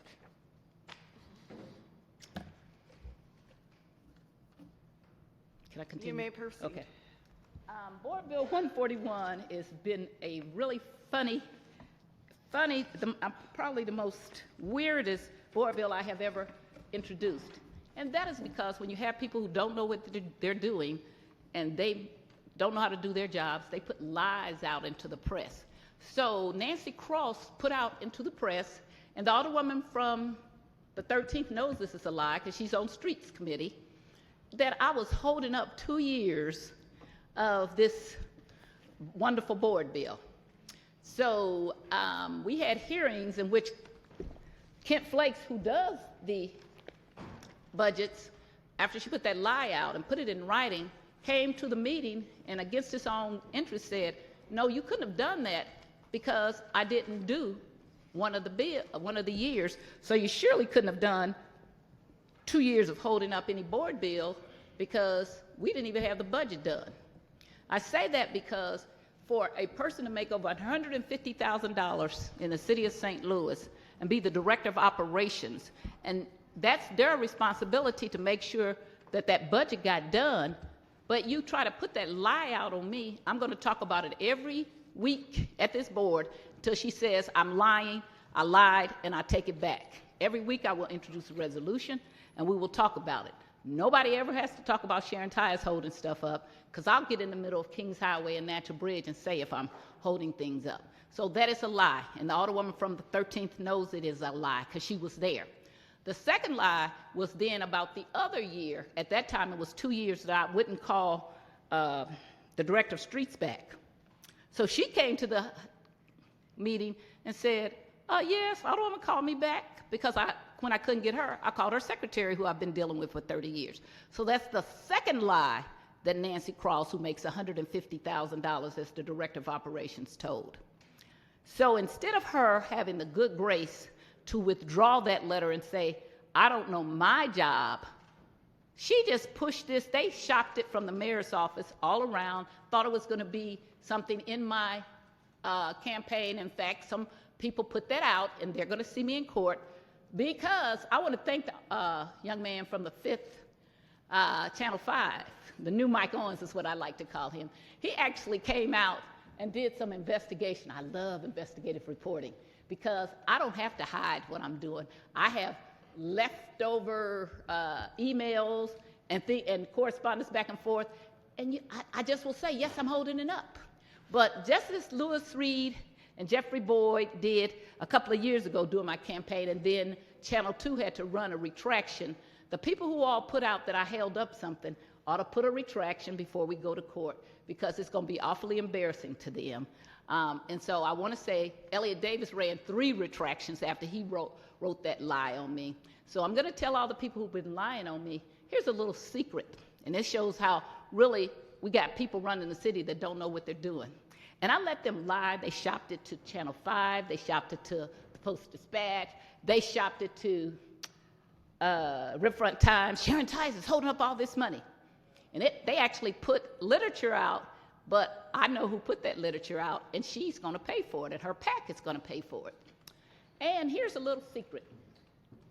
And I don't have to train people, but I'm going to just tell you this secret because it shows how ill-informed the mayor's office is.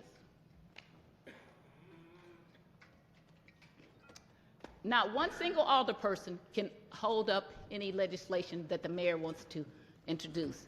And the reason is this.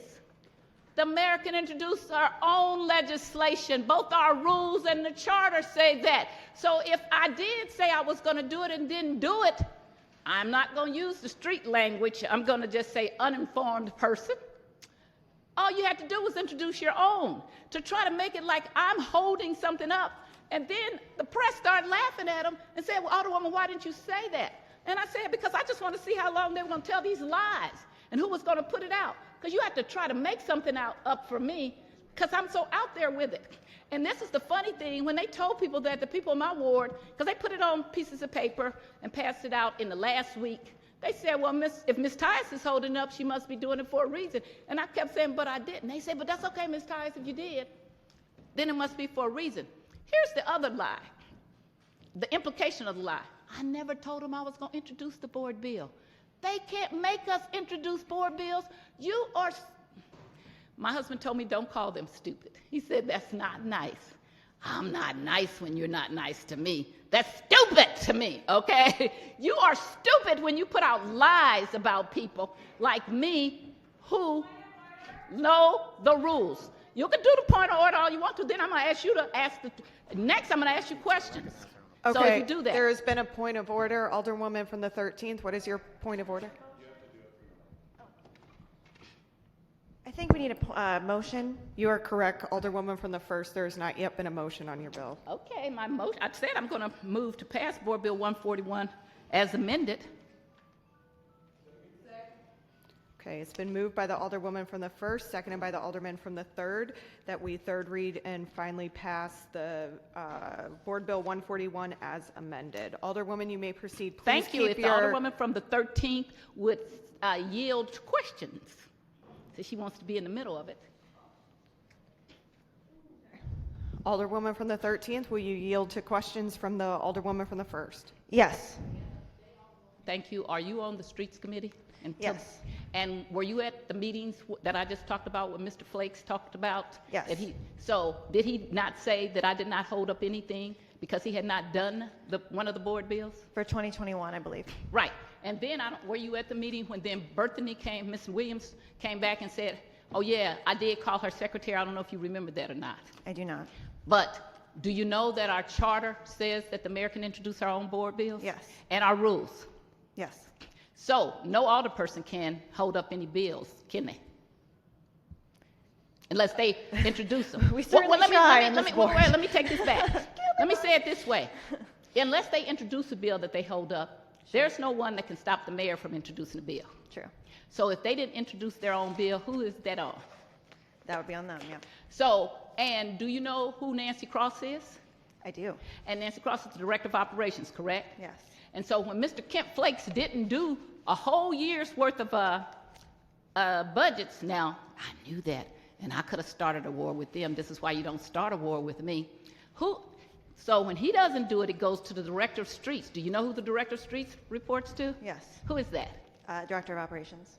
I beg your pardon? Director of Operations. And who is that? Nancy Cross. And yet she didn't know that whole board bill hadn't gotten done. To me, that's like you need to be, if not fired, you need to be written up. But you certainly shouldn't be putting out that the Alderwoman held up something that she didn't. Do you like for people to lie on you?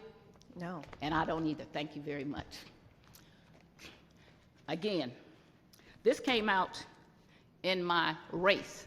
Why do people think that that's what they can do in my race? That they can put out misinformation and that I'm not going to go along with that? It's a bald-faced lie, to borrow from the alderman from the 12th. Whoever put it out is a bald-faced lie. Their PAC is a bald-faced lie. And if I were them, I would write me an apology saying, we're so sorry we put that out because I don't want to keep dealing with this. And we're going to deal with it as long as you leave that out without apologizing. And you know who you are in this Board of Aldermen. That is not true. Once the director of streets came, and she was very truthful to say, yeah, her secretary had told me that I called. I told her I would introduce the bill, which I did. It's taken a lot for me because I'm not quite as a statesman as the alderman from the 5th, because I've been down here. I had my right to vote taken away. I had people smear my name. I had the press have to take it back over and over and over again. Again, learn who Sharon Tyus is. And if I say I'm going to do something, and after the director of streets was so gracious to tell the truth and say, no, yeah, you did call back, that made the director of operations, Nancy Cross, a 2-time liar. And then the 3rd time, by saying that I held it up at all, it just made you know you don't know what you're doing. Here's an idea that who said that the alderwoman from the 4th and the alderman from the 3rd. If you ask Sharon Tyus, she'll help train you. She'll tell you the things where they are. But if you lie on me, I will continue to bring it up until you tell the truth. We ought to be truth tellers down here when we're elected to office, appointed to something that makes $150,000. I would never hold up anything. I have $1.2 million worth of curbs that Rich Bradley knows about that I've been trying to get done for 8 years. And I know about things being held up because when I first came here, the alderman from the 25th ward was yelling about his trees that I still remember. And I'm like, why is he yelling about the trees? Why he's yelling is not that the members of the Board of Aldermen hold up things, it's that the administration holds up your stuff. So if anything hadn't got done and the aldermen have put it in, it is not the members of the board because we want stuff to get done so we can beat our chest and say, look what got done. So if anything that the people of the city need to know, whoever put that smear sheet out on me, they're a liar. The mayor's office is a liar. Nancy Cross ought to be fired. Let me say, I went on record from the minute they hired her saying she was not qualified because she doesn't know how to run the city departments. And so with all of that, I'm still going to pass this board bill because it is the right thing to do. And I want all of you all to get your money. And I never would have been holding it up. But if you're going to lie, please find something that you could tell the truth. Well, if it's a lie, I guess you can't tell the truth. Please don't lie on me, because I will go out of my way to make sure that people know you're the liar.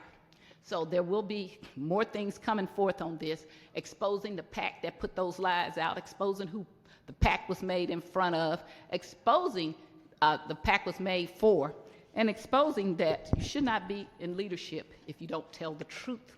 You should not be elected if you don't try to tell the truth.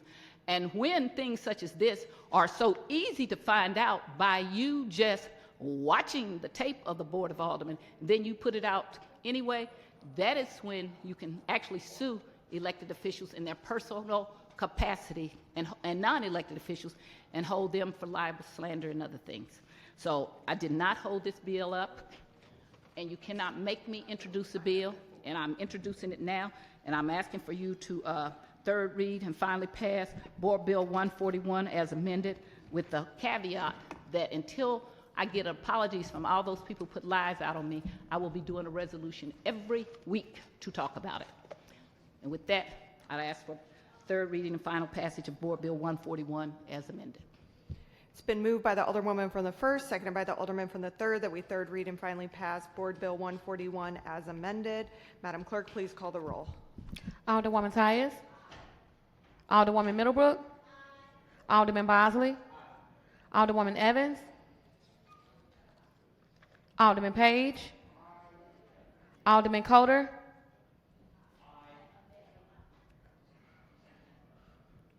Alderwoman Rice.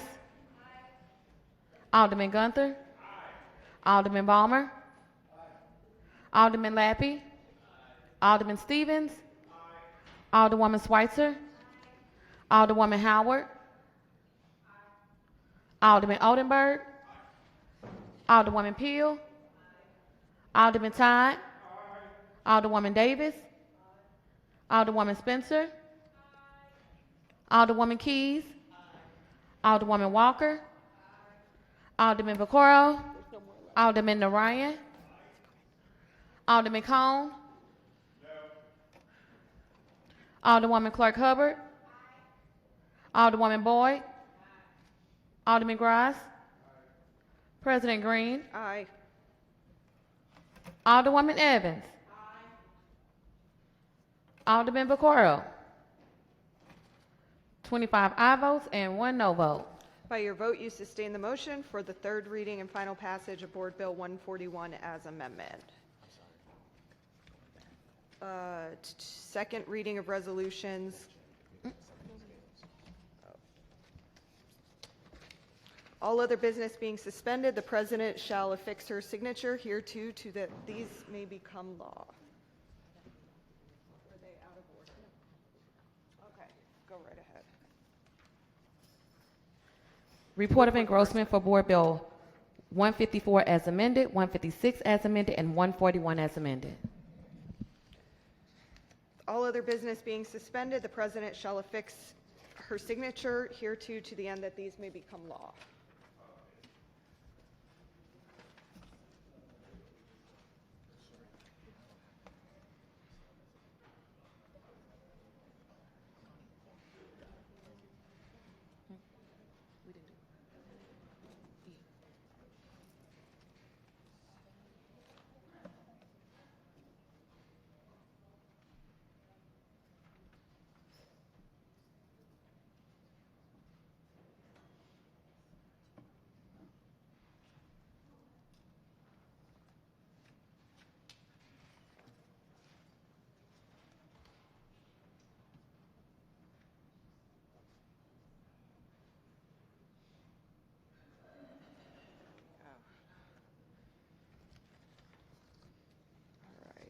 Second reading resolutions, committee reports, and adoptions. Alderman from the 7th, you are recognized on the report from the Credentials Committee. Thank you, Madam President, members of the board. Earlier, seems like many, many hours ago now, the Engrossment Rules and Credentials Committee met to review and approve the credentials of the 14 alderpersons-elect and you, our president. I can proudly report that the committee, after its diligent work, approved those credentials for all 14 aldermen and for you, so you can all be seated tomorrow. And we've enjoyed serving as the Rules Committee this term. Nothing further. Happy to answer any questions if there are any. Would you care to make the motion to adopt the credentials? Sure. I move that we adopt the report of the Credentials, Rules, and Engrossment Committee. It's been moved by the Alderman from the 7th, seconded by the Alderman from the 10th, that we adopt the credentials. Any further discussion? Madam Clerk, please call the roll. Alderwoman Tyus. Alderwoman Middlebrook. Alderman Bosley. Alderwoman Evans. Alderman Page. Alderman Coder. Alderwoman Rice. Alderman Gunther. Alderman Balmer. Alderman Lappy. Alderman Stevens.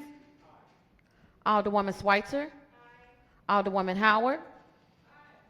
Alderman Oldenburg. Alderwoman Peel. Alderman Todd. Alderwoman Davis. Alderwoman Spencer. Alderwoman Keys. Alderwoman Walker. Alderman Vaccaro. Alderman Narayan. Alderman Cone. Alderwoman Clark Hubbard. Alderwoman Boyd. Alderman Grice. President Green. Aye. Alderman Vaccaro. 26 aye votes. By your vote, you sustain the motion from the Alderman from the 7th to approve the credentials. At this time, I move that the meeting of the Board of Aldermen be closed to the public under provisions of Section 610.0213 and Section 610.022 of the Missouri Revised Statutes in order to permit the members of the board to discuss matters related to the hiring, firing, disciplining, or promoting of employees of the Board of Aldermen. So at this time, if you are a special guest, anybody other than an alderman or Sharita needs to leave, and anybody in the gallery needs to leave as well so we can go into closed session.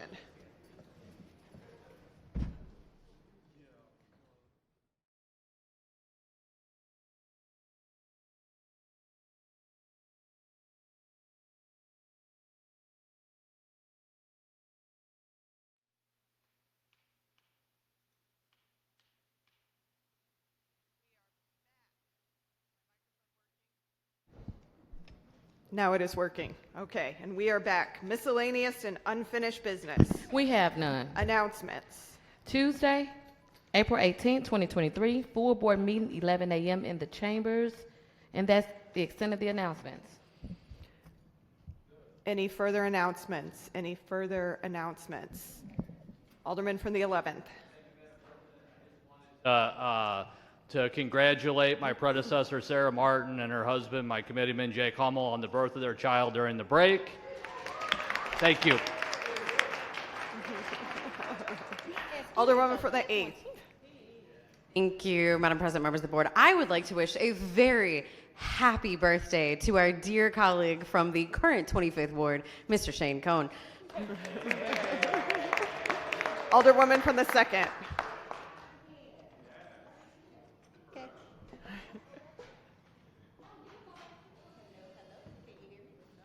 Nope. Okay, well. Try it again. Oh, okay, look there. Thank you, Madam President, members of the board. I would just like to congratulate my Alderwoman Pam Boyd. And also, she has graciously accepted that my 5-year-old cried uncontrollably. And I thought it was because I wasn't going to be the alderperson, but it was because she was no longer going to be the mini alder, and she was unconsolable. And so Alderwoman Boyd has graciously accepted Cree as her mini alder. So yes, thank you very much. Any further announcements? Any further announcements? Alderwoman from the 1st. I want to announce that I want to thank the new residents of the 12th Ward. Some of you all I've represented for 30 years because you're the old 20th Ward, a mixture of the new 1st Ward, and I'm looking forward to the 4th, the 18th, and some of the 2nd. And I want to thank all of you all. It's going to be a wonderful ride, and I'm looking forward to tomorrow being called the 12th Ward Alderwoman. And if I don't answer, keep saying it and say, hey, you, okay? Any further announcements? Any further announcements? Alderwoman from the 4th. I just want to thank Sharon Tyus because she will, I will call upon her when I need some questions and answers. And she says, I'm not going far because I will be assisting her. So I'm not really going away. I'm just fading into the background and let Sharon take the lead. And I'm going to miss you guys, but I know where to find you. Okay. Thank you. Any further announcements? Any further announcements? Tomorrow morning, just a reminder, the private swearing-in ceremony with the registrars at 8:30 a.m., followed by the inauguration in the rotunda at 9:30 a.m., and then the full Board of Aldermen meeting for the new 14 wards will start promptly at 11. Madam President. Where are you? Okay. I heard your voice, but I didn't see you. Thank you very Alderwoman much. from the 19th. Thank you very much. I would just like to take the opportunity to thank and wish well my new alderperson, Laura Keys.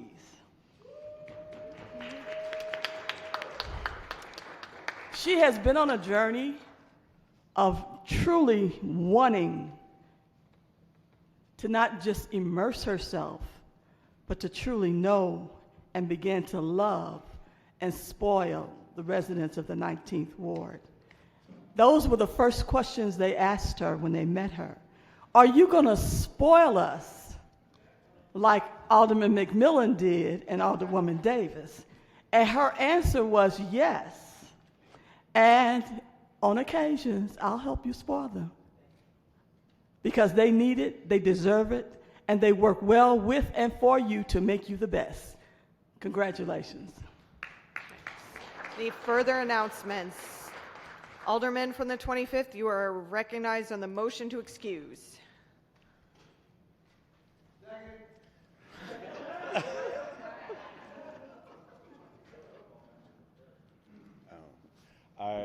Thank you, Madam President. I move that we excuse the Alderman from the 23rd Ward for necessary absence. Is there a second? It's been moved by the Alderman from the 25th, seconded by the Alderwoman from the 4th, that we excuse the Alderman from the 23rd. All those in favor signify by saying aye. Aye. Opposed? No.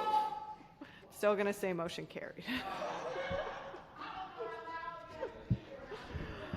Alderman from the 25th, you are recognized on the motion to adjourn. Thank you, Madam President. My birthday wish was to have a meeting under 5 hours today, for those of you that were curious. My birthday fairy must need a new magic wand. But I would like to make the motion that we adjourn until Tuesday, April 18th at 11 a.m. in the chambers. We need a motion to adjourn sine die. Oh, I'm sorry. I make the motion that we adjourn sine die. It's been moved by the Alderman from the 25th, seconded by the Alderwoman from the 1st, that we adjourn sine and die. All in favor signify by saying aye. Aye. Opposed? Motion carries. We are adjourned. Gavel.